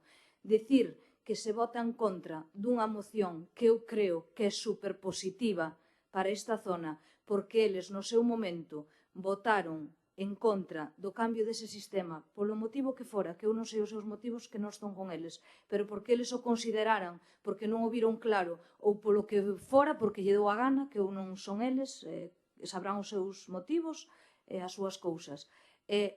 Facer agora un capricho, nós votamos a favor porque vosotros tampouco nos votasteis el cambio de sistema. Pois que máis dará? O importante é a proposta, e a proposta é positiva, é urbanizar e humanizar unha zona que o necesita. e que estaba no seu día, pois había un proxecto. E mesmo Alberto acaba de dicir que esta mesma semana se fixeron as contratacións. Quitando as discrepancias que podamos ter, eu creo que hai que ser un pouquiño, non sei, uso sempre a palabra coherente porque eu na miña vida intento selo, que a veces o mellor non o sou, pero intento selo e creo que esta moción, creo que todos deberíamos estar a favor. Fernando, se te equivocas, rectificas, e se me equivoco eu mañán tamén. E eles tamén se equivocan, que non é nada máis, gracias.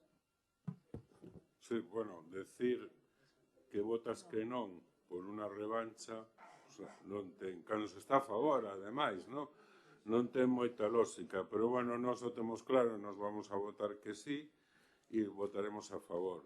E non sei, eu non vou apuntar a ver que votou o PP aquí para logo votarlle en cara dentro de 5 ou 6 ou 7 anos. Voto a favor desto porque creemos en este proxecto e queremos que se leve a cabo. Se o PP quere tamén que se leve a cabo, pois que vote a favor. Gracias. A ver, quero explicar ben isto. Nós votamos en contra a que instemos a facer algo que xa saliu en prensa, que o estamos facendo, que estamos plenamente de acordo, pero que nos inste a facer eso, quen votou en contra de que se faga, quen puxo o impedimento. Non, iso non é certo. E daquela como faríamos se non se fixera o cambio de cooperación? Por obra e imagen. Porque non? Queríades que expropiáramos ali? A ver, eso... A mí eso me gustaría que yo contaran os habilitados nacionales en unha unidade de actuación donde temos obligación de obtener terrenos gratis, os teñamos que expropiar para malversar os fondos que temos. Home, por favor, no.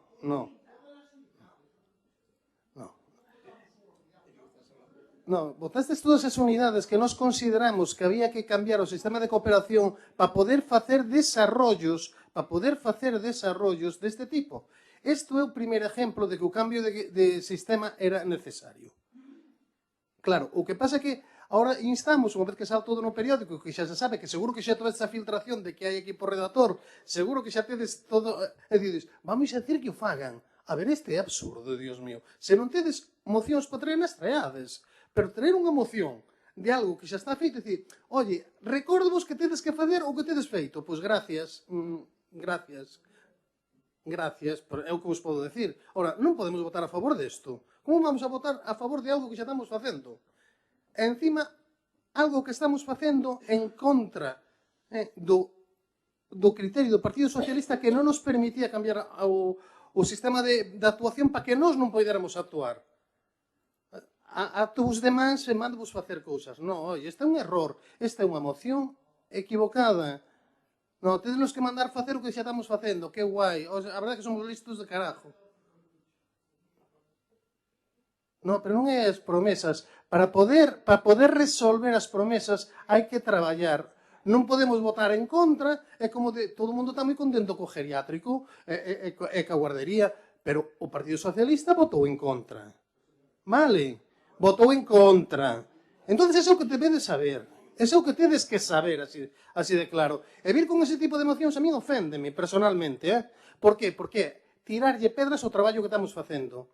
E depois dicir, agora como estades facendo, nos enteramos polo periódico que ides facer, facedio. Claro que o vamos a facer, como non vamos a humanizar aquela zona? E máis, vais a facer posiblemente máis obras das que está despedindo. Ese non é o tema. O tema é as formas. É un tema de forma. O sea, primeiro votades en contra de que se fagan ese tipo de actuacións e ahora di, pero facedias, O sea, facémolas como? Por compensación. Por compensación xa estuvo xa o Partido Socialista no ano 95 puxo por compensación. Moi inteligentemente estaba ali e puxo e dixo isto por compensación. Votou ali 30 e pico anos sin desarrollarse e ahora decimos, pero facedio vos, que nós... É sencillamente se vota en contra por eso, non porque non se vai a facer a actuación. Home, a actuación xa está, o proxecto contratado e a intención está presupuestada no presupuesto. Entonces, a ver, son actuacións que se van a facer, sin lugar a duda. Ahora, vos queredes que os pagamos por expropiación e que gastemos os cartos dos veciños en algo que nos pode vir gratis a costa das persoas que teñen a obligación de urbanizar aquilo. Hombre, pois é unha petición que a mí me parece que se vos enche a boca de falar de democracia é cumprir as leyes, basicamente. Bueno, pois a lei oblíganos a isto. E se estamos facendo isto é porque a lei nos obliga. E o que fixemos no entorno de Pastoriza foi expropiar o que se podía expropiar e meter en sistema de compensación o resto. De cooperación o resto. Que é como está a unidade 52. Entonces non fallades comparacións que non teñen nada que ver. E aquí está sobrando que a mesma coherencia que se fai ali. E se houbera que expropiar algo para completar o proxecto, claro que se vai expropiar. Se se necesita algo, hai se facer.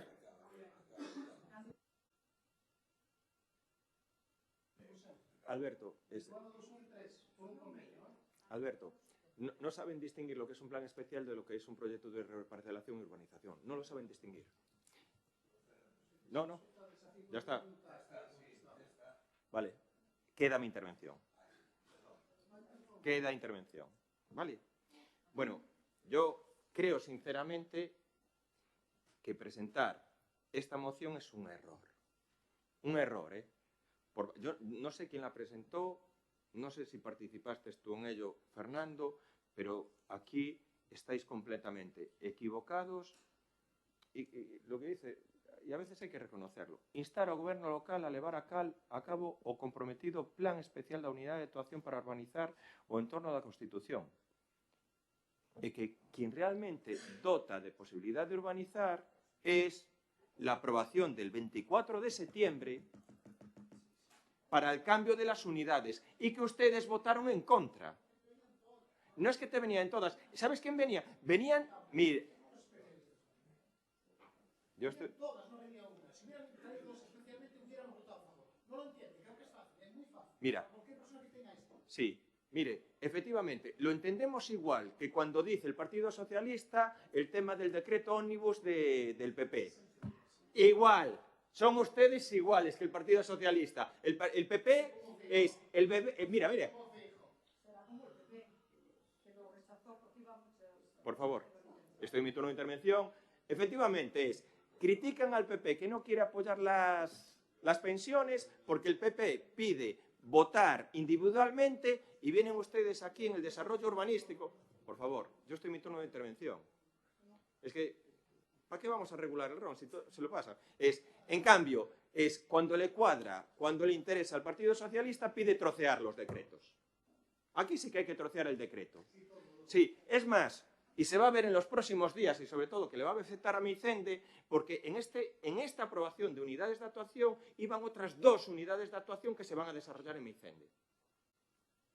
Y es más, y a veces cuando veo cosas aquí, cuando hablan ustedes de la UA 49, donde dicen que para la obtención de la residencia de la Fundación Amancio nunha xestión na que o Concello de Arteixo únicamente puso a disposición unha parcela. Si fora por vostedes que votaron en contra da disponibilidade desa parcela, porque votaron en contra de lo que es el proyecto de reparcelación y de urbanización de la 49. Votaron en contra de todo. Sí, bueno, vale, es que no me entiendo. Sí. Claro. Pero, Dios mío...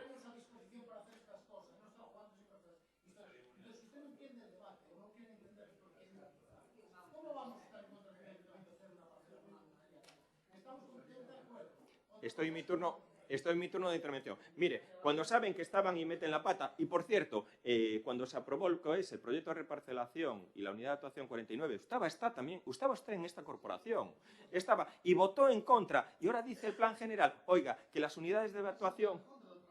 Si vas a votar en contra de lo que te interesa y luego cambias de opinión. Vale, bueno, sí. Vale. Bueno, vamos a terminar la intervención. Vamos a intervenir, de verdad, vamos a terminar la intervención y yo creo que, de verdad, es cuando el Concello de Arteixo modifica lo que es el cambio de sistema de unidades de actuación, cuando facilita, en este caso, que se pueda desarrollar el ámbito de la 37, cuando usted se refiere a lo que es un plan especial que no tiene nada que ver con el desarrollo urbanístico y hacer el proyecto de reparcelación y urbanización, cuando ustedes ven las noticias en la prensa donde vamos a desarrollar, cuando por parte del Concello ya ha hablado con distintos propietarios para ver lo que es la zona de afección y urbanización, y cuando, Fernando, te equivocas porque no tiene nada que ver la ubicación del pabellón con el desarrollo de la 37. La unidad de actuación de la 37 no tiene nada que ver con la zona de donde se quería ubicar lo que es el pabellón. Y cuando se ve esta actitud y se presenta esta moción es por perjudicar, lo vuelvo a decir. La mayor parte de las intervenciones que está haciendo en este caso el Partido Socialista no es para ayudar o apoyar al concello, sino es para perjudicar, porque de verdad, no haber votado a favor, que fue en septiembre del 24, en el septiembre del 24, oiga, podían haber, es que no nos dijeron que estaban a favor de la 37, es que a lo mejor nos dicen, oiga, estamos a favor solo de la 37, y nosotros, pues a lo mejor habríamos votado solo a la 37, pero ustedes no hicieron referente, taxativamente se negaron a cambiar. ¿Y saben por qué se negaron a cambiar el sistema que existe?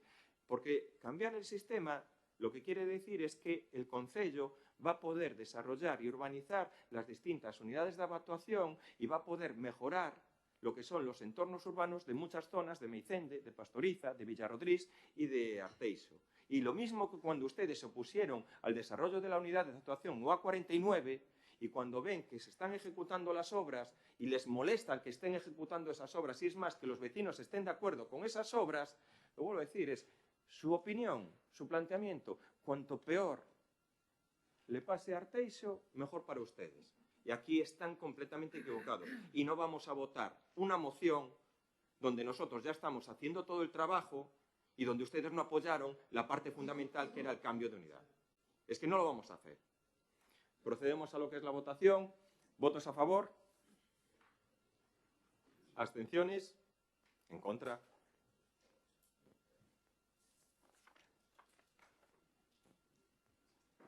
Punto 13º. Moción do Bloque Nacionalista Galego para a declaración da Estación de Uxes como ben de interese cultural. Vic.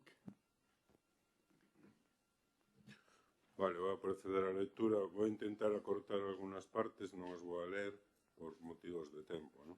A Estación de Uxes, situada na parroquia Arteixán de Morás, é un elemento patrimonial de grande valor histórico, arquitectónico e cultural. Este edificio parte dunha rede ferroviaria esencial ao desenvolvemento económico e social da comarca e ven sendo un testimonio material do avance e a modernización da sociedade galega.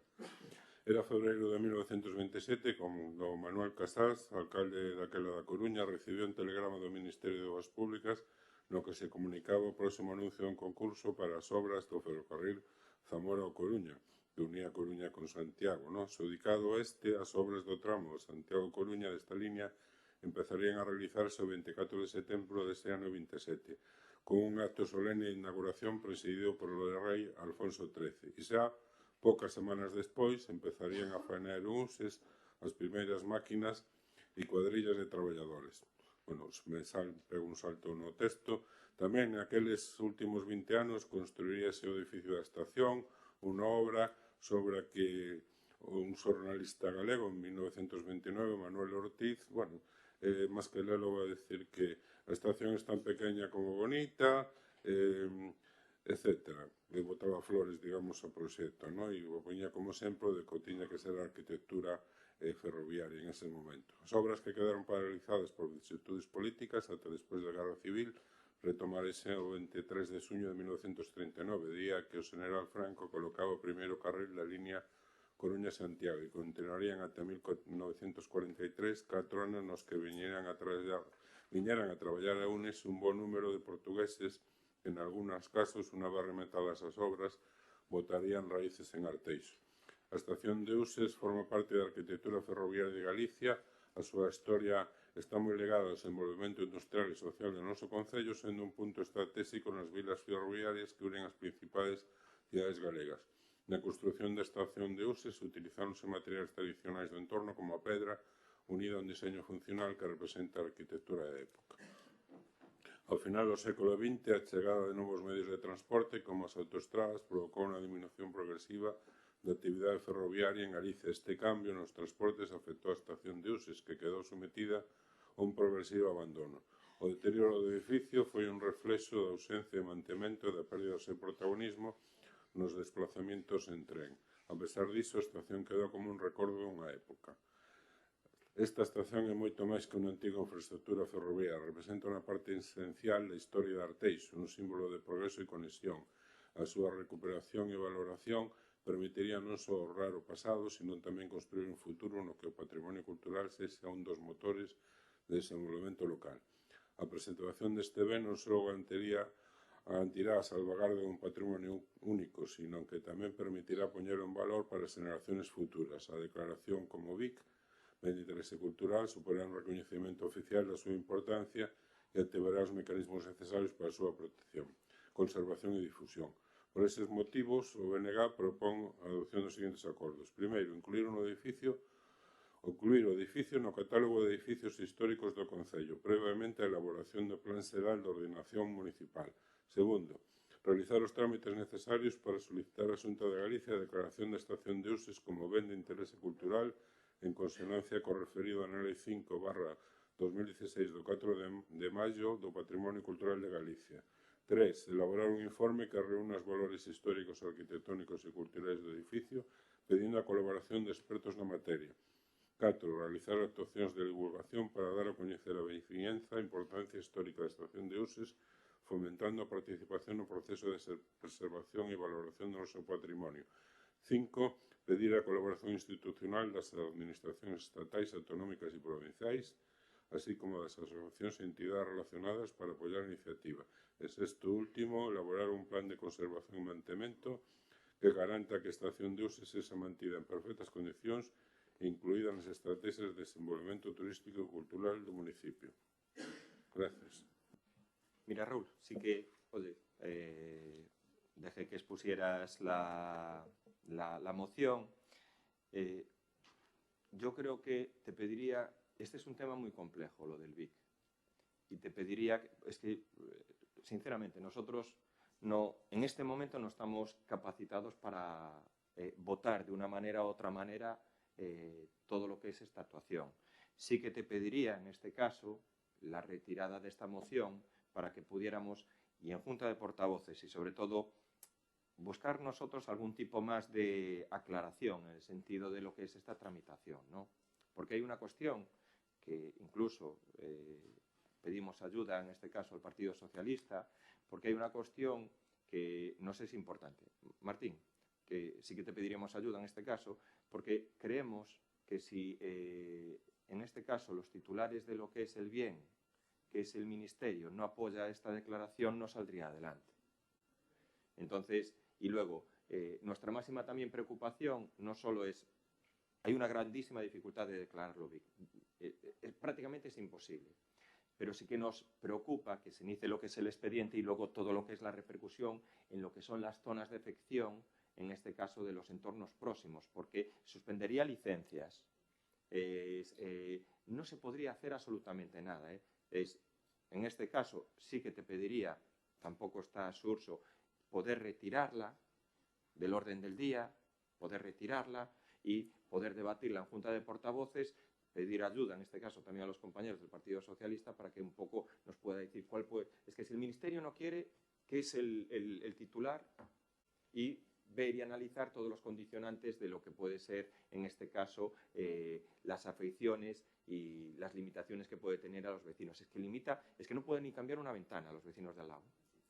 Deixa-me facer unha puntualización, mira. Sí. A ver, no proceso de declaración de BIC, consigas ou non se consiga, primeiro, son dos procedimentos, o inicial o da proposta da Xunta de Galicia e despois o da declaración, que en total son 2 anos e medio. Tempo no cual se considera que o ben é un BIC aos efectos de cautelas e de proteccións.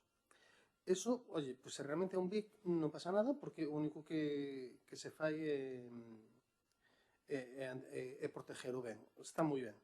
Pero se sale por silencio administrativo o rechazan, porque hasta non se teñen que pronunciar, durante 2 anos e medio temos a moita xente en unha situación bastante precaria.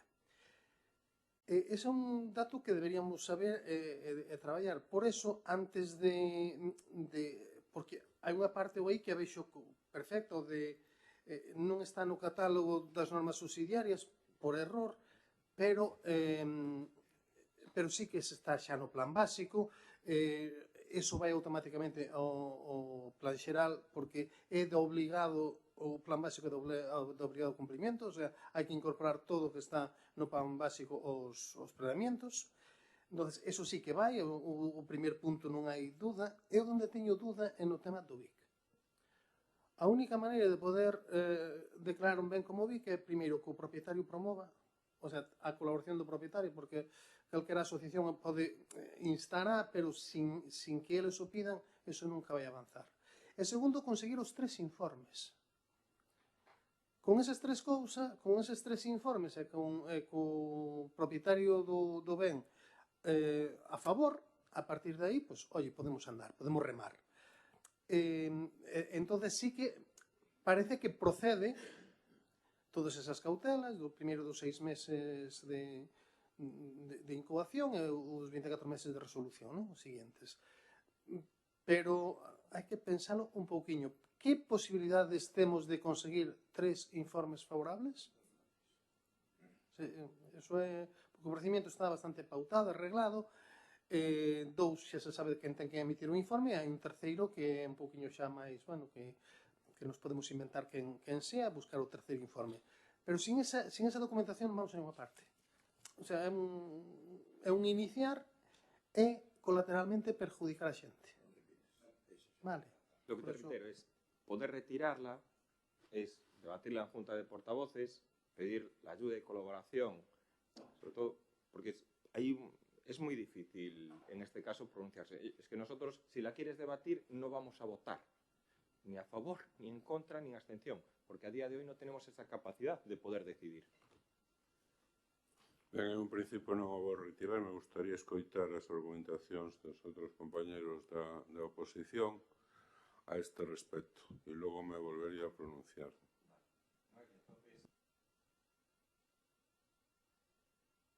A ver, para min, antes de nada, dicir que tamén é un compromiso, porque eu non teño esa capacidade de falar dunha cousa que a min se me escapa un pouco, pero eu a miña argumentación, basándome un pouco no que eu considero, fixena desta maneira, que o noso grupo si iba a apoiar esta moción, xa que consideramos que con este recoñecemento se lle daría un valor á estación de Uxes que a día de hoxe non o ten, convertiríase nun lugar protexido histórico de interese cultural. Tamén consideramos que todo o que protexe limita, e isto é algo que si o vemos negativo á hora de conceder permisos, xa que entraría nun ámbito de protección integral. Si que o vamos a apoiar neste caso, xa que a estación de Uxes non ten moitas vivendas próximas, pero si ten algunhas, por moi poucas que sean.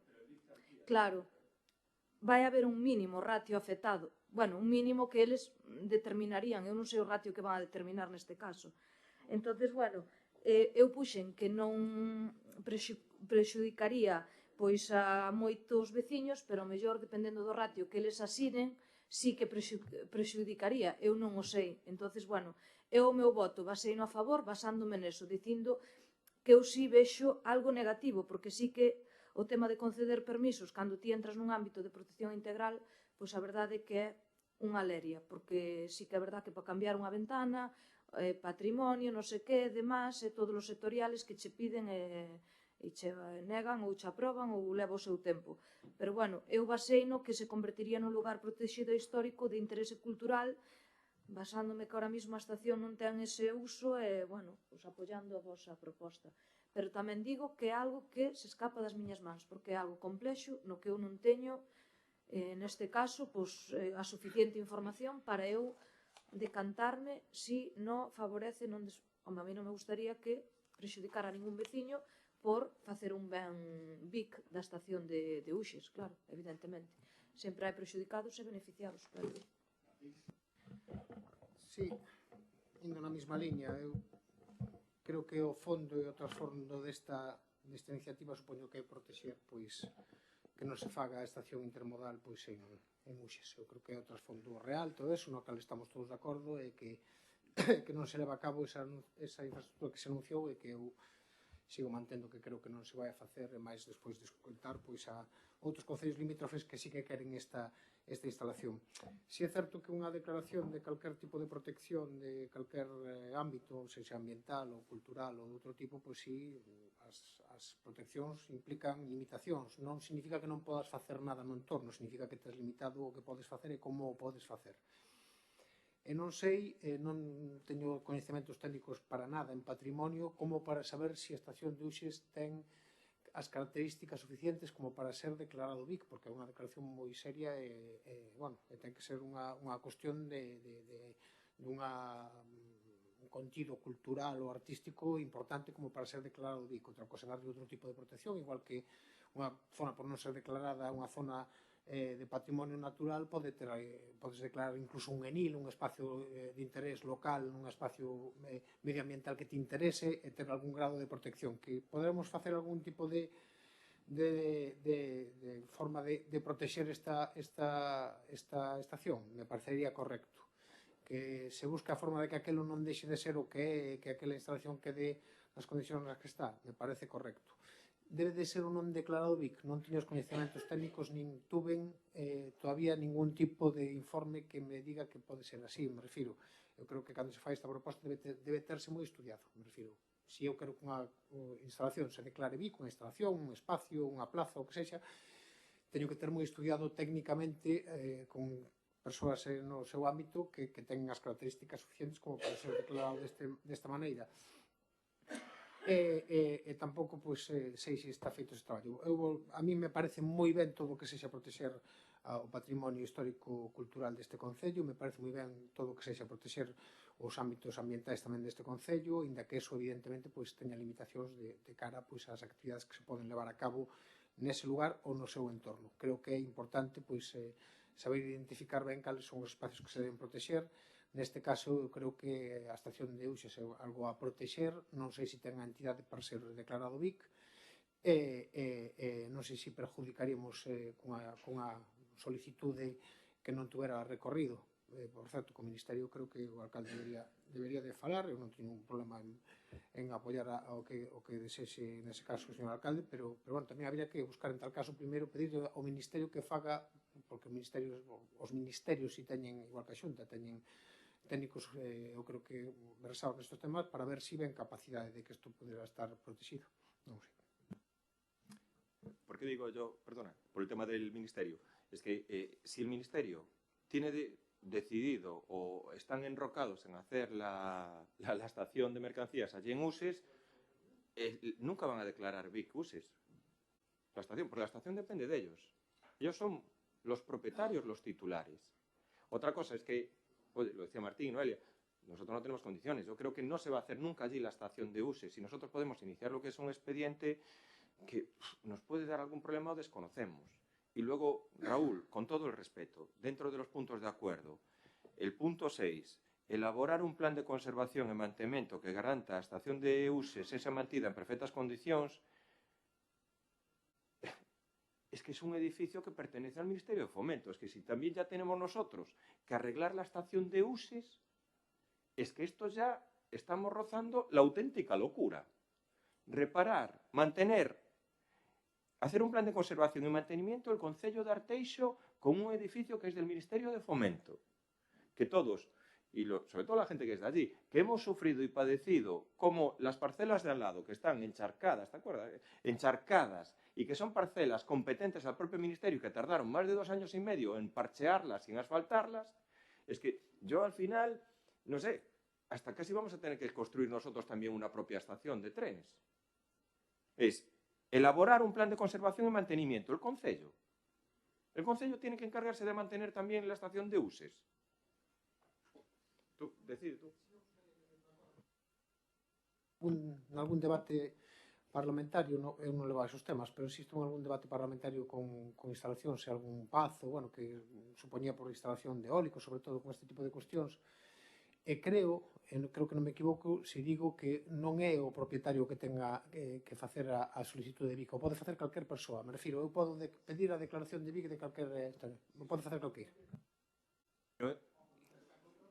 Claro, pero Martín, en este caso es una administración pública que también tiene que informar.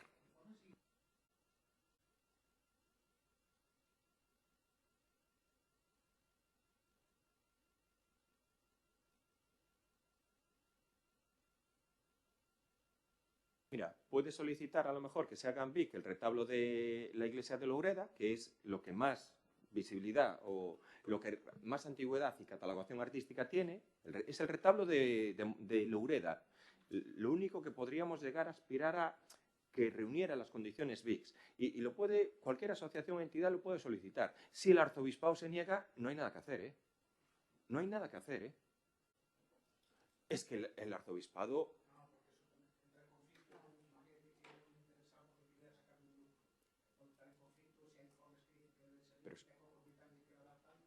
Pero es una iglesia, claro. Porque es, a lo mejor hay un informe diciendo de la antigüedad y sobre todo lo que es las características artísticas de ese retablo y el arzobispado te puede hacer todo lo contrario. Por eso digo que yo aquí en este caso sí que te pediría la retirada de esta moción, Raúl. A ver, non a vou retirar. O que sí propoño unha cousa, que sería, punto 1. Bueno, estamos todos de acordo que isto ten un trasfondo, é evidente, que o trasfondo é outro. E o que non queremos, o que queremos é protexer aquela zona, protexela absolutamente para que non se podan facer as falcatruadas que pretenden facer ali, ¿no? Entonces este é un medio para un fin. Está moi ben, sí, que ter ese bice na estación de Uses, pero estaréis de acordo en que o trasfondo é outro. Por eso a importancia de ter isto no aire. Entonces eu propoño manter a moción. Entonces, no punto 2, en vez de decir eso, diríamos realizar un estudio para delimitar a posible conveniencia de solicitar da Xunta de Galicia, bla, bla, bla. Co cual, non acordamos que se solicite un BIC, sino que se estudie. O que estás dicindo aquí que hai cosas que están moi claras, que habería que ver e tal, pois eso que pediría a moción, ¿no? Que se estudie, que se faga un estudio para delimitar a posible conveniencia, co cual podes decir, igual non nos convén, ¿no? A posible conveniencia de solicitar a Xunta de Galicia a declaración de estación de Uses como BIC, ¿no?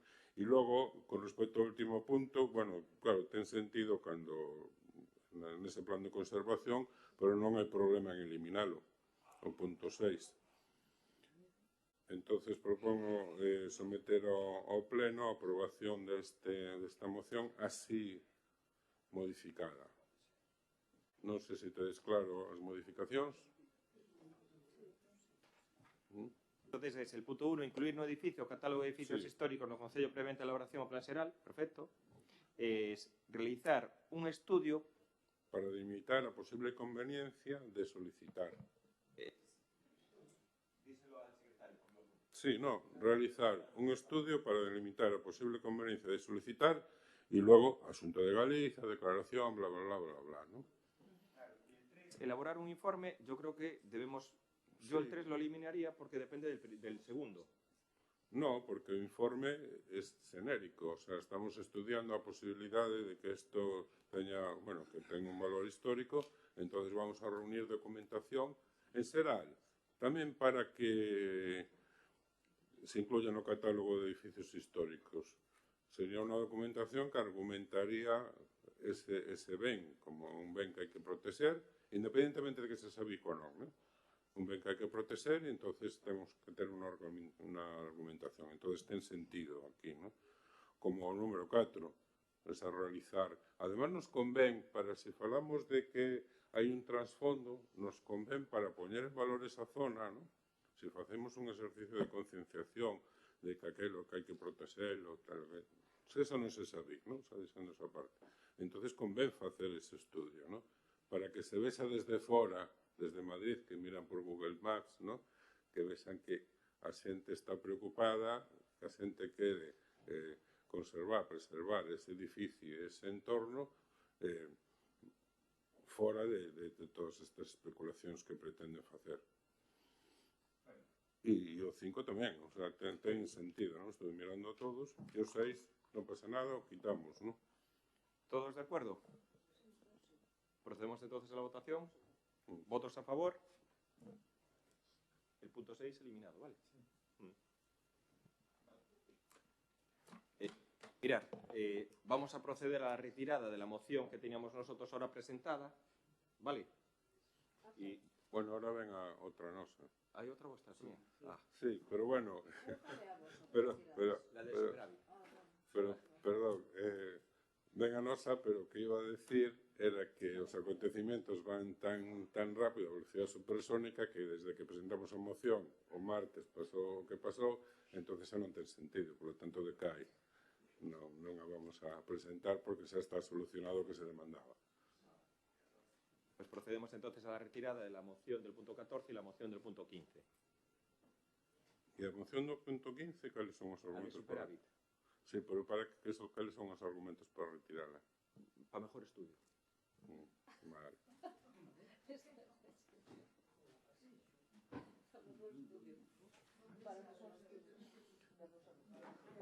E vamos a votar a favor, Estaremos en el próximo pleno, hombre.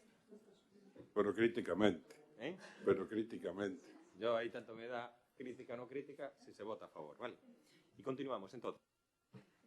Entón, se retira as mocións correspondentes aos puntos das ordes do día 14 e 15 e o 16 e o seguinte, moción do Grupo Municipal do Partido Popular para solicitar á Deputación da Coruña a construcción dunha residencia de maiores no concello de Arteixo.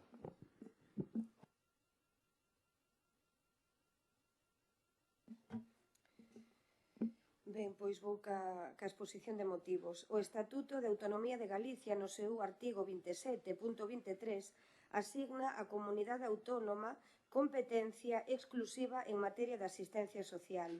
A Lei 13/2008 de Servicios Sociais de Galicia do 3 de decembro contempla no seu artigo 3 como obxectivos do Sistema Galego de Servicios Sociais garantir a vida independente e a autonomía persoal das persoas en situación de dependencia, así como para prever a aparición de calquer situación de dependencia, exclusión, desigualdade ou desprotección.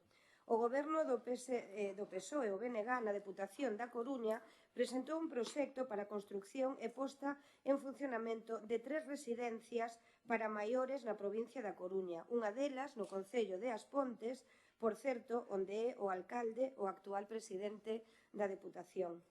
No mes de novembro do 2023, o Grupo Popular do Concello de Arteixo presentamos unha moción no Pleno Municipal para solicitar á Deputación que reflectira nos seus orzamentos do 24 un convenio de cooperación entre a Deputación e o Concello de Arteixo para a redacción dun proxecto básico de construción dun centro residencial de maiores. A día de hoxe, sen resposta por parte da Deputación da Coruña.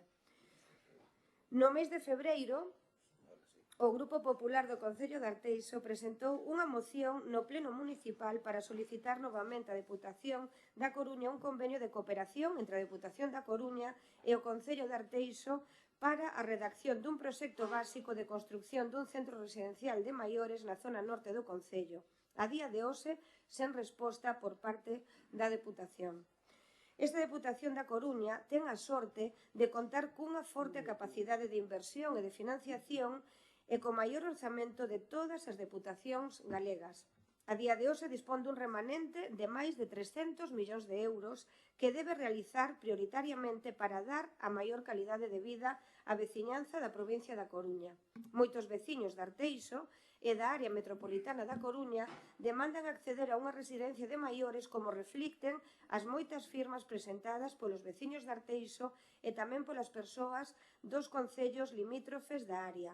O Concello de Arteixo amósalles o seu apoio e reitera esta solicitude á Deputación da Coruña. Atende a petición do Concello de iniciar a construcción dunha residencia de maiores no territorio de Arteixo e que atenda a demanda da necesidade dos veciños de Arteixo e dos concellos limítrofes, todos eles veciños e veciñas da provincia da Coruña. Por parte do Concello de Arteixo, impulsou e solicitou a Fundación Amancio Ortega a construcción dunha residencia de maiores. O agradecemento a esta fundación polo seu apoio a este proxecto dunha residencia de maiores para 64 plazas no noso concello. Informar que destas 64 plazas, 32 faise cargo o propio concello, con custe de máis de 750.000 euros ao ano. O Concello de Arteixo financiou con recursos propios nestes últimos anos a cantidade de 4.800.000 euros. Ante a reiterada falla de resposta da Deputación da Coruña neste tema, o Concello dá un paso máis nesta petición de colaboración na construción dunha residencia de maiores en Arteixo e pon a disposición da Deputación os terreos municipais situados na zona norte de Arteixo, na parroquia de Pastoriza, a parcela con referencia catastral 3483407 NH 4938S0001FA, no Paseo do Santuario e dunha superficie de 4.012 metros cadrados, ademais para facilitar unha maior colaboración coa Deputación e ao finalizar a construción desta nova residencia, o Concello de Arteixo comprométese a asumir o custe do 50% do mantemento das prazas de residencia de maiores, do mesmo xeito que colabora coa Xunta de Galicia. E por todo isto, o Grupo Municipal Popular ten catro propostas de acordo. Unha que solicitar á Deputación da Coruña a construcción dunha residencia de maiores na zona norte do noso Concello, dúas que poñer a disposición da Deputación da Coruña o Concello de Arteixo a parcela municipal coa referencia catastral que mencionei anteriormente, localizada na Praza do Santuario de Pastoriza. O terceiro é colaborar coa Deputación da Coruña e, unha vez construída a residencia, asumir este Concello de Arteixo o custe de mantemento do 50% das prazas ofertadas, a mesma colaboración que posúe este Concello coa Xunta de Galicia e, por suposto, dar traslado do mesmo á Deputación da Coruña. Grazas.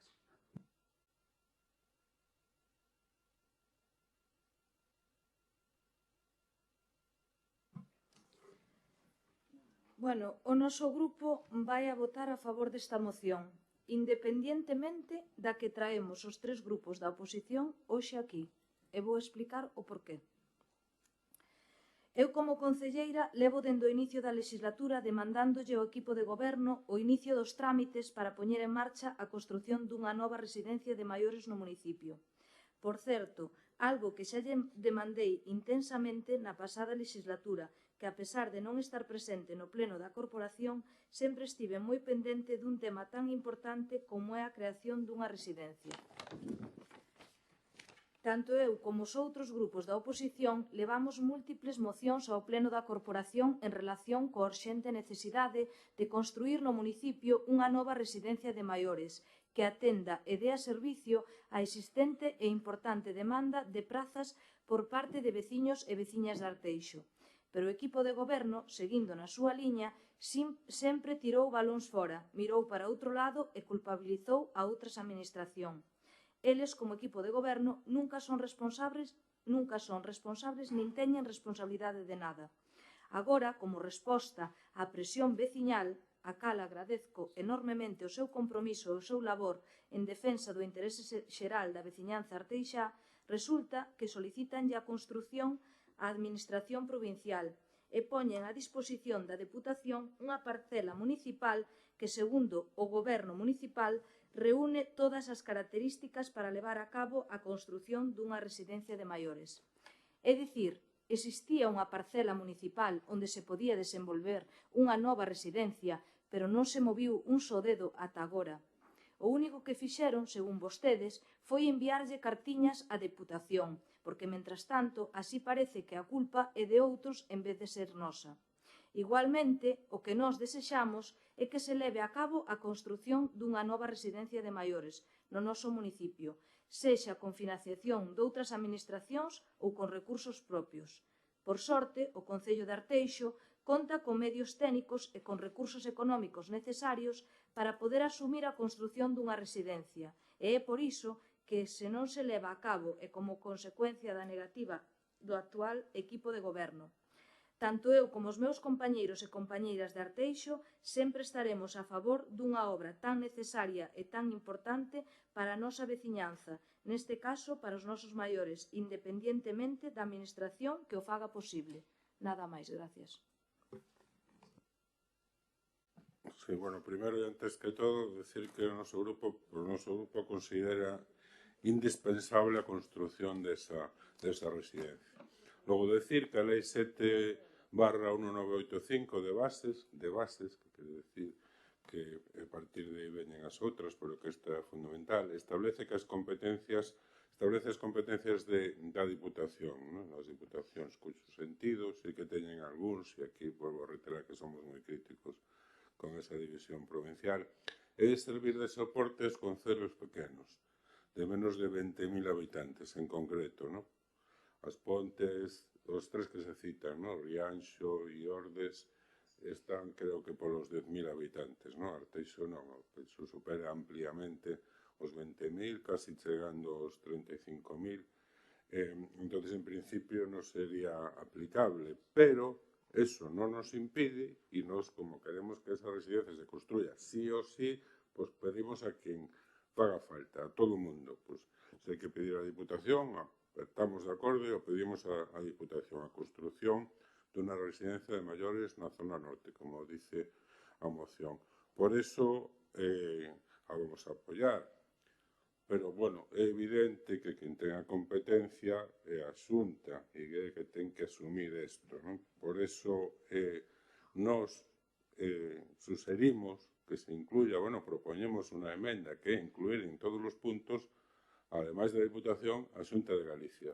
Moi sinxelo, poñer Diputación, Xunta de Galicia, cada un dos 4 puntos, non? Se non se acepta esta emenda, votaremos igual a favor, porque non queremos poñer ninguna traba en absoluto a que se construya unha residencia. Si a Diputación a quen asume o coste, ainda que non lle corresponda, pero, bueno, sucede un milagro e nos a conceden, pois, benvida sexa, non? E aplaudiremos hasta coas orellas, non? Pero, bueno, ademais, como vamos a presentar, non sei se acertará a urxencia, pero se non vai este pleno, irá no seguinte, a moción que presentamos aos grupos de oposición, digamos, a alternativa, pero non ten por que ser alternativa, poden sumarse unas ás outras. Entón, por eso digo que ainda votando a favor desta, ainda que non se quere incluir o da Xunta, que eu pediría que sí, que o PP aceptara incluir nos 4 puntos o da Xunta, nós votaremos a favor. E nada máis que decir. Hombre, va a depender un pouco si tamén aceptan en la moción que presentan ustedes de urgencia de instar ao goberno local, de instar tamén a Diputación e instar tamén a Xunta a construción dunha nova residencia. Se se incluye a todo o mundo, na que presentan vostedes de urgencia, pon, instar ao goberno local a iniciarse en demora o proxecto de construción. Eu... ¿Qué? Vamos a aceptar la urgencia, Es por eso digo yo que si me pedís aquí que sea la Diputación, el acuerdo es instar ao Goberno local, instar a Xunta de Galicia e instar a Diputación a iniciarse en demora o proxecto de construción dunha nova residencia de maiores. Pois sí, podemos valorarlo, Non sei que opinan os demais, eu creo que o objetivo é a construción da residencia, entonces por terra, mar e aire. Si queréis incluso podemos hacer el debate conjunto de las dos mociones. Sí, aprobamos la urgencia. Vale, claro, sabiendo y reconociendo que el Concello no tiene la competencia, yo creo que sí que esto tiene que ser pues, una actuación coordinada. Entonces, Ana, si la Diputación no tiene la competencia, yo no sé cómo está gastando dinero en hacer proyectos de residencias. Porque no, por eso digo, no. Vamos diciendo el tema de... Sí, vamos por orden, porque vamos, si queréis incorporar alguna enmienda, nosotros estamos a favor. Sí, ahora, claro, el debate es un debate conjunto y sobre todo porque si la siguiente moción, es lo que te digo, instar al gobierno local, nosotros, si estamos al gobierno local, instar a la Diputación de A Coruña e instar a Xunta de Galicia, sin ningún tipo de problema, aceptaríamos. Claro, si no se incluye eso, es que... Bueno. Si aceptas que instemos ao goberno local, é dicir, se a Diputación non acepta facela, a Xunta tampouco, o goberno local vai aceptar. No tenemos competencia, no tenemos competencia por hacerlo. Es que no, legalmente no se puede hacer, No, legalmente no se puede hacer. Como pode Amancio Ortega, que é unha fundación, construir unha residencia? A xestión é diferente. No. A xestión non lle corresponde á administración. Amancio Ortega hace una donación a lo que es el Consorcio Galego de Bienestar. Claro, hace una donación al Consorcio Galego de Bienestar para hacer 12 residencias de ancianos que son 120 millones de euros, porque es una entidad. A nosotros, si la Fundación Amancio Ortega vuelve a darle otro dinero al consorcio, la puede hacer. ¿Quién no puede hacerla? ¿Quién no la puede construir? No la puede construir, ¿eh? Es el Concello de Arteixo. No puede, no tiene competencia legal para construirla. Sí. Ben, quero dejar claro aquí, quero deixar clarísimo que este grupo municipal está a favor de que en Arteixo exista unha nova residencia, sí ou sí, da maneira que sexa. Nos alegra que, por fin, un dos puntos da moción que nós xa presentamos o 20 de febreiro, que o segundo punto dicía iniciar os trámites urbanísticos ou poñer a disposición dunha parcela aceitada, pois, hoxe, na súa moción xa nos certifican que a teñen, non? Isto era un punto que nos expoñamos, hoxe o certifican. En canto, o tema da Diputación, Xunta, Concello, quero deixar claro aquí que quen ten a competencia é a Xunta de Galicia. E o sabemos todos, o temos claro todos. E tamén sabemos todos que a Diputación da Coruña está construindo 3 residencias en conveniencia consensuado con a Consellería de Política Social e cos concellos nos que puxeron a disposición da Diputación da Coruña ou ben edificios ou ben terreos para levar a cabo un proxecto piloto que vai a facer a Diputación da Coruña de construir 3 residencias comarcales, zona de Ferrol, zona do Barbanza e zona de Santiago, en concellos de menos de 20.000 habitantes. Eso o sabemos nós e o sabe tamén o señor alcalde e o teñen que saber todos os concelleiros desta corporación. En consenso coa Consellería de Política Social e en colaboración cos concellos. En eses 3 concellos elexidos, porque xa tiñan a disposición os terreos, está As Pontes, que derribou fai nada un edificio para que se construa esa residencia. Está gobernada, evidentemente, por Partido Socialista, por o seu alcalde Valentín Formoso. Sí, é certo, e coincide con que é o presidente da Diputación. Ordes está gobernada polo Partido Popular. E agora que menciono Ordes, que pon a disposición un terreno ao lado, está gobernado polo Partido Popular, pon a disposición un terreno ao lado da Residencia Municipal de Órdenes. Como que non se poden facer residencias municipales? Residencia Municipal de Órdenes, construída nos anos 2000-2003, gobernando o Partido Popular. E actualmente tamén goberna o Partido Popular e chegou a un acordo coa Diputación de ampliar esa residencia e convertila nunha residencia comarcal para a zona de Santiago, con preferencia de entrada aos veciños e veciñas de Órdenes. Que é o que ten ahora mismo. Ten unha residencia municipal donde entran os veciños e veciñas de Órdenes. É certo.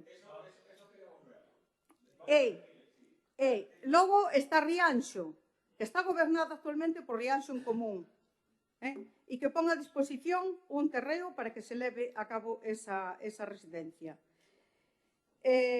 Isto sabemos claramente. E non é nada novo, senón que é o mesmo que está facendo a Xunta de Galicia, nas zonas rurales con menores de 20.000 habitantes, e aquí o podemos ver, en colaboración cos concellos, por un acordo que firmou ca Federación Galega de Municipios.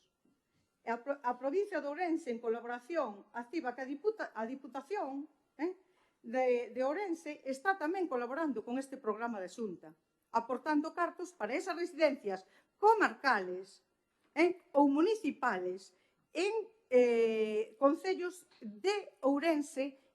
E, bueno, o proxecto da Xunta é para toda a autonomía, evidentemente, pero aquí se pode ver claramente como a Diputación de Ourense tamén fai un aporte de diñeiro para esas residencias. En vez de facer o que pretende, o que vai a levar a cabo a Diputación da Coruña, que non é nada novo, por certo, porque se existe no Concello de Lugo, no Concello de Lugo se existen residencias feitas pola Diputación de Lugo,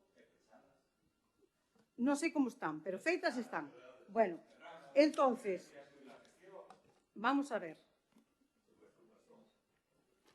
O que non se pode estar facendo, e non o que non vamos a tolerar máis, é o xogo de lo haces tú ou lo haces tú. Que lo haga la Diputación. Mire, queremos unha residencia, necesitamos unha residencia, e debe de ser en colaboración con todas as administracións públicas. Que quen leve a cabo a construción dunha residencia sexa a Xunta de Galicia, que fai moitos anos que non fai residencias públicas e que hai moita demanda. Estamos moi lonxe de acadar un bo resultado de número de plazas para xente de Galicia. E isto vai en aumento.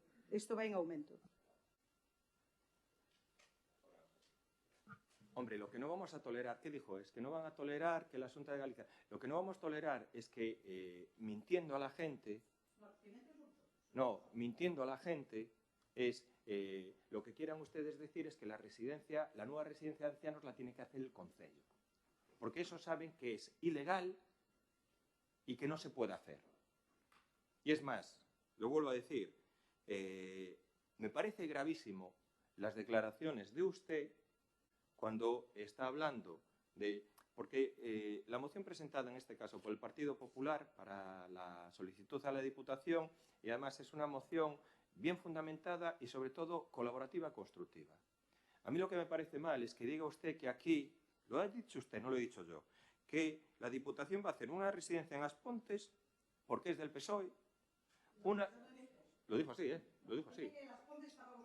Por eso, una residencia, perdón, rectifico, una residencia en Aspontes porque está gobernado por el Partido Socialista, una residencia en Órdenes porque está gobernado por el Partido Popular y una residencia en Rianxo porque está gobernando el BNG.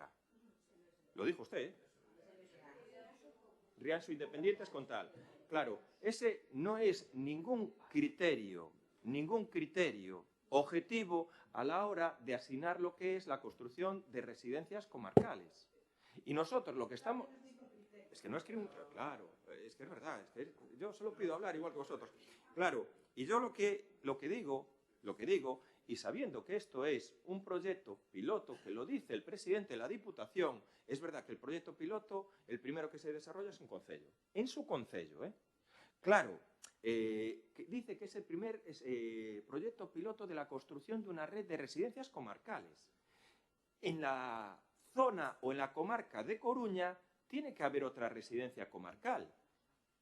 La tienen que construir. Nosotros lo único que estamos pidiendo aquí es acogernos a ese plan de residencias comarcales que va, en este caso, a hacer la Diputación. Ofreciendo, además, hay una altísima demanda aquí en el entorno metropolitano de necesidad de plazas de residencia. Hace falta de residencia en Arteixo, hace falta de residencias en Culleredo, hace falta plazas en Carballo. Y entonces nosotros lo que solicitamos es acogernos a ese plan de residencias comarcales. ¿Cómo le podría decir? Como la situación que se hicieron con los parques comarcales de bomberos. En cada comarca se hizo un parque comarcal de bomberos. Entonces, ¿por qué aquí en Arteixo no se puede hacer una residencia comarcal? Como está haciendo este plan la Diputación de A Coruña. Nosotros ofrecemos lo que es, en este caso, la propia parcela, y a mayores ofrecemos que somos un ayuntamiento que solo lo hace Arteixo en toda Galicia, que le ofrecemos un convenio a la Diputación para, en este caso, pues coger y hacernos cargo de la mitad de las plazas de la residencia. El mismo convenio en equidad que le estamos ofreciendo a la Xunta de Galicia. ¿Qué le quiero decir? Que si la Diputación no acepta la propuesta del Concello, no es que realmente estén trabajando por algo singular, novedoso y tal, sino que sí que hay un sesgo político, porque la propuesta nuestra mejora cualquier tipo de propuesta que pueden hacer ellos. Me alarma, me preocupa, porque sí que es verdad. Mire, en Órdenes no construyó una residencia. quien construyó la residencia en Órdenes fue la Xunta de Galicia. Fue la Xunta de Galicia. Es que ustedes llegan hasta ese grado de desconocimiento de cómo son las actuaciones. La construyó la Xunta de Galicia y al final pasó la gestión al Concello de Órdenes y Órdenes lo está gestionando de manera privada una empresa que se llama FESAN. Claro, entonces, y ustedes en las mociones pretenden que el Concello construya, gestione y haga... Dios mío, es que están haciendo una incongruencia total. Órdenes, la construcción de la residencia la facilitó la Xunta de Galicia, la construyó la Xunta de Galicia. Mire, una situación que ustedes están viviendo ahora es el Ayuntamiento de Foz. ¿Sabe el Ayuntamiento de Foz? El Ayuntamiento de Foz, ¿quién está gobernando? Está gobernando el Partido Socialista. El problema más grave que tiene, que le pasó el mismo sistema, el Consorcio Galego de Bienestar le hizo una residencia a Foz, lo pagó la Xunta. Y ahora, en el momento que están en la gestión, ahora es imposible, no tienen capacidad económica para gestionarla, se quiere externalizar a empresa privada y es cuando, en este caso, incluso se ha producido la ruptura del grupo de gobierno, porque el PSOE quiere privatizar y el bloque que estaba gobernando no. Entonces, lo vuelvo a decir, residencias municipales públicas en Galicia no hay. A mí me gustaría saber cuántas residencias municipales hay, por ejemplo, en Vigo. Ya lo voy a decir así, en cualquiera de las 7 ciudades gallegas, que creo que tienen mayor capacidad económica que puede tener como un ayuntamiento como Arteixo. ¿Cuántas residencias públicas municipales hay en Santiago, gobernado por el Bloque? En Vigo, gobernado por el PSOE. En Pontevedra, gobernado por el Bloque. En Coruña, gobernado por el PSOE. En Ferrol, gobernado por el PP. No hay, ninguna de las grandes ciudades tiene ninguna residencia pública municipal. ¿Por qué? Porque no es competencia y es ilegal hacer residencias. Otra cuestión es que, como Órdenes, como Foz, pague la Xunta de Galicia, la construya y un poco transfiera la gestión. Aquí, en el caso, porque esto es ilegal, yo ya lo digo así no puede ser, podrá serlo ahora actualmente, pero no puede ser que Órdenes, en este caso, se acoja al plan de residencias municipales, atender que esto es importante para todos, no puede ser que Órdenes se acoja, en este caso, al plan de residencias municipales, que la pague la Diputación con fondos de la provincia y que alguien afirme que después tengan preferencia los vecinos de Órdenes. Porque ahora sí, pero la pagaron y la mantienen, son ellos. Y en este caso, la ampliación la va a pagar la Diputación y la gestión la va a tener la Diputación. Porque aquí lo que ya se está insinuando es que la residencia de Aspontes van a tener preferencia los vecinos de Aspontes. Y eso es ilegal. No, joder, usted dijo que iban a tener preferencia los vecinos de Órdenes. ¿Sí? No, en la nueva. Dijo en la nueva. La nueva será comarcal. Dijo que era comarcal y que iban a tener preferencia los vecinos de Órdenes. Lo dijo así exactamente. Lo dijo usted así, Ya. Noé, vamos ya con el segundo turno, ¿vale? Bueno, referente ao sesgo político, eu considero que o vai haber sempre. Estamos sempre no mesmo debate. Si vos gobernásedes a Diputación da Coruña e houbera que facer unha residencia piloto, que aí vas a poñer nas Pontes? Para Valentín Formoso? No. Que goberna... No, yo lo que sería era un plan de residencias comarcales donde ya tuviera hecho lo que es el estudio de necesidades de todas las comarcas y una planificación de las que van a hacer.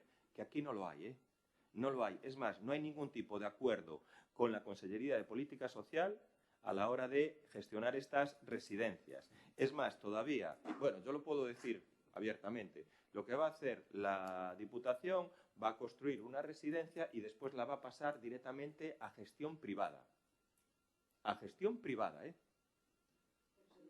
No, no es adivino, es que la Diputación no tiene capacidad... A ver, básicamente, y José María estuvo en la Diputación de Lugo, básicamente todas las residencias de la Diputación de Lugo se están gestionando de manera privada. Sí, hombre, pero yo no digo la Xunta. Claro, todo lo decimos. Es que yo hablo de lo que es el modelo de la Diputación. Va a gestión privada. Entonces, ojo, Y a nosotros sí que nos gustaría, y creemos que hacemos una propuesta de verdad en positivo, con una ubicación que es buena para lo que son los vecinos de Arteixo, y donde lo que pedimos y solicitamos es la construcción de la residencia, y donde, conveniamos el 50% de las plazas, que no lo hace ningún ayuntamiento. Yo creo que no es ni con mala intención, ni atacar a nadie, ni decir a nadie. O sea, no, pero ¿cómo que no es mentir? Sí, xa sei. Eu son corta. Bueno, vamos por orden de...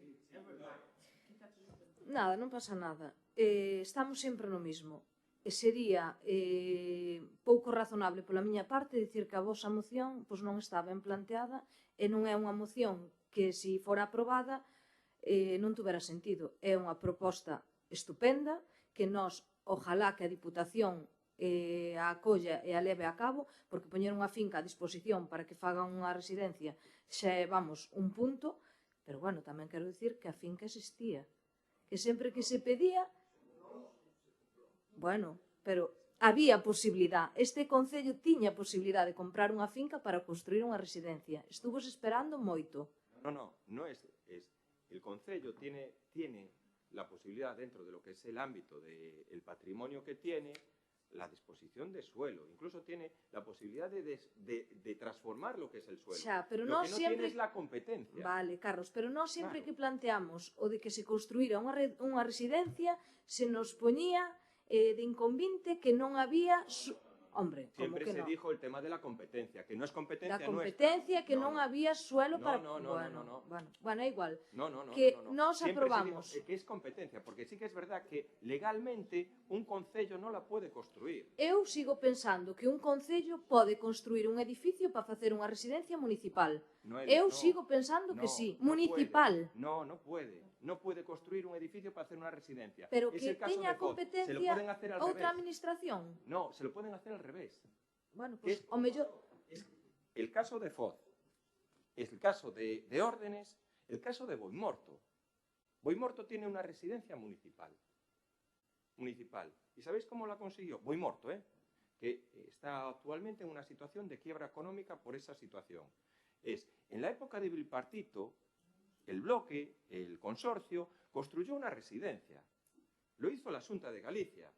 Cuando salió el bipartito, no había nadie que quisiera gestionar esa residencia. Y llegó un momento que estaba gobernando en Boimorto y la asume el concello.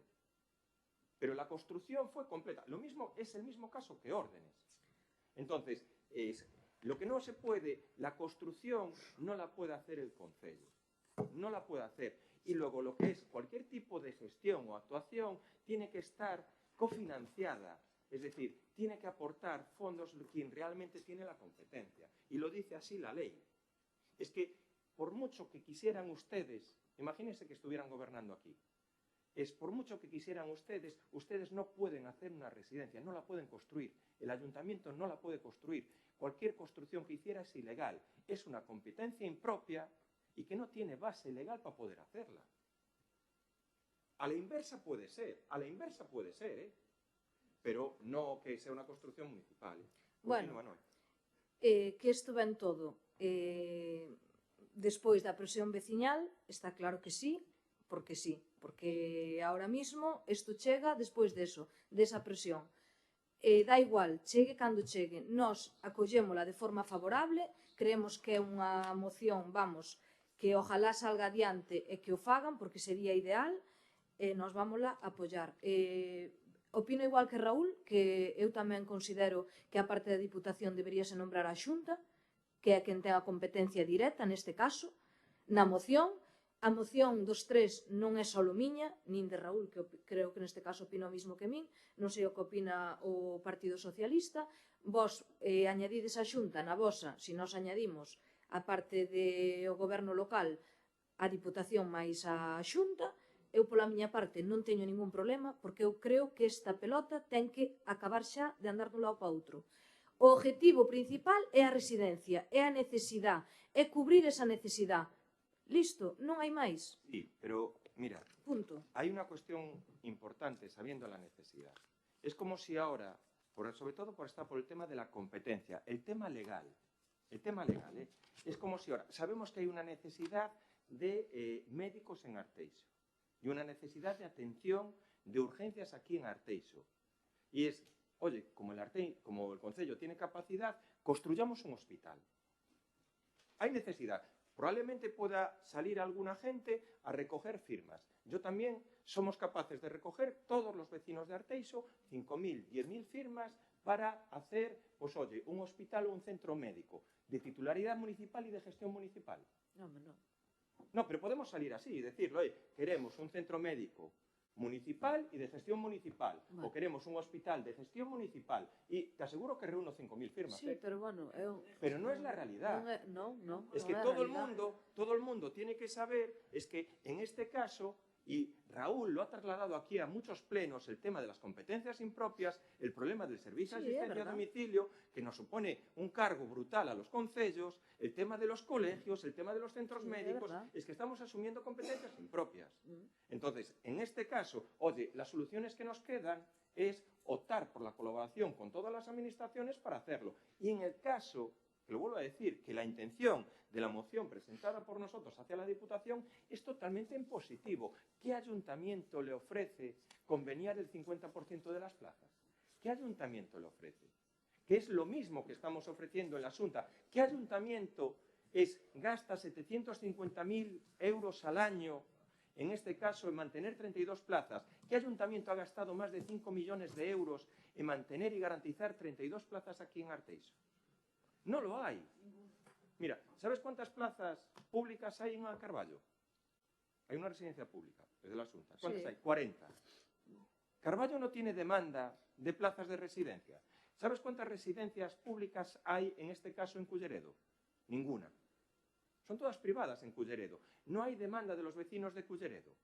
En Coruña hay dos, hay la de Torrente Ballester y está ahora la de la Fundación. ¿Sabes cuántas residencias públicas hay en Galicia? 24.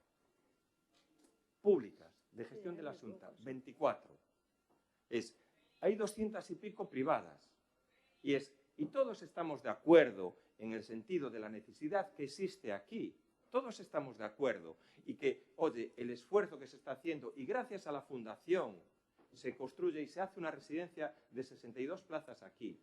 Ahora, lo que no puede ser y lo que no se puede utilizar y lo que no se puede engañar a la gente es decir que la construya el Concello de Arteixo y la mantenga el Concello de Arteixo, porque eso es ilegal, porque ni el interventor ni el secretario nos van a habilitar eso. ¿Que podemos decirlo? Es lo que te digo. Yo mañana salgo a solicitar para hacer un centro médico poniendo el ayuntamiento pediatras, contrata el ayuntamiento pediatras, contrata médicos para urgencias, y atiende. Es un centro médico exclusivo, municipal, para los vecinos de Arteixo. Y consigo 5.000 firmas, o 10. Claro, ahora, sé que estoy engañando a los vecinos porque sé que no tengo la competencia para poder hacerlo. O una universidad. Hay muchos chavales de aquí de Arteixo que tienen que ir a estudiar fuera. ¿Por qué tengo que ir a estudiar yo medicina a Santiago? Oiga, ¿no puedo hacer aquí una universidad también de medicina en Arteixo? No, pues vamos a hacer la primera universidad pública municipal también aquí en Galicia. Pero si no tienen la competencia. Bueno, pero podemos ir recogiendo firmas. Aquí, en todo este pleno, se habló pagar las líneas de alta tensión, que no es competencia nuestra, que cuesta 10 millones de euros. Es hacer y pagar lo que es, en este caso, la gestión de un museo, que tampoco es competencia nuestra. Raúl trajo el tema incluso de mantener lo que es la estación de Uses, que es del Estado. Es decir, todo lo tiene que hacer el Ayuntamiento de Arteixo. Todo. Oiga, yo pido colaboración. Y de verdad, y el esfuerzo que hacemos es un esfuerzo que es singular en toda Galicia. Raúl, ¿qué tienes tú la intervención? Sí. Bueno, eu creo que estamos tendo un debate absolutamente estéril cando o noso objetivo e además todos estamos de acordo é outro, o sea, non se pode misturar a sanidade que terá que ver a sanidade se además é unha competencia totalmente da Xunta. É máis, hai centros sanitarios de titularidade municipal, aínda existen, e hai unha loita tremenda para que revirtan na Xunta, no? Temos que desfacernos delos, como nos centros educativos. Que pinta un concello co mantemento dos centros educativos? Que pinta? Además está... Non creo que teña que facer unha residencia. Creo que hai que facer unha residencia. Entonces me da igual. Voto que sí a vosa moción. Pido que vos incluyades a Xunta tamén os 4 puntos. Acepto que na nosa moción poña tamén o que teña que poñer. Me da igual. O que quero é que se faga unha residencia para maiores aquí, neste concello, na zona norte. Entonces vou votar que sí a todo. E non teño máis que decir porque estamos derivando os temas a donde non deben ser derivados e o objetivo é que se faga residencia. Xa.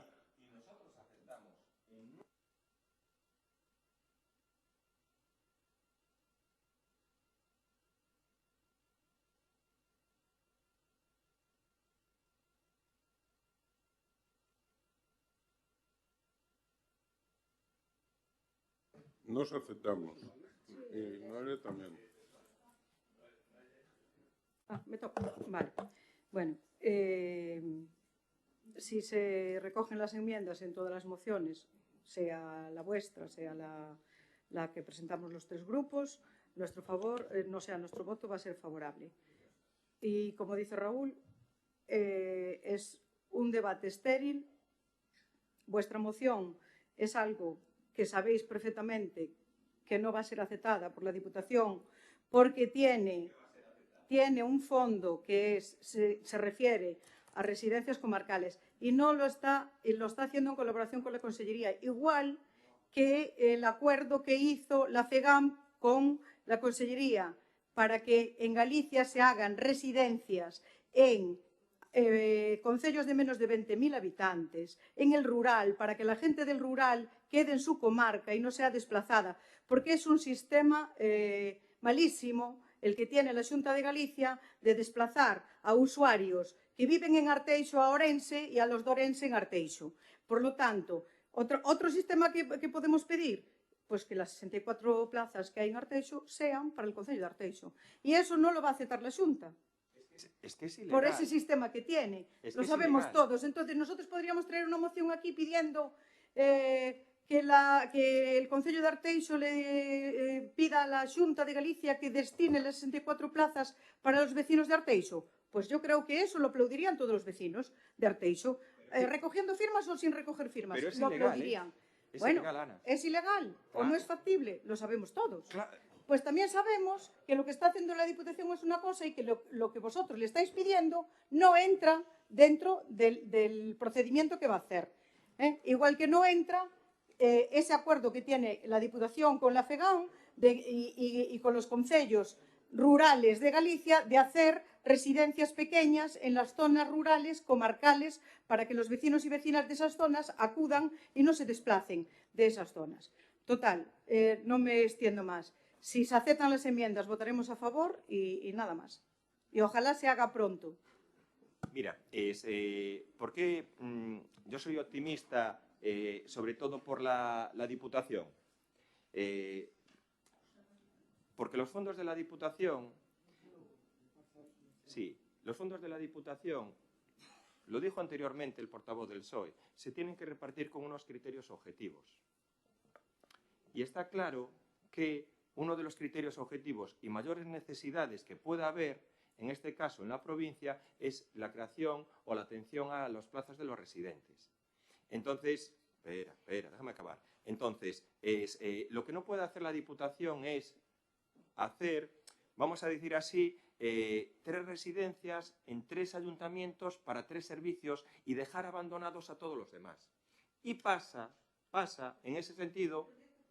Pero el proyecto piloto no vale. El proyecto piloto está basado en la creación de una red comarcal de residencias. Lo dice así, red comarcal de residencias. Y por eso yo sí que tengo mucha confianza en que esto salga adelante, aunque diga el presidente de la Diputación que no, porque luego hay otra cosa que se llama justicia o se llama juzgado.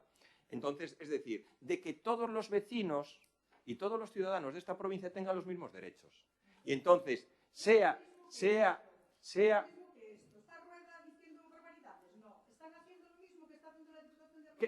que sí, y la está pagando la Diputación, pero en este caso es una red de residencias comarcales. En la comarca de Coruña tienen que hacer una.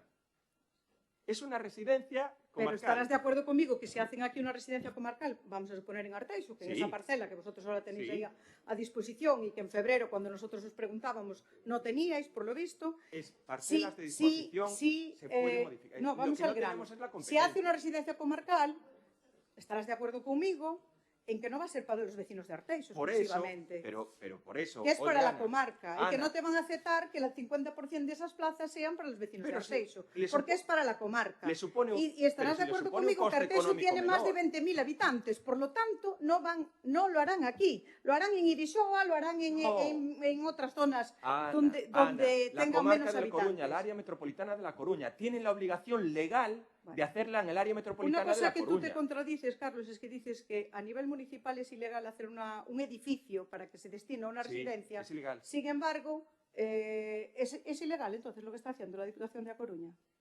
Es ilegal que los concellos pongan a disposición de la Diputación, porque estás diciendo que no lo hacen en colaboración con la Consellería, y no es cierto. No, te lo No digo es yo. cierto. Hablé ayer con la Es Consellería. mentira. Bueno, Hablé ayer con la Consellería. ya estamos con el juego, ¿sabes? Si me dices- Jugamos al juego Si me político. dices, si me dices, a ver, Ana, igual que tú hablas con la Diputación, yo hablo con la Consellería. Y lo primero que me reiteró taxativamente la Consellería fue que, en primer lugar, que la competencia no es municipal.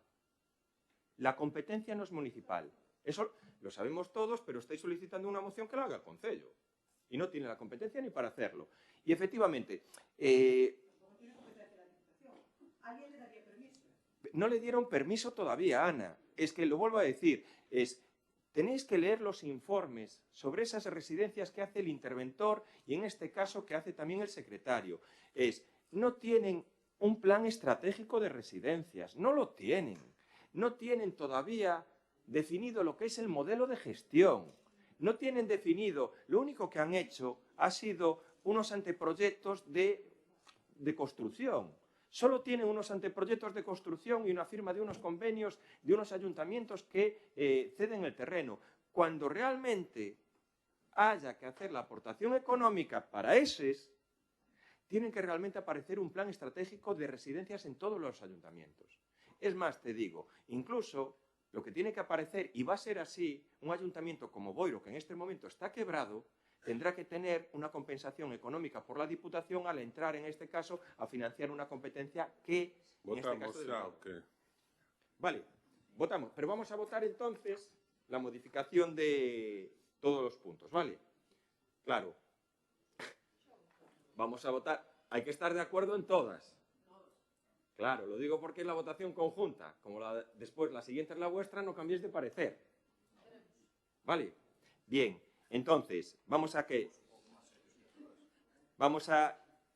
luego lo que vamos a hacer es mandar los acuerdos. Vamos a mandar, si os parece bien, mandamos solo los acuerdos, ¿vale? Por todo isto, o Grupo Municipal Popular do Concello de Arteixo solicita ao Pleno da Corporación solicitar á Deputación da Coruña e a Xunta de Galicia, os parece bien, a construción de residencias maiores na zona norte. Poñer a disposición da Deputación da Coruña e a Xunta de Galicia a parcela municipal e colaborar coa Deputación da Coruña e coa Xunta de Galicia unha vez, porque mira, oye, tienen unha solución facilísima, que es realmente unha coordinación entre Xunta y Diputación y que conjuntamente construyan económicamente esta residencia. Sí que es una colaboración que la pueden hacer. Y es más, tienen competencia y tienen capacidad económica. Vale. Y dar traslado de estos acuerdos a Deputación da Coruña e a Xunta de Galicia. Y en la vuestra también mandamos el acuerdo, es instar ao Goberno Municipal, instar a Diputación da Coruña e instar a Xunta de Galicia a iniciar sen demora o proxecto de construción dunha nova residencia de maiores. Solicitar. Yo en vez de instar, solicitar, Ana, o Raúl, solicitar ao Goberno local, a Diputación de... Instar é o mesmo. É o mesmo, sí. Instar, vale. Lo tienes aquí. Vale, quedamos... Sí. Entonces, procedemos, en principio, a votar lo que es la moción presentada por el Partido Popular. ¿Votos a favor de la moción del Partido Popular? Con esa enmienda. Vale. Procedemos entonces, primero, a ratificar la urgencia de la moción presentada por los grupos de la oposición. ¿Votos a favor de la urgencia? Vale, y procedemos a votar la moción presentada por los grupos con la enmienda instando ao Concello, instando á Deputación e instando á Xunta de Galicia a construción dunha nova residencia de ancianos. Procedemos a votación. Votos a favor? Vale. Mira, ¿qué hora es? Si os parece bien, suspendemos el pleno. Espera, queda un asunto de urgencia. Vale. Hay un asunto de urgencia que es la aprobación de la ordenanza. Aprobación de...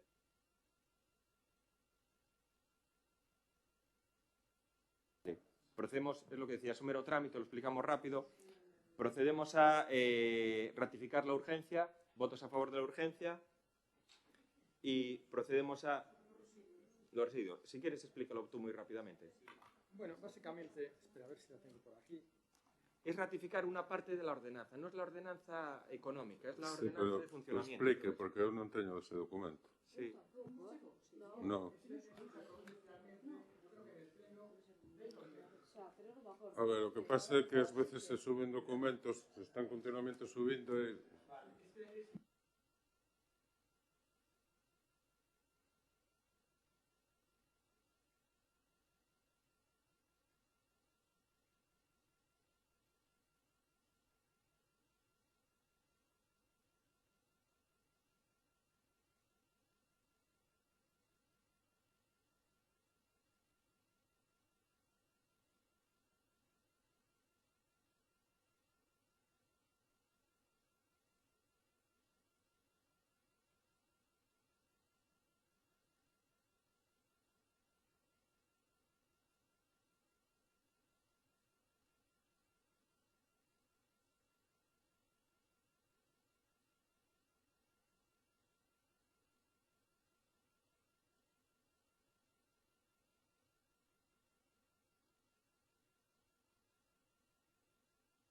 Perdón, ese documento se subiu a documentación do pleno.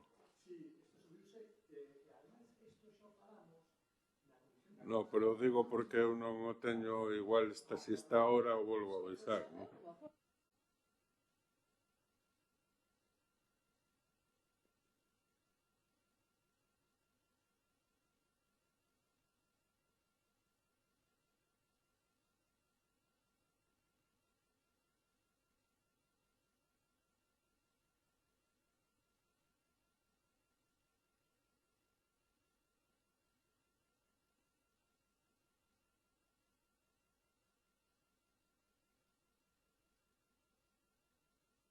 Procedemos a la votación de los votos a favor. Vale.